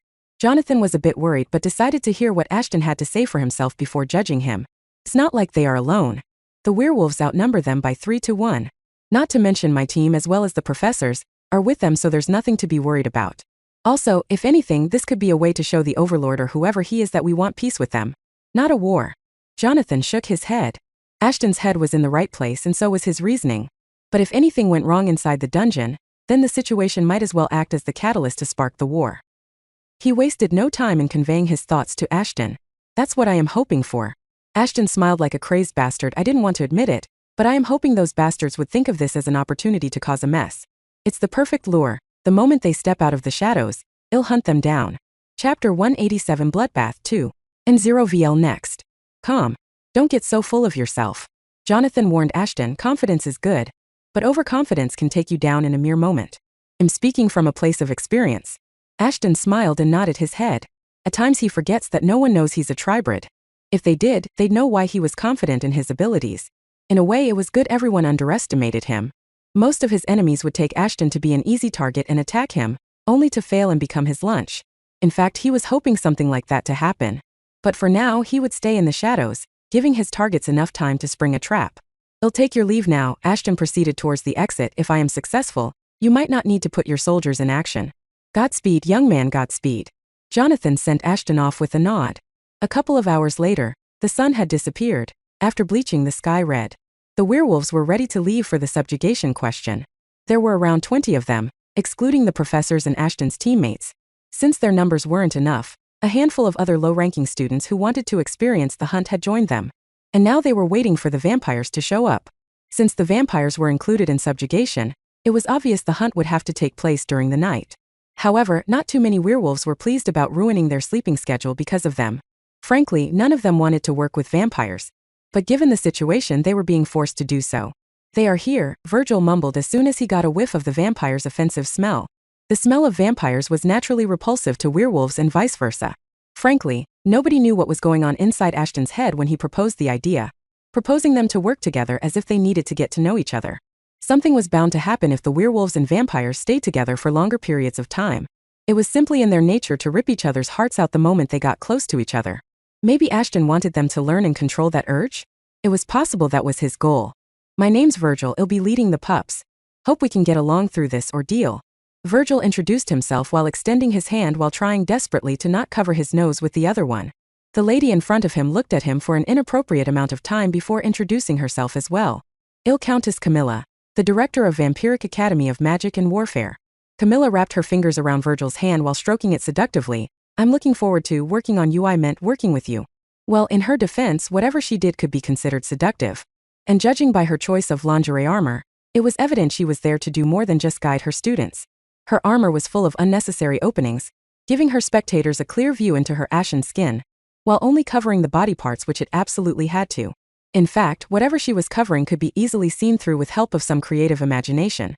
Her long slender legs were covered with the help of black thigh-high boots. As for her neckline, it was quite an objectionable thing to wear around children as it stretched down all the way to her navel area, where it became one with the tiny piece of cloth that was covering her crotch. To top it all off, the armor was entirely backless and was supported with a thin thread wrapped around her neck. Behind Camilla stood around 25 vampires, 20 of whom were in their uniforms while the rest of them were their professors. To nobody's surprise, except one, all of the professors were female and wore similar armor as the one Camilla wore. Their choice of clothing made Virgil question whether he was headed in a dungeon or in a brothel. The only ones who actually had proper armor on were the male professor and the students. Ashton was right. These suckers are definitely planning on doing something, Virgil thought while shaking Camilla's hand. She is actively trying to charm me into doing her bidding. If it wasn't for the armor Ashton gave to me, I would probably be licking the dirt off of her boots by now. Ashton had already conveyed what he knew about the vampire's plans to Virgil. For obvious reasons, he didn't go into much detail, but he told him enough to make Virgil stand on his toes. Since a vampire's charm was one of their many passive weapons, Ashton decided to give Virgil one of his armors that granted Virgil immunity from being charmed, while boosting his defensive capabilities. The rest of the party members were given potions especially crafted by Professor Kakarov for the same purpose. Since each potion was effective for around 3 hours, they had already gulped down one each to protect them from falling in love with the vampires. If you don't mind, could we get going? The sunlight might be weak, but it could still harm us over time. Camilla mumbled in Virgil's ears. Sure. This way, please. Virgil guided them towards the nearest portal before debriefing the students. All right, now that everyone is here, listen up. Tonight we are going to take down a village infested with ghouls. As soon as the name of ghouls escaped Virgil's mouth, the reedied vampires began whispering to each other. At the same time, multiple hands shot up to ask the most obvious question: why were they fighting ghouls? I thought we were supposed to fight night creatures? Why the sudden change in plans? One of the students asked. Who told you that? I don't think I ever mentioned where or who your students were going to fight. Virgil stared at Camilla with confusion. Madam Camilla, I suppose your students usually fight night creatures every year and thus they are saying this? You are right. Camilla nodded along. Even though that wasn't the truth, every year we fight night creatures, which might be the reason the students assumed that was what we were going to do this year as well. Virgil nodded, knowing that Camilla was lying. They had intentionally spread misinformation among different groups of students from the Werewolf Academy regarding what type of creatures they were going to fight, while not telling what they were going to fight against. It was yet another one of Ashton's ideas to figure out whether there were any informants within the werewolves or not. Judging from what the vampires thought they were going up against, it'll be easier to find out who the traitor was among them. From the information I received earlier from the guild earlier today, the average level of these ghouls is estimated to be around 34. Therefore, you don't need to be worried. Virgil continued, even then if you're worried or you feel like you can't win on your own, your professors will be around to help you out. With that being said, let's get going before it's too late. I'll inform you about the rest as we make our way towards the abandoned village. Chapter 188 Bloodbath 3. Upon arrival at the desolated village, the students were quickly divided into groups of 4. In each team there were 2 students from each academy. This was another stipulation no one had previously agreed to. But right then and there, professors from either academy thought it was a good idea as it would help the students keep each other in check. Furthermore, each team was accompanied by either a professor from the Werewolf Academy or from the Vampire Academy. Oddly enough, Camilla was quite insistent on being the overseer of one particular group. At a glance, there wasn't anything special about the group. The 2 werewolves in the team were low rankers, which meant one of the vampire students must have been a highly valued person. Or at least he would be related to someone of high standing. Virgil couldn't force Camilla to do otherwise, therefore he accepted his defeat and went on to head another team. The subjugation quest soon turned into a makeshift competition. Everyone wanted to know which team was the best, and thus everyone was drowned in the spirit of competitiveness. Each team was assigned a particular area. None of the teams was allowed to enter a different team's zone unless the overseers from both the teams allowed them to do so. The team that scored the most kills before sunrise would get a special reward. However, not everyone there was looking forward to the reward.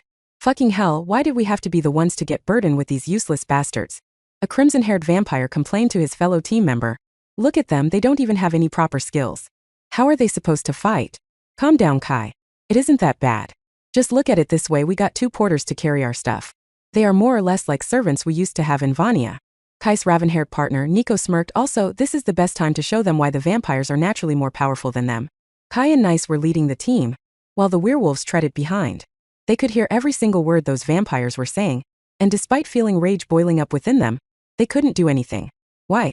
Because what those vampires were saying was 100% true. They weren't even strong enough to take down their peers. How the hell were they supposed to fight with the vampires? On top of that, their overseer was the director of the Vampire Academy herself. If they even tried to do anything, things would not end up good for them. Had there been a professor from their academy appointed as their overseer, they wouldn't have hesitated before teaching those loudmouth blood-sucking bitches a lesson they would never forget. Since Camilla wasn't stopping her students from bashing the morale of their teammates, the werewolves decided to do the only thing they could in that situation: look around the desolated place that had once been the hub for business. At least when the humans were in charge of the place. The place was once called Brawfast. The network of roads that led to Brawfast was torn to pieces by the elements of nature. The grass had filled the labyrinth of cracks while the sand had covered whatever was left. Broken branches and leaves covered the roads inside the town while the tall grasses of the unkempt garden swayed in the wind. Most doors still stood in their frames as if nothing had changed. However, quite a few were ajar for one reason or another, perhaps left open in a hurry. Clothing, home appliances and other belongings were left lost and broken outside some of the homes. They were of no use to anyone anymore. Belfast, once a major hub for new businesses and young families, was but a hollow shell of its former self. The air which was once filled with the many sounds of a growing community had grown eerily quiet. The silence was only broken up by the occasional random sound and gust of wind. The train station had collapsed and the tracks were covered in shrubs and fallen branches. Nobody was waiting for the next train anymore. No longer eagerly going to the next destination or waiting for those coming home. It was a strange feeling to be in the footsteps of so many lives now long forgotten, and not knowing what became of the people who once spent their lives here. But even though many buildings had found a new purpose, there was just no way this town's former self could ever be restored. Which was the reason why the werewolves never even tried to repopulate the place. The value of Belfast had been long lost. However, the undead living in the area would think otherwise. For them, new prey had arrived, waiting to be feasted upon. Soon enough a couple of such ghouls found their way to Kai and Nico's group. As soon as they saw the ghoul, they smiled at each other. The first one to kill the ghoul would not have to do any chores after returning to the campus. Kai smirked and rushed in towards the nearest ghoul. He mumbled something and suddenly wings popped up out of nowhere on his back. Before either of the ghouls could even react, he jumped over their heads, wrapped his arms around the neck of the ghoul and cleanly ripped it off of its shoulders as if the neck was detachable from the beginning. The move was vicious, yet elegant. Even as the rotten blood of the ghoul splattered everywhere, along with tidbits of flesh at that moment, the werewolves could not help but admire the vampire. "That isn't fair, bitch." Nico retorted, "You got a head start. Stop whining, loser, and take care of the remaining ghoul. Or do you want me to do that for you?" Kai teased Nico, "I can do that, but only if you agree on doing my chores for the rest of the week. Get lost." Nico jokingly punched Kai's shoulder and went ahead to kill the ghoul that was charging toward them. However, Camilla had no interest in them whatsoever. Instead, she was busy fidgeting with her communicator. A wide smile appeared on her face as she read the text she had just received. "We're in position. Awaiting orders." Chapter 189 Bloodbath 4. "Young Prince, we should get going now," Camilla suggested while looking at Kai. "I have just received a report about an aberrant monster going berserk at the edge of the ghost town." Then what are we waiting for? Let's get going. We can leave the ghouls for the rest of these dogs." Kai stared at the werewolves from the corner of his eyes before Nico and he both began laughing. Those arrogant brats had been making a joke about them the entire duration they had known each other. The werewolves had been ignoring them till now, but enough was enough. They were completely aware that taking a step against the vampires on their own would not end up good for them. But as long as they could get a single punch in, they didn't care what happened to them afterwards. However, what the werewolves failed to count for was Camilla. She was faster than them, and as a result, before the werewolves could reach either Kai or Nico, both of them were swiftly knocked out. It all happened so quickly that Kai was baffled. He could not believe those weak-ass punks would dare to charge toward him. Just the thought of dogs touching him made his skin crawl and made him even angrier. He rushed over to the fallen werewolves and began kicking them. Nico had to restrain him before Kai accidentally ended up killing them. "Dude, relax." He yelled into Kai's ears, "If you kill them, things might get messy." "I agree with Nico, Prince," Camilla whispered into Kai's ears while stroking his hair. "Soiling your feet in their blood isn't worth it." "Then what do you want me to do? Let them go scot-free?" Kai asked in a somewhat calm voice. "Accidents are unpredictable, Your Highness. It can happen to anyone at any time, especially in a place like the one we are in," Camilla said with a hint of a smile. "Rather than killing them here, let's just carry them over to where the aberrant beast is. We can use them to bait it and kill it after it kills them. That way they'll die and no one would suspect us." "Nice thinking, Countess Camilla. I'll be sure to inform my uncle of the kindness you have shown to me over the months I have known you." Kai's smile stretched from ear to ear. "It has been an honor to serve you, Your Highness. That is enough of a reward for me." Camilla bowed before picking up the wormuts. "Let's get going now before the creature disappears." As they hurried to the isolated edge of the town, Nico could feel something was off. He hadn't seen or heard anything to make him feel that way, but he had a sinking feeling in his gut that something was about to happen. He just couldn't point his finger at it. Unlike him, Kai didn't have such a feeling as he proudly marched ahead of them. They kept walking and after a while even Kai could sense something was off. If a monster was around there, then why were things so calm? It made no sense. Also, who were the people who informed Camilla about the presence of a monster? After all, judging from the map, the area they were in had not been assigned to any of the groups. However, before he could voice those thoughts, a dozen or so people appeared out of nowhere and surrounded them. All of them had a mask covering their faces, but judging by the aura around them, it was clear that they were vampires just like them. "What's going on here?" Kai immediately asked Camilla, who dumped the unconscious bodies of the werewolves before answering him. "Audiobook novels. An accident, Your Highness. Remember I said accidents can happen to anyone at any time?" It can happen to you as well. How dare you? Kai screamed at the top of his lungs. You think you'll not face any consequences for what you're doing? Wait till my uncle hears. Oh, you can rest assured. Your uncle, the Overlord, would definitely hear about your demise. But he wouldn't know who killed his precious nephew. Camilla smirked. In the absence of evidence, he will believe whatever I tell him, and blaming it upon those werewolves seems like the right choice. As she said that, all of the assassins surrounding them began laughing maniacally. Bringing 12 level 25 assassins to kill a couple of level 15 teenagers seemed like overkill, but Camilla did not want to take any chances anymore. As a result, she pulled all the stops this time. Do not worry, Your Highness, your death wouldn't be in vain. It would serve as the catalyst for the global domination of vampires. With your death, your kind would flourish. You will be remembered for generations to come. Isn't that what all of us want? Keep your twisted fantasies to yourself, bitch. Kai spat out in disgust before getting into a battle stance. If you think we'll go down so easily, then you're mistaken. Nico joined him and stood with his best friend and the one he had sworn to protect. Forget about getting to the prince, you won't even be able to get past me. Nico knew they were outnumbered and outmatched in terms of skill. As a result, there wasn't much he could have done to protect Kai, other than make the assassins target him first in the hopes of making a long enough window for Kai to escape and find help. Nico's plan succeeded. He had all of their attention to himself, but he could not open a window for Kai to escape. In a flash, the world turned upside down in front of his eyes. He could see Kai was screaming something at him, but he couldn't hear what he was saying. A moment later, Nico saw his torso, but it felt as if he was seeing it with someone else's eyes. He was confused, but the following moment it all made sense as he touched the ground with a thud. His head was decapitated, and the things he saw in the last couple of moments were the last thing he would ever see. No! Kai roared as he charged toward the assassin who took the life of his only friend but was swiftly pulled back. However, it wasn't the assassins or Camilla who did that. Shit, that move was quick. I barely had the time to react myself. One of the Werewolf Academy students whom Camilla had knocked down before was standing in between the assassins and Kai. I don't like the royal brat, but trying to kill him is a bit too much, don't you think? Chapter 190 Bloodbath 5. How the hell? Camilla mumbled absent-mindedly before jumping away from the kid.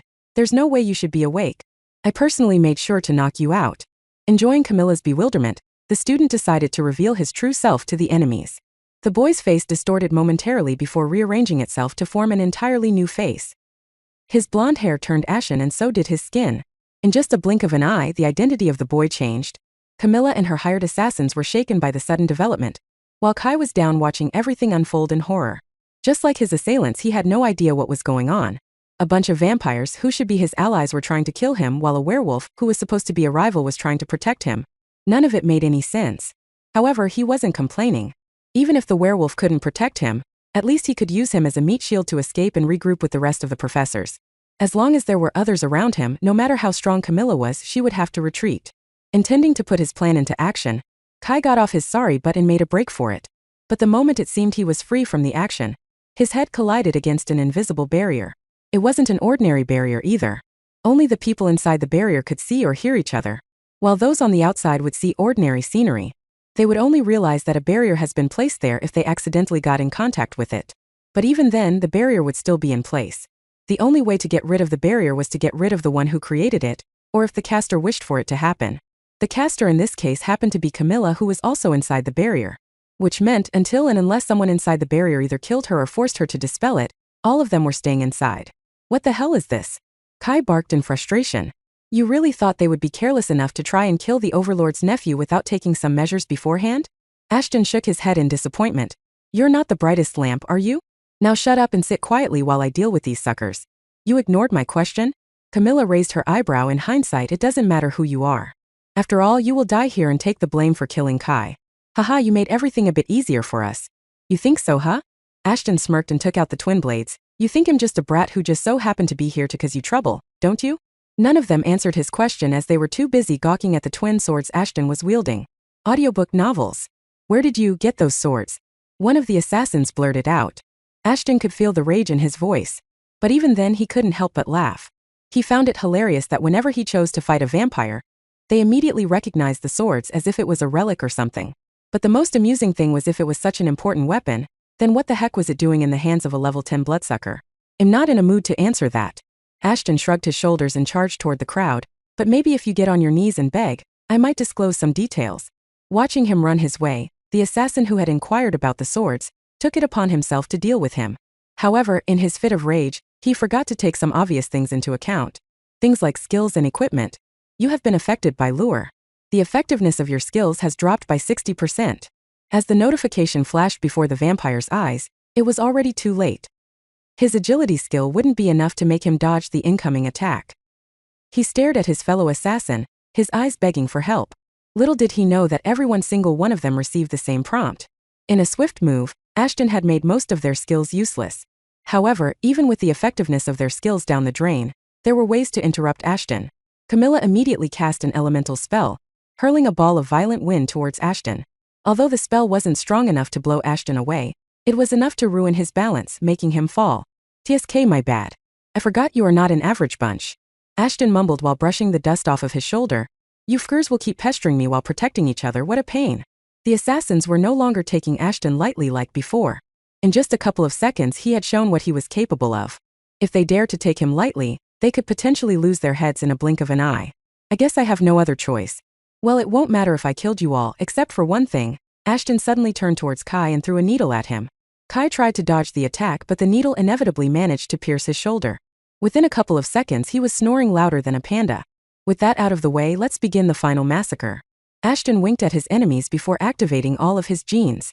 While he was strong enough to take them down one after another, as long as they were together, he wouldn't have been able to deal a decisive blow to any of them. If Ashton wanted to deal with them as swiftly as possible, he needed allies. Thankfully, he had enough of them.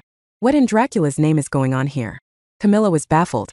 Like the rest of them when they felt an unexplainable change happening right in front of their eyes. They could sense the presence of a vampire coming from the boy. But that wasn't all, they could even smell the awful scent of rotten blood coming from him as well. They were all familiar with the scent, but whatever they were sensing couldn't possibly make any sense. How? That was the only question running through their minds. How can someone be a werewolf, vampire, and undead? Interesting question. You'll have ample time to think about it in the afterlife. Ashton chuckled before activating Valhalla to summon Sven and the wolves out. Chapter 191 Bloodbath 6. Camilla had cast the barrier in hopes of hunting down weak teenagers, but now the barrier had turned into a death sentence for her. The barrier wasn't large by any means. Camilla intentionally made the barrier cover a small area for a couple of reasons. First, if the barrier was diminutive, the chance of someone stumbling on it was next to nothing.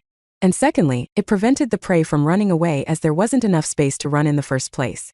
With 17 of them, including Kai, Nico, Ashton, and the other remaining werewolf, the area within the barrier was already cramped.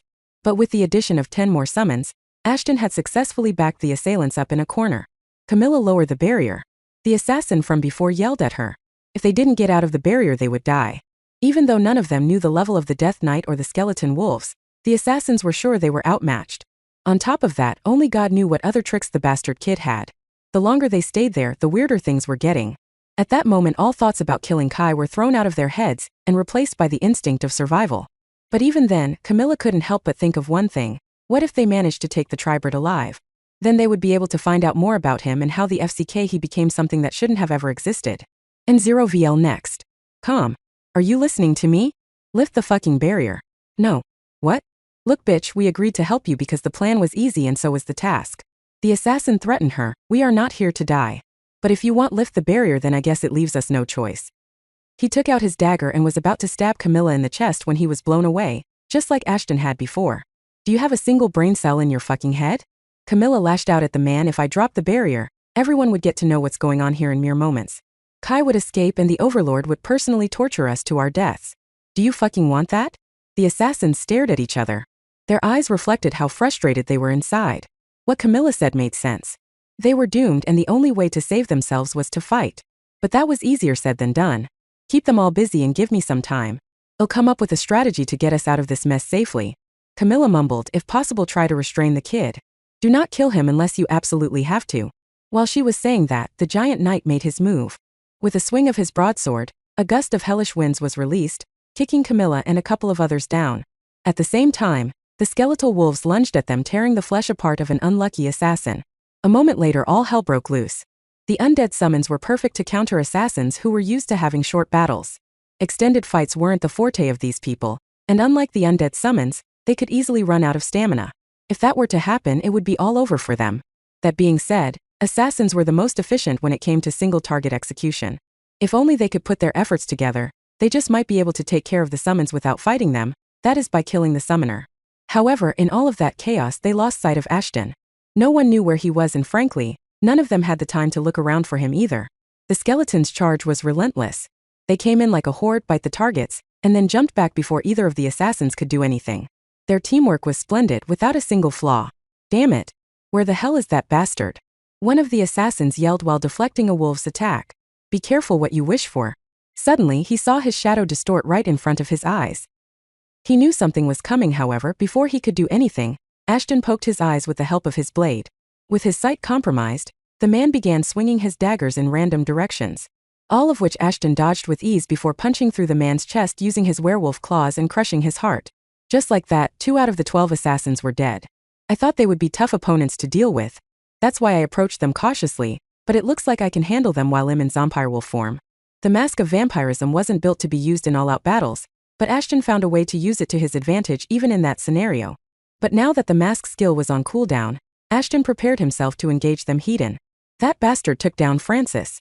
Yet another assassin roared and lunged at Ashton. The latter saw her coming but didn't do a thing. Instead, Ashton simply smiled, knowing the attacker's fate. She got closer and closer to Ashton. Her daggers were ready to bathe in his blood. But at the last moment, someone of gargantuan physique appeared in front of her.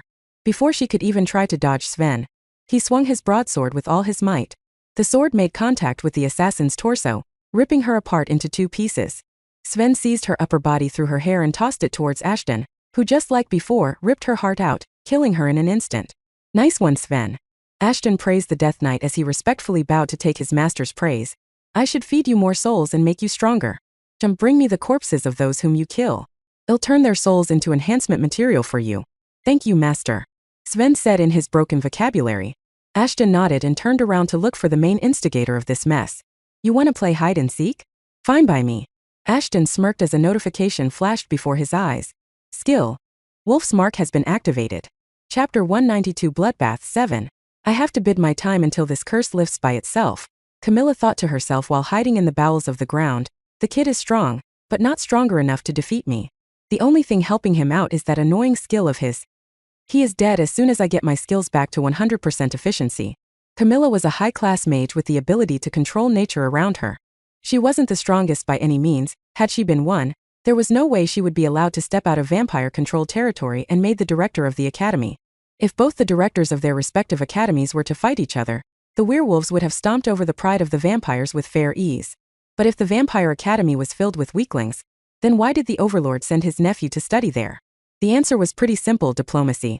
By sending his nephew, whom the overlord loved more than anything else, to live and study in contingency, he had shown how much he trusted the werewolves, further solidifying their friendship and expressing his intentions of harmony between the 2 species. However, not everyone had been on board with this idea. But no one openly objected to the proposal, as the proposal itself wasn't the cause of concern for the vampires. It was the reason behind sending Kai off to Lycania was worrying them. While the overlord assumed it to harden the bond between the werewolves and vampires, if Kai was to get attacked or worse, killed, all hell would break loose.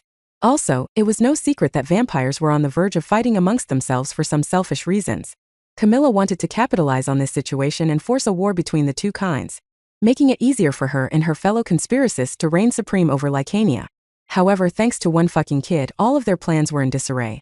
At that moment, the only thing Camilla could do was to wait and hope the assassins would be enough to stall the kid and his summons till the curse he had placed on her wore off. But it seemed she had taken her opponent a bit lightly. While she was hiding using her abilities, Ashton and his undead summons were making quick work of the assassins. Sounds of blades and cries filled the air. The remaining assassins were forced to concentrate their strength to take down Sven, who had been mowing them down like an unstoppable killing machine. But as they did that, the skeletal wolves pounced at them. In comparison to Ashton and the Death Knight, the wolves were easier to handle. Also, their attacks couldn't one-shot them, unlike the attacks from Ashton and Sven. Ashton realized what they were trying to accomplish and couldn't help but laugh. Sven was the strongest person present on the battlefield. After all, he was at level 36. The assassins couldn't take down Ashton, let alone a monster like Sven. Damn it. He got another one of us. One of the 4 remaining assassins cursed under his breath. We can't do anything against him. Use camouflage and hide, it's the only thing we can do. Camouflage skill was undoubtedly the biggest weapon in their arsenal. A skill that could be a lifesaver in situations like they were in. But the assassins weren't aware, even camouflaging themselves wouldn't help them in this case. Ashton had already marked them. This meant that even though they could hide away from Sven, the assassins would be able to hide away from Ashton, as he could see the wolf's mark floating over their heads. But rather than picking on them one after another, Ashton decided to deal with all of them in one skill move. I guess it's time to use Bader's invention. I just hope it works like it's supposed to. Or else, I'll cave that pervert's skull in his brain. Ashton mumbled while retrieving a weapon from his inventory. Sven stepped back. The next moment, there was a loud deafening noise, followed by more cries of the assassins. With an explosion, all of them were blown away. A small-sized crater filled with raging flames could be found where Sven and the assassins were fighting a second earlier. The assassin who was standing in front of them all was blown to bits, while those behind him had several of their body parts were sent flying all around the barrier, while they withered in pain. Damn, this hand cannon thingy is way overpowered than it has any right to be. I should tell Bader to make more of these. If we could manufacture and sell these on a large scale, I'll mean well be rich. Ashton said with a beaming smile. The only problem is it's too fragile. The hand cannon was one of the things listed in the skill book Ashton had handed over to Bader. The cannons and missiles the humans used on them did not have any effect on the enhanced species. As a result, once the humans were gone, so was the concept of explosive weapons. However, the skill book Ashton had in his inventory had the recipe, as Bader called it, for such weapons to make a return, though it would take some time for the weapons to be compatible with the current situation of the world. The black hand cannon fell apart in Ashton's hand. The explosive output of the weapon was too much for its fragile frame to handle. Thankfully, it was just a prototype that Bader had made using basic materials so that Ashton could test it and give feedback to him. However, despite being crippled through the explosive attack, the vampires were still alive. Barely, but alive. After all, the only way to completely annihilate a vampire was to get rid of their heart. As long as their heart was intact over time, they could heal and get back to their former glory. All you slackers, go and bring their hearts to Sven. Ashton ordered the wolves while putting the broken cannon back inside his inventory. Sven, devour them up as a reward for your hard work and get even stronger. In the meantime, where the fuck did that bitch disappear to? Ashton could see one more mark looming overhead. But the only problem was that it was floating around the ceiling of the barrier before it disappeared as the duration of the skill was over. Chapter 193 Bloodbath 8. This is not good. Leave the hearts and look for her first. 4 of you guard the vampire boy. Ashton spat out orders for the wolves crazily. He had activated the lure ability in hopes of ending the battle swiftly. But now that the skill duration was up, things had taken a turn for the worst. Ashton knew it very well. If Camilla was to come for him back in full power, he would have a tough time dealing with her. As much as he hated himself for doing what he was about to, there was nothing else he could do. He needed to depend on Sven to take care of Camilla. However, as he was thinking that, a razor-sharp gust of wind grazed his cheek, making him bleed out. If it wasn't for the passive skill battle tactics, the wind blade could have possibly sliced his head off as well. What the hell was that? Ashton tried his best to remain calm in the situation, but it did last for long. The following moment he could feel the air around him getting heavier. So much so, even breathing was turning out to be a gargantuan task. Thankfully, Ashton was in his Zompirewolf form, thus he wasn't dependent on breathing all that much. As neither the undead nor the vampire genes required him to breathe in order to stay alive. It might be fine for now, but soon my life would be in danger. As long as the werewolf genes are active, I am exposed to the dangers of suffocating. Not being able to see a way out of the mess, Ashton decided it was in his best interest to deactivate the werewolf genes. Genes in use: undead and vampire. Unique gene combination activated. Type: Undead Rhapsody. Automatically activates when genes of only undead creatures are present inside a host's body. Provides bonus boosts to the host and increases their performance during battle. Drawback: this state should not be maintained for long durations of time. If done so, the body of the host might suffer and enter the state of burnout. If the state is forcefully maintained after a certain period of time, then the body might end up receiving irreversible damage as well. Ashton felt a familiar coldness envelop his body. The warmth of his body had disappeared along with the werewolf genes. His appearance altered once again. His ashen hair developed a weird blackness along the edges, while his eyes completely turned crimson. Whiteness of his eyes was gone. The only thing someone could see was just blood. Your stats have been boosted as an effect of activating a unique gene combination. All stats plus 10%. You are recommended to assume this form for 5 minutes only. Any more than that and your body will enter the state of burnout. 5 minutes is more than sufficient. Ashton snarled. You are a bizarre creature. Camilla's voice echoed throughout the barrier. I wanted to restrain you and take you alive. But given how menacing your powers are, there's no choice for me but to kill you. You sure talk too much for a bitch who's too scared to even show her face. Ashton scoffed while looking around, trying to figure out where the hell was Camilla hiding. No need to look for me, she mumbled. In the following moment, a sudden gust of wind encased Ashton within itself. For I am right here. People used to say no one can see the wind, but at that moment Ashton could not only feel the winds encasing him but he could also see it. Camilla was using the same technique to propel herself in the air while looking down on Ashton and his summons. He tried to touch the walls of wind, but as he did, the tip of his finger was ripped off. Ashton didn't feel any pain, but he knew rushing out of the prison wasn't a wise choice. Thankfully, he didn't have to. His summons took it upon themselves to make way for him. Since they had become one with death, they weren't afraid of anything. They rushed inside the prison one of another, interrupting the winds for long enough to let Ashton jump out of the trap with minor scratches. Sven had a hand missing, and as for the wolves, they had been turned into dust. While Sven's injury would get healed as soon as Ashton cancelled Valhalla's skill, the wolves were gone for good. One would have thought seeing his summons die right in front of his eyes would fill Ashton's head with rage. But Ashton was as calm as a frozen lake. Without wasting any time, he immediately turned his attention towards Camilla and charged at her, with Sven on his toes. What a fool. Camilla shook her head and summoned the power of the winds by her side. By compressing the wind, she had made some sort of a pressure cannon that discharged cannonballs made of wind at a target upon her will. She immediately fired a shot at Ashton. But to her surprise, something jumped in front of Ashton to protect him. She took another shot, but the same thing happened again. By Dracula, what kind of monster is this kid? Even though Camilla realized what was going on, her brain was not ready to comprehend it as true. As Ashton raced toward her, the corpses around him were bursting open with a skeleton soldier coming out of them to take her attacks and protect their master. Sven now. While Camilla was still processing what was happening, Ashton jumped in the air while the gargantuan knight behind him curled up his one good arm into a fist and punched Ashton's leg with all his might. Shit. Camilla impatiently raised a wall of wind trying to protect herself as she saw Ashton heading straight towards her. However, this time her little magic trick couldn't protect her. I knew you would do that. Especially since I got injured the last time you used the skill. Ashton smirked before ripping the wind wall in half using his twin blades. These blades aren't called the blades of soaring winds for nothing.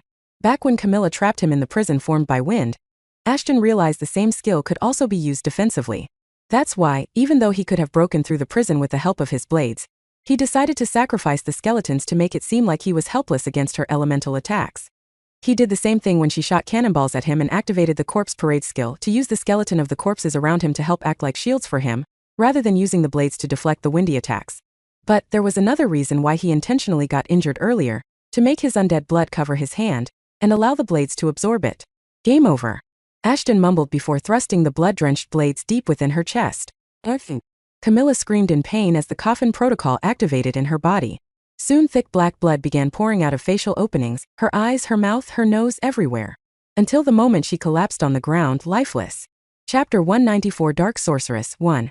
At least it seemed she was dead. But Camilla wasn't dead just yet, Ashton was sure of it. But how could he be so confident about it? Probably because the barrier was still up, which meant Camilla was still alive, barely so, but she was. You won't even die in peace now? Ashton shook his head and kicked her over to make sure she was facing him. Well, it's good you're alive. I have a few things I would like to ask you, and it'd have been a shame if you died just like that. In reality, Ashton had more than a few things to ask her, but in the end, there were only 2 or 3 questions that really mattered. Firstly, the names of the people that were in on the plan to kill Kai. Secondly, what was the motive behind doing so, and finally, why were the vampires so vulnerable to the blood of an undead? Ashton wasn't expecting Camilla to actually answer him, given that he was her enemy. But other than that, she possibly wasn't even in a position to say anything, given the fragile state Ashton had put her in. But to his surprise, Camilla opened her mouth to say something but ended up choking on her black blood. So instead she expressed her emotions by flipping Ashton off. It might have been her last effort to piss Ashton off, but to her surprise, instead of getting pissed, Ashton laughed along. I would have done the same if I were in your position. That being said, I don't think that's gonna happen anytime soon, not after what happened last time. Ashton sighed and drew his blades again, intending to finish her now. I'll have the last laugh. Camilla managed to smile before spitting out a mouthful of blood. Ashton stopped the blade mid-strike, his gaze piercing through Camilla's empty eyes. What do you mean? There are more of my people, everyone being led, cough. You mean those professors you brought along? Ashton sighed. I know they aren't genuine professors. Novel be them. Camilla got wide-eyed as Ashton dropped a verbal bomb on top of her. Those people were mercenaries, not high-ranking assassins like the ones Ashton killed, but still, they were professional killers hired by the people back in Vania. Therefore, their identities were hidden, even from her. She was laughing on the inside, knowing that even if she failed to kill Kai, the mercenaries would be able to kill everyone else. It was their plan to not leave any witness so that whatever they were doing wouldn't come later and bite them in the ass. But also, it would let her die in peace knowing that her death wasn't in vain, and they dealt a huge blow to Lycania. However, the question was, how did the kid know who or what those vampires were? Was there a spy in their midst back in Vania?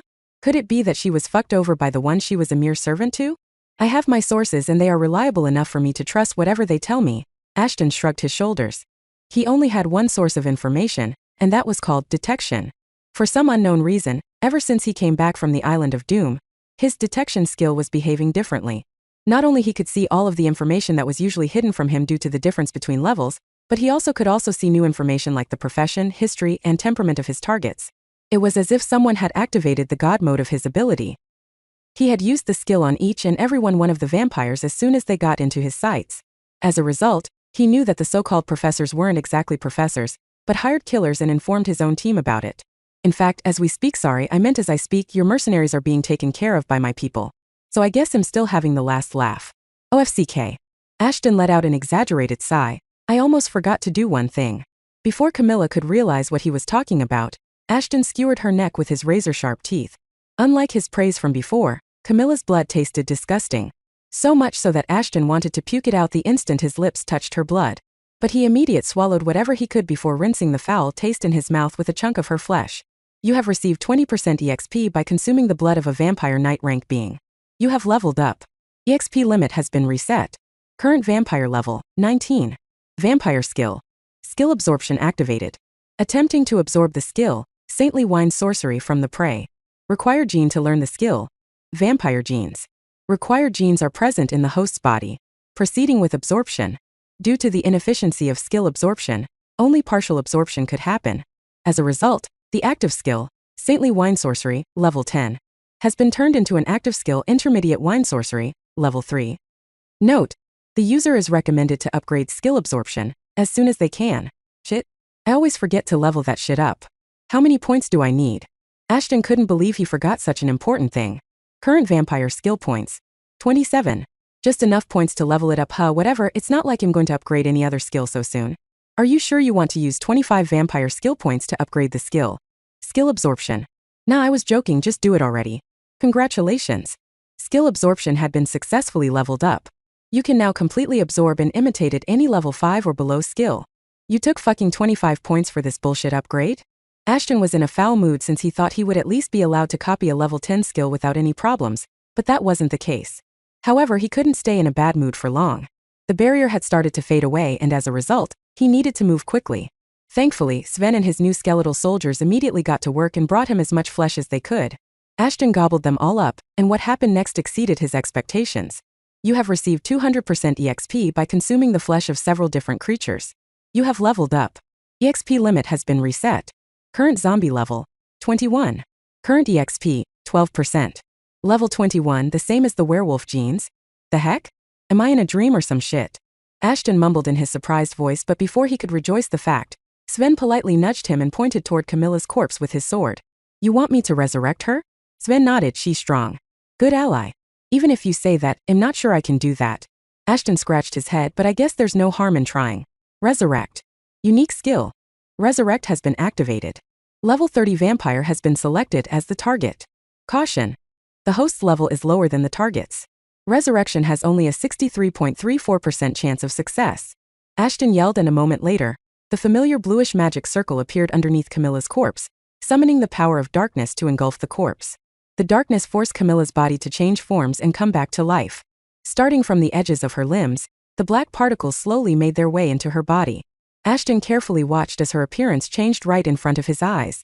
The process was similar to that Sven went through when Ashton had resurrected him, but at the same time it was somewhat different. The moment Ashton had resurrected the knight, the change in his stats was visibly noticeable. However, in Camilla's case, the only change was in the form of her shadowy attire. It appeared the power of death had taken inspiration from the armor she was wearing as she died. Even in death, she was just as exposed as she had been alive, with the exception of the long shadow-like hood and cape covering her face and back. By the time Camilla was resurrected, Ashton realized some obvious differences between her and Sven. While Sven was completely made of darkness, Camilla had retained some of her physical features. Apart from her armor, her skin was just as pale as it had been before. But her eyes were completely black, holding the power of deathly winds in them. Resurrection successful. You have risen a level 35 Dark Sorceress. You can now view their details in the Summons tab of your system. Due to restraint on numbers of summons the host can store inside Valhalla and control successfully, the number of skeleton soldiers has been reduced to 4. Total number of summons, 7 out of 7. The user is recommended to increase his intelligence by 30 points before using Resurrection again. Or else, more skeleton soldiers will have to be sacrificed. Chapter 195 Dark Sorceress 2. Name? Species, Death Mage active, Vampire deceased. Status, Resurrected Summon. Class, Mage Shadow Elementalist. Title, Back from the Dead, Sorceress from Hell, Master of Aerokinesis. Age, Gender female. Grade, A tier, Evolution is possible. Audiobook novels. Affiliation, Ashton Fenrir. Level, Dark Sorceress, 35, 0%. Stats, HP, 4000/4000. Mana, 4950/4950. Magic damage, 90110. Armor 50. Stealth, 87. And 0 VL next. Calm, Stamina, Unlimited. Agility, 89. Intelligence, 89. Charm 99. Special nature, Cunning. Charismatic. Personality, Timid, Faithful, Motivated. Job, None 10% satisfied. Physical/health issues. It's an undead summon. Afraid of being useless to her new master. Motivation, the thirst to serve her new master. That sure is a huge status profile. Ashton read the bare minimum about Camilla, or at least whatever the being in front of him was before closing the pop-up. Unlike when Ashton resurrected Sven, it seemed Camilla had some of her memories intact as she could recognize him. Also, for some reason she had become affiliated with him, meaning she had recognized him as her master. Master, please bestow a name upon me, the shadowy figure muttered while bowing down to Ashton. The more time Ashton spent with Camilla, or whatever the creature in front of him was, the more he recognized the difference between her and Sven. For starters, Sven had little to no conversational capabilities when he was resurrected, while Camilla could clearly voice her emotions without breaking a single sentence. Maybe it's because of her high intelligence? That is the only explanation that comes to my mind. Ashton ignored Camilla's request and pondered about it for a while. But the witch seemed to be adamant about receiving a name from her master, and kept bothering him till he gave in. Fine. Celeste, that'll be your name. Ashton named her whatever came to his mind first just to get her off his back. I will take that majestic name with honor and gratitude. I shall serve you in any way you wish till the end of your days. Oh, great Master. Celeste was clearly showing a display of her charm, while using it to butter Ashton up. Yeah, that's enough. I'll summon you when I'll require your services. Ashton shook his head and sent her to Valhalla. He then gave Sven a "Are you for real?" look, to which Sven replied by playing with his sword, almost pretending that he couldn't see his master. Ashton then sent him back as well, with the addition of the skeletons birthed after sacrificing those assassins. Unlike the wolves, these skeletons would be of more help to him, as they knew how to fight and defend him. As soon as everything else was taken care of, Ashton activated the werewolf genes before deactivating the rest. Looking at this sleeping bastard. Ashton scoffed and booted Kai hard between his legs. Motherfuck. Despite the drool-covered face serving as proof of how deep of sleep Kai had been in, one kick was enough to wake him up with a painful expression. It took a couple of seconds before Kai realized where he was, and what he had witnessed before falling asleep. What the hell happened here? He asked absent-mindedly when he saw the level of chaos the area around him was covered in. I protected your sorry ass from a bunch of assailants, that's what. Ashton replied nonchalantly. Now get up, we should regroup with the rest. They might be getting worried. You killed 13 vampires all on your own? Don't make me laugh. Usually, Ashton would have ignored such a comment. After all, he knew how to treat royal assholes. But seeing how ungrateful the brat was even after all that happened there, was too much for him. He immediately grabbed Kai by the collar, lifting his feet off the ground in the process. The expression on Kai's face turned from a confident brat to that of a scared rodent. In all of the years Kai had been alive, no one had ever dared to touch him without his permission, let alone treat him with such disrespect. He thought it was because people admired him or were afraid of him. However, only now did he realize that none of it was true. The one they feared was not him, but who he was related to. Everyone treated him with respect because they were afraid of what his uncle would do to them. However, since his uncle was nowhere around to save his sorry ass, he couldn't do anything against someone who took down 13 highly skilled vampires all by himself. The only thing he could do was look at Ashton and hope he didn't offend him too much. Listen here, you piece of shit. Ashton growled at Kai, who looked like he could piss his pants at any moment. I don't care who you are or who is backing you up. If you get on my nerves, you die. Is that clear? Kai rigorously nodded his head in the following moment. Ashton threw him away. Fucking royal brat, wait, aren't I the same? What am I doing? This ain't the time or the place to think this crap. Ashton then flung the unconscious werewolf who had been laying next to Kai over his shoulder and carried him out of the area they were in. Within moments, Ashton was greeted by the sight of his team and the rest of the hunting party. Apart from Virgil and the rest of his gang, Everyone's faces were somewhere between sad and sullen.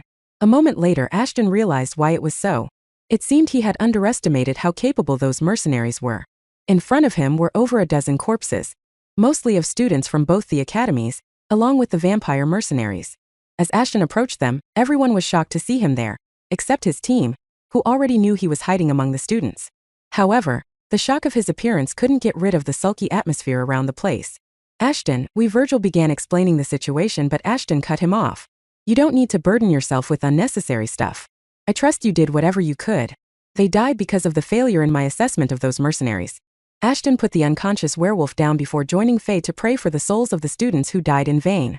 Obviously, Ashton couldn't care less about the vampires who died there. To be honest, he only felt a little bit of regret for anyone who died there. But it was important to put up a performance in front of all of them. It was a necessary evil deed he had to do to gain their respect. After all, he was planning on transforming the academy into his own army, and for that, he needed everyone to respect him and put their trust in him. I have informed the Royal Knights regarding the situation. They are on the way. Virgil whispered into Ashton's ear, who simply nodded, acknowledging what Virgil just told him before going back to pray. Chapter 196 Invitation. A month had passed since the attack on Kai. At first, tensions between the two species got high as soon as the information was somehow leaked to the public. Numerous parents blamed the vampires for the death of their children, while some even went as far as branding Jonathan as their murderer. Nouvelle Biatham. Judging from Jonathan's previous actions on such matters, one would have expected him to immediately silence anyone who raised their voice against him. But surprisingly, he did not do anything to them. Whatever harsh words they pushed on him, he took them on without rebuking them even once. They are acting out of grief. It's understandable. If I were to lose a child of mine, I would be distraught as well. That's all he said whenever someone asked him about it. As for Kai, as soon as he was cleared for traveling through portals, he was escorted back to Transylvania, the kingdom of the overlord of vampires and Kai's only living relative. Jonathan sent a shitload of gifts to the overlord along with Kai. It was his chance to get closer to one of the strongest and most influential rulers of the world, and he wasn't going to waste that opportunity no matter what. Also, after what Ashton told Kai back in the dungeon, it seemed like the boy had developed some kind of feelings for Ashton. No, it wasn't loved or anything, for those thinking that, it was more of comradeship than anything else. For the first time in his life, Kai felt like someone saw him for who he was and did not want to get close to him, in order to get close to his uncle. For that reason, even though Ashton did not want to have anything to do with him, in the 2 days Kai lived in Deja, he kept following Ashton like his shadow. Even though Ashton wasn't going to admit it, Kai's persistent behavior grew a bit on him. They also got a couple of chances to spar with each other, and it went without saying Ashton kicked Kai's butt over and over again till the day he left Lycania. In the meantime, things were definitely looking up for Ashton. Upon consideration of his miraculous and astonishing deeds, he was promoted yet again and was officially a baron with his own small town to govern. Jonathan wanted to give him a lot more than that, considering he had stopped a horrific one-sided war from starting. But Ashton declined. He was content with the little area he had received as a gift. The city of Vasha was right between Madden Creek and the enclosure he used to live in. With the control of a city under his name, Ashton was set to put some of his plans into action. But before any of his plans could even begin, there was a lot he needed to do. Ashton chose Vasha because of its strategic importance in the bigger scheme of things. The city was surrounded by mines filled with rich materials, most of which would now come under his jurisdiction. Along with it, there was an ample number of laborers he could get in the form of humans from the enclosure. These materials would be needed by him for when Bader would start the production of his weapons, along with a plethora of different things. But he would take care of it when the time was appropriate. As for the director, she was back to taking care of the academy, and slowly things were returning back to normal for everyone. Well, it depended on what was normal. After the stunt Camilla pulled off, the Vampiric Academy and the Werewolf Academy got merged together. In other words, now there was one single academy and one director to oversee its operation. But it also meant the werewolves and vampires were both now learning and living under the same roof. However, for the time being, both of them were following their usual schedules, so there were little to no conflicts amongst them for now. Transylvania, Lycania and the rest of the werewolf kingdoms had also pitched in to create a place where both vampires and werewolves could study together. That being said, they would either have to make an underground establishment or would have to find a way to stop the sun from entering the campus. But despite all of this, there was an even weirder thing going on. An issue that Ashton and Jonathan and his ministers were busy handling amongst themselves. I would strongly recommend that we accept the invitation. The Minister of Foreign Affairs calmly voiced his opinion. It would only help make the diplomatic relationship with Transylvania better. We might even commercially gain from it. Not to mention, having allies as strong as the Overlord would make the other kingdoms think twice before crossing us. The defense minister chimed in. But Your Highness, it's the vampires we are talking about. Some of them even dared to go against their overlord to spark a feud between us. What's stopping them from doing it again? Yet another minister placed her views on the table. While the ministers were busy debating amongst themselves, Ashton and Jonathan were silently observing them.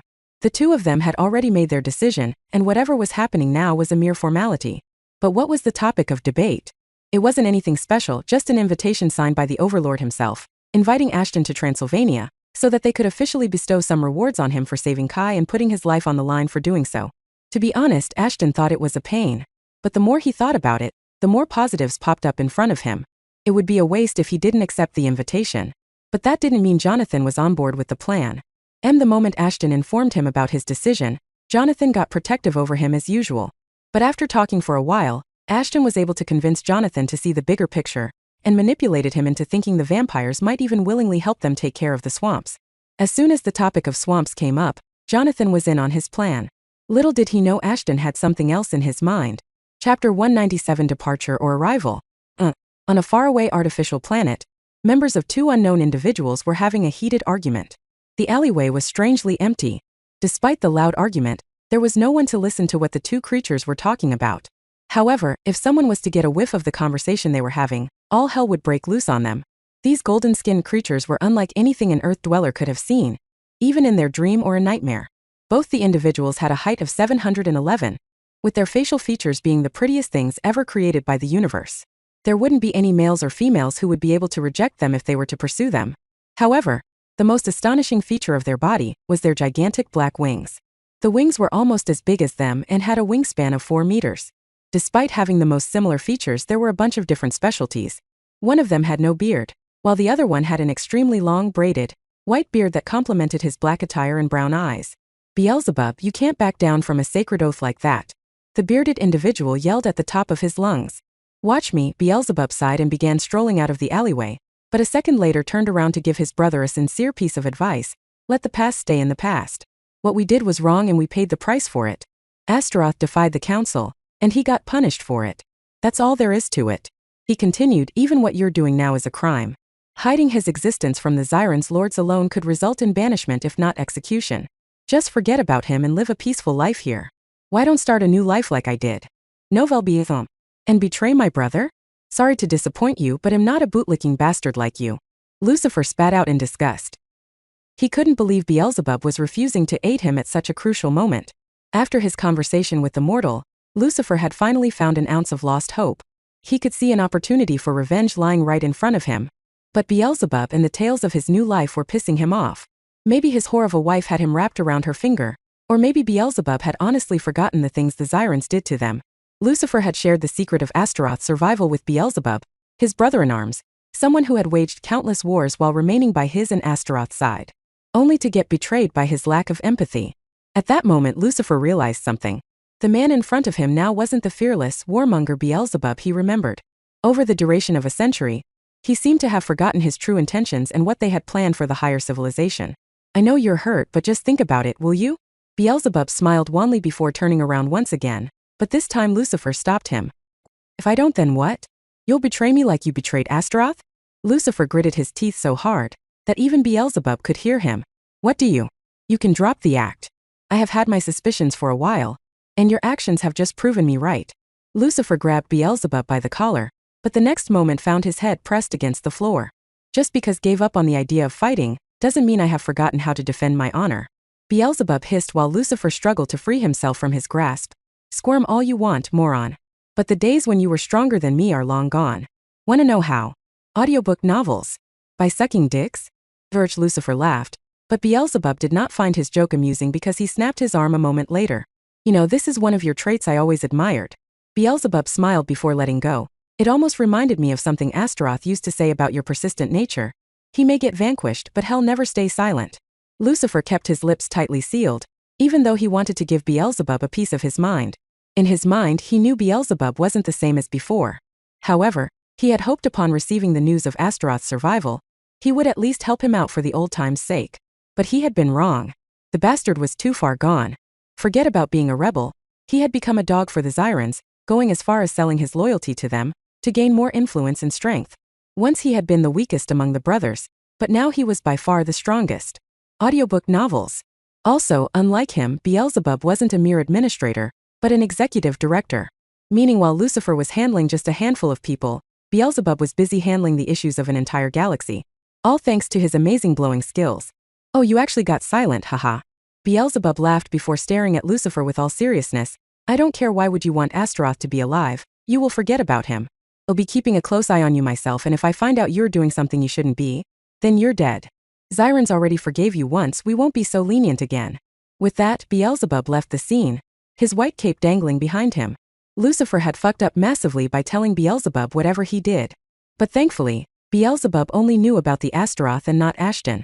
Therefore, even if Beelzebub tried really hard to find out where Astaroth was, he would never be able to do so. That being said, Lucifer knew he could no longer help Ashton, either directly or indirectly. But there was a way he could restore Astaroth to power. At least till he was able to find a way back to the Zyrans. I need to make him Ashton's administrator. Chapter 198, Departure or Arrival. A couple of days later, Ashton finally arrived at the famed city of Transylvania. Just by stepping a foot into the mist-shrouded mountainous region, Ashton could feel an overpowered and mysterious force around him. Something which was proven true when a system prompt appeared in front of him. Your vampire genes have received a buff due to the following effect: Homeland.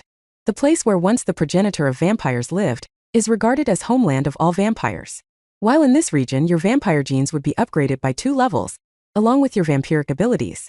This is majestic, I know. The attendant assigned to guide Ashton around interrupted him.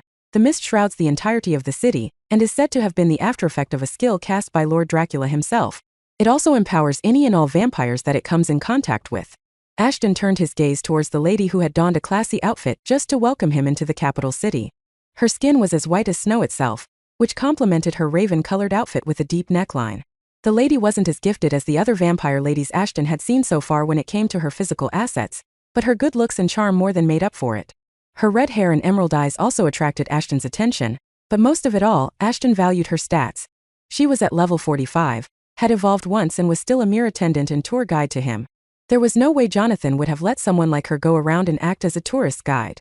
Apart from that, she wasn't the only one dressed up for the occasion. The entire city had been decorated just to welcome him. After a long time in his eventful life, he felt a bit overwhelmed. More like all of it seemed like a dream to him. But there were a couple of things he wanted to inquire about. Lucille, was it? Do you mind if I ask a question? Oh, I already know what you're about to ask, sir. Lucille fixed her spectacles while smiling, and the answer to that question is the mist. The mist also protects you from sunlight? Indeed it does. That's one of the reasons why vampires would give anything to live in this region. Transylvania is by far the largest vampire city in all of the Empire. Our holy texts often state that when Lord Dracula first came across this city, it was nothing more than a toxic wasteland. She continued, nothing could grow here, whether it was plant or animal, all of them eventually died. Some even said this place was cursed. But for some reason Lord Dracula took a liking to this place and, using his magic, turned the wasteland into a paradise where he spent the rest of his days. Ashton nodded along as Lucille kept telling him more and more about the significance of the city, from its strategic location to the numerous resources scattered all over the mountains. The more Lucille talked to him, the more and more Ashton took a liking to the vampires, especially considering the way they treated the humans within their empire. Unlike the werewolves, the humans weren't slaves there, but respectful and hardworking citizens. They had the freedom to do anything they pleased, as long as they paid a small amount of their blood in exchange. It wasn't an absurd rule either. The amount of blood taken from them was minimal and could regenerate over time, but the profits they could receive because of it were exponential. If there was a utopia for humans on this accursed planet, it had to be the vampire kingdom. Is there anything else you would like to know? Lucille asked with the sweetest smile on her face. Ashton shook his head and turned towards the royal knights that had accompanied him on this adventure. Despite what Ashton advised him, Jonathan wasn't going to let someone as precious as Ashton go to the heart of the vampiric empire without proper security. That being said, Ashton was more or less sure if a fight were to break out, the knights might not have been able to retaliate in kind, mainly because of the boost the vampire had thanks to the mist. But that wasn't all. Apparently, sending the knights wasn't enough. That's why Michelle too had accompanied them. But Ashton had his suspicion there was an alternate motive behind sending Michelle along with him. Only time would tell whether his hunch was correct or not. For now, Ashton could only do what he did best: nothing. Finally found you. Ashton felt like smacking his head as soon as he heard that voice. The whole point of him insisting on touring the city was to get away from the annoying bastard. But it would appear Kai had different plans. Hello, Your Highness. Ashton greeted Kai with a forced smile. It's so good to see you again. Haha. Drop the pleasantries, you can call me Kai like before. The way you left the palace earlier almost felt like you were intentionally avoiding me, haha. And here I thought you would get a clue. Ashton whispered under his breath. Did you say something? Nothing at all. I just wanted to learn more about your culture and other important things, in the hopes that I'll pick up a thing or two when I go back to governing a city on my own. Yes, Lady Michelle informed me about the reward King Jonathan gave you. Are you really satisfied with such a small compensation? Small compensation? It was nothing less than a dream come true for a human to even own a house in their world, let alone a city. But then again, their understanding of humans was much different than that of the werewolves, so Ashton couldn't blame Kai for thinking the way he did. But more than that, Ashton had picked up on something much more important. He might just have discovered what Michelle was after when she decided to tag along with him. Does she want to get close to Kai? I mean, with her looks and charisma, it wouldn't be a difficult task. Is this Jonathan's ultimate plan to form an alliance through political marriage? Chapter 199. That level of deception won't work against me. 1. The day of the ceremony arrived and the city was more crowded than ever. Lords, ladies, counts and countesses from all of the cities and kingdoms, no matter how small or big, were in attendance. But despite what they wanted others to believe, they weren't there to congratulate Ashton or anything. The only reason they were there was so that the Overlord did not think one of them was involved with the assassination attempt. After all, with Camilla and the assassins dead, there was no way to point out who was the traitor in their midst. And no one wanted to get on the Overlord's wrong side. That being said, a few of them were interested in just who was the werewolf who not only managed to save Kai but also single-handedly eliminated 13 vampires. One of such representatives was Evelina, who was ordered to attend the ceremony as well just because she was familiar with the Lycanian customs. Other than that, she was also someone very important to the Overlord. Not because there were feelings involved, but because Evelina and her research were an important asset to all of the vampires. The Transylvanian throne room still looked like something that a castle room would have a couple of millenniums ago. Apart from a few things, nothing had been changed. The ceiling was supported by 100 marble columns, said to have an important human leader buried alive inside them. Lustrous braziers made off of the remains of a variety of night creatures, half encompassed. Each of the 100 marble columns light up most of the throne hall, and allow shadows to play and dance where light couldn't reach. Countless paintings of angels and cherubs on the oblique ceiling could be found dancing in the flickering light, while memorials and marble icons looked down upon the slate floor of the impressive hall.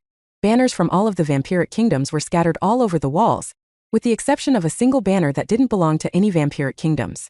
It was the banner of Lycania, that hung behind the throne along with the banner made by the Overlord himself. Between each banner sat a small altar full of candles. They've all been lit and in turn illuminate the wall paintings of divine beings below them.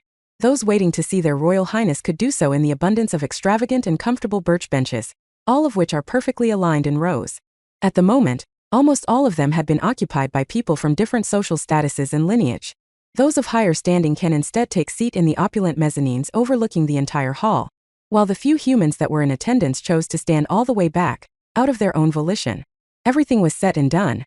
The only thing remaining was the presence of the Overlord and the man of the hour, the werewolf who stopped a bloody war from breaking out all by himself. While some of the vampires praised the werewolf, there were some who openly disagreed with whatever the Overlord was doing. Showing his gratitude to someone who saved his nephew's life was all right, but announcing a kingdom-wide celebration for it was a bit too much for them to stomach. Audiobook novels. But what they didn't admit was the major reason behind their thinking. Had a vampire saved Kai, none of them would have ever even thought about saying such a thing. But as it was a werewolf, a species most of them looked down upon, they could not agree to such an extravagant treatment of the man. What even is the Overlord thinking?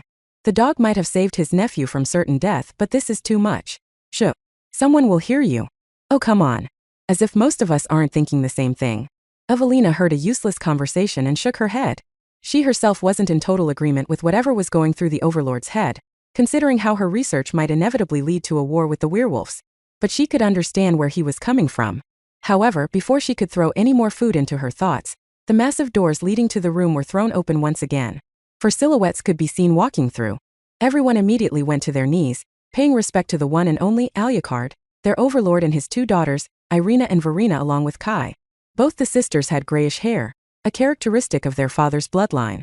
While the petite Irina wore her hair long, Verena was the complete opposite in every department. From her thick shoulder-length hair to her attention-seeking mature figure. As for Alucard, he didn't look his age.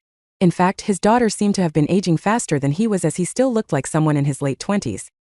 He didn't like to wear fancy clothes, but he had made an exception for the ceremony. He had donned on his notorious black light armor, which could take any form he wanted to.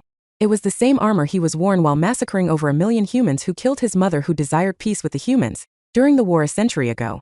Maybe it was supposed to be a statement of power, Or maybe he just liked the armor's tuxedo form. No one will ever know. Not a single syllable came out of anyone's mouth as the descendants of Dracula assumed their respective thrones. Please rise. You are my guests here and shouldn't treat us as if we are any different from you. Irina urged everyone to remain seated. No one was immune to her captivating smile and did as they were told while Alucard scanned the crowd. He could see the disagreement in the eyes of most of them, but it was something he had expected to happen. Half of the reason for organizing the ceremony was to make people like them realize their mistake of thinking the werewolves were weak and could be trampled at any time, all while not guiding their vision to forcefully align with his. After a couple of moments, he nodded and the gates were opened once again. This time the person they all had been waiting for walked through the doors, with the royal knight walking right behind him. Is that a kid? There's no way someone of his age killed 13 vampires. Something doesn't match up. As soon as they got a glimpse of Ashton, all of them immediately began whispering amongst themselves. However, it was Evelina whose eyes refused to believe what they were seeing. My son. Chapter 200. That level of deception won't work against me. I can feel lots of hostile gazes. Michelle whispered in Ashton's ears. I already know, Your Highness. Ashton replied without facing her. How could he have not known? His perception skill was literally screaming at all the hostility oozing out of their eyes. Ashton almost felt like he had walked into a battlefield filled with enemies. It was then he saw Alucard for the first time, and all of a sudden, the hostility coming from the countless vampires present there didn't matter. The man in front of him was more than sufficient to make his heart come out of his mouth. Even though Ashton knew the Overlord held no hostile feeling towards him, the soul-piercing look in his eyes was sufficient for Ashton to subconsciously take a step back. That man is a monster. Ashton thought while gulping down his saliva. How the fuck did he ever reach to level 60? No. I need to take control of myself. Now is not the time to analyze his strength. For my plan to succeed, I need to get in his good graces. Their march halted at the steps of the throne Alucard was occupying. Ashton sincerely kneeled before him, just like the royal knights behind him, while Michelle followed the royal etiquette and used curtsy, a traditional bowing technique of the royals to show their respect to someone. While Ashton could have done something similar and be done with it, he decided to greet Alucard as a soldier would. After all, at the end of the day, that's what he was, a soldier having the title of a baron. Please get up. Someone who saved my nephew doesn't need to kneel before me. Alucard urged Ashton softly. If anything, it should be the other way around. If it hadn't been for you, the relationship between countless kingdoms would have been jeopardized. I only did what a soldier like me would have done. Protect everyone, and punish those who dare disrupt the harmony between our nations. Aha, well said, very well said. Alucard laughed and patted Ashton's shoulder. I can see why my good-for-nothing nephew took a liking to someone like you. As it is said, opposites attract. I guess it's true for personalities as well. Even though Kai's face didn't change color, anyone who could see him would know he was a bit embarrassed. It was true he wasn't as talented as Ashton was, but even so, he could easily pull his weight in the direst situations. Now let's begin the ceremony. For permission to speak, my lord? A loud voice boomed throughout the thrones before silence once again shrouded everything. Through the corner of his eyes, Ashton saw a man walking toward them. Whenever the mountain of a man took a step, the floor shook vigorously. Standing 7'6" tall, this bronze-skinned man had an unruly feel about him. A particularly notable feature was the weird scar on his face, one that stretched from his left chin to the right temple. His upper body was completely exposed and was covered in a plethora of scars, signaling that the man had been in his fair share of battles before, and that he was proud of the scars he had received like any proud warrior should be. His long, frizzy, black hair was worn in a tight bun while his mustache was a shade lighter than his hair, and was beaded, making him look like a nomad. He had a wide face, a pointed nose, and puffy lips. But his eyes, they scanned Ashton like he was an insect, and the man wanted to crush him. What is it, Griffin? Alucard asked the man while shaking his head. Audiobook novels. With all due respect, Your Highness, Griffin replied in his astonishingly deep voice. I tried to take young Lord's tale with a grain of salt, but it seemed far-fetched that someone like him killed over a dozen vampires that were on the verge of a breakthrough. Something in the story doesn't add up. Are you implying that I am a liar? Kai lost his cool but was immediately calmed both by Irina, who was sitting next to him,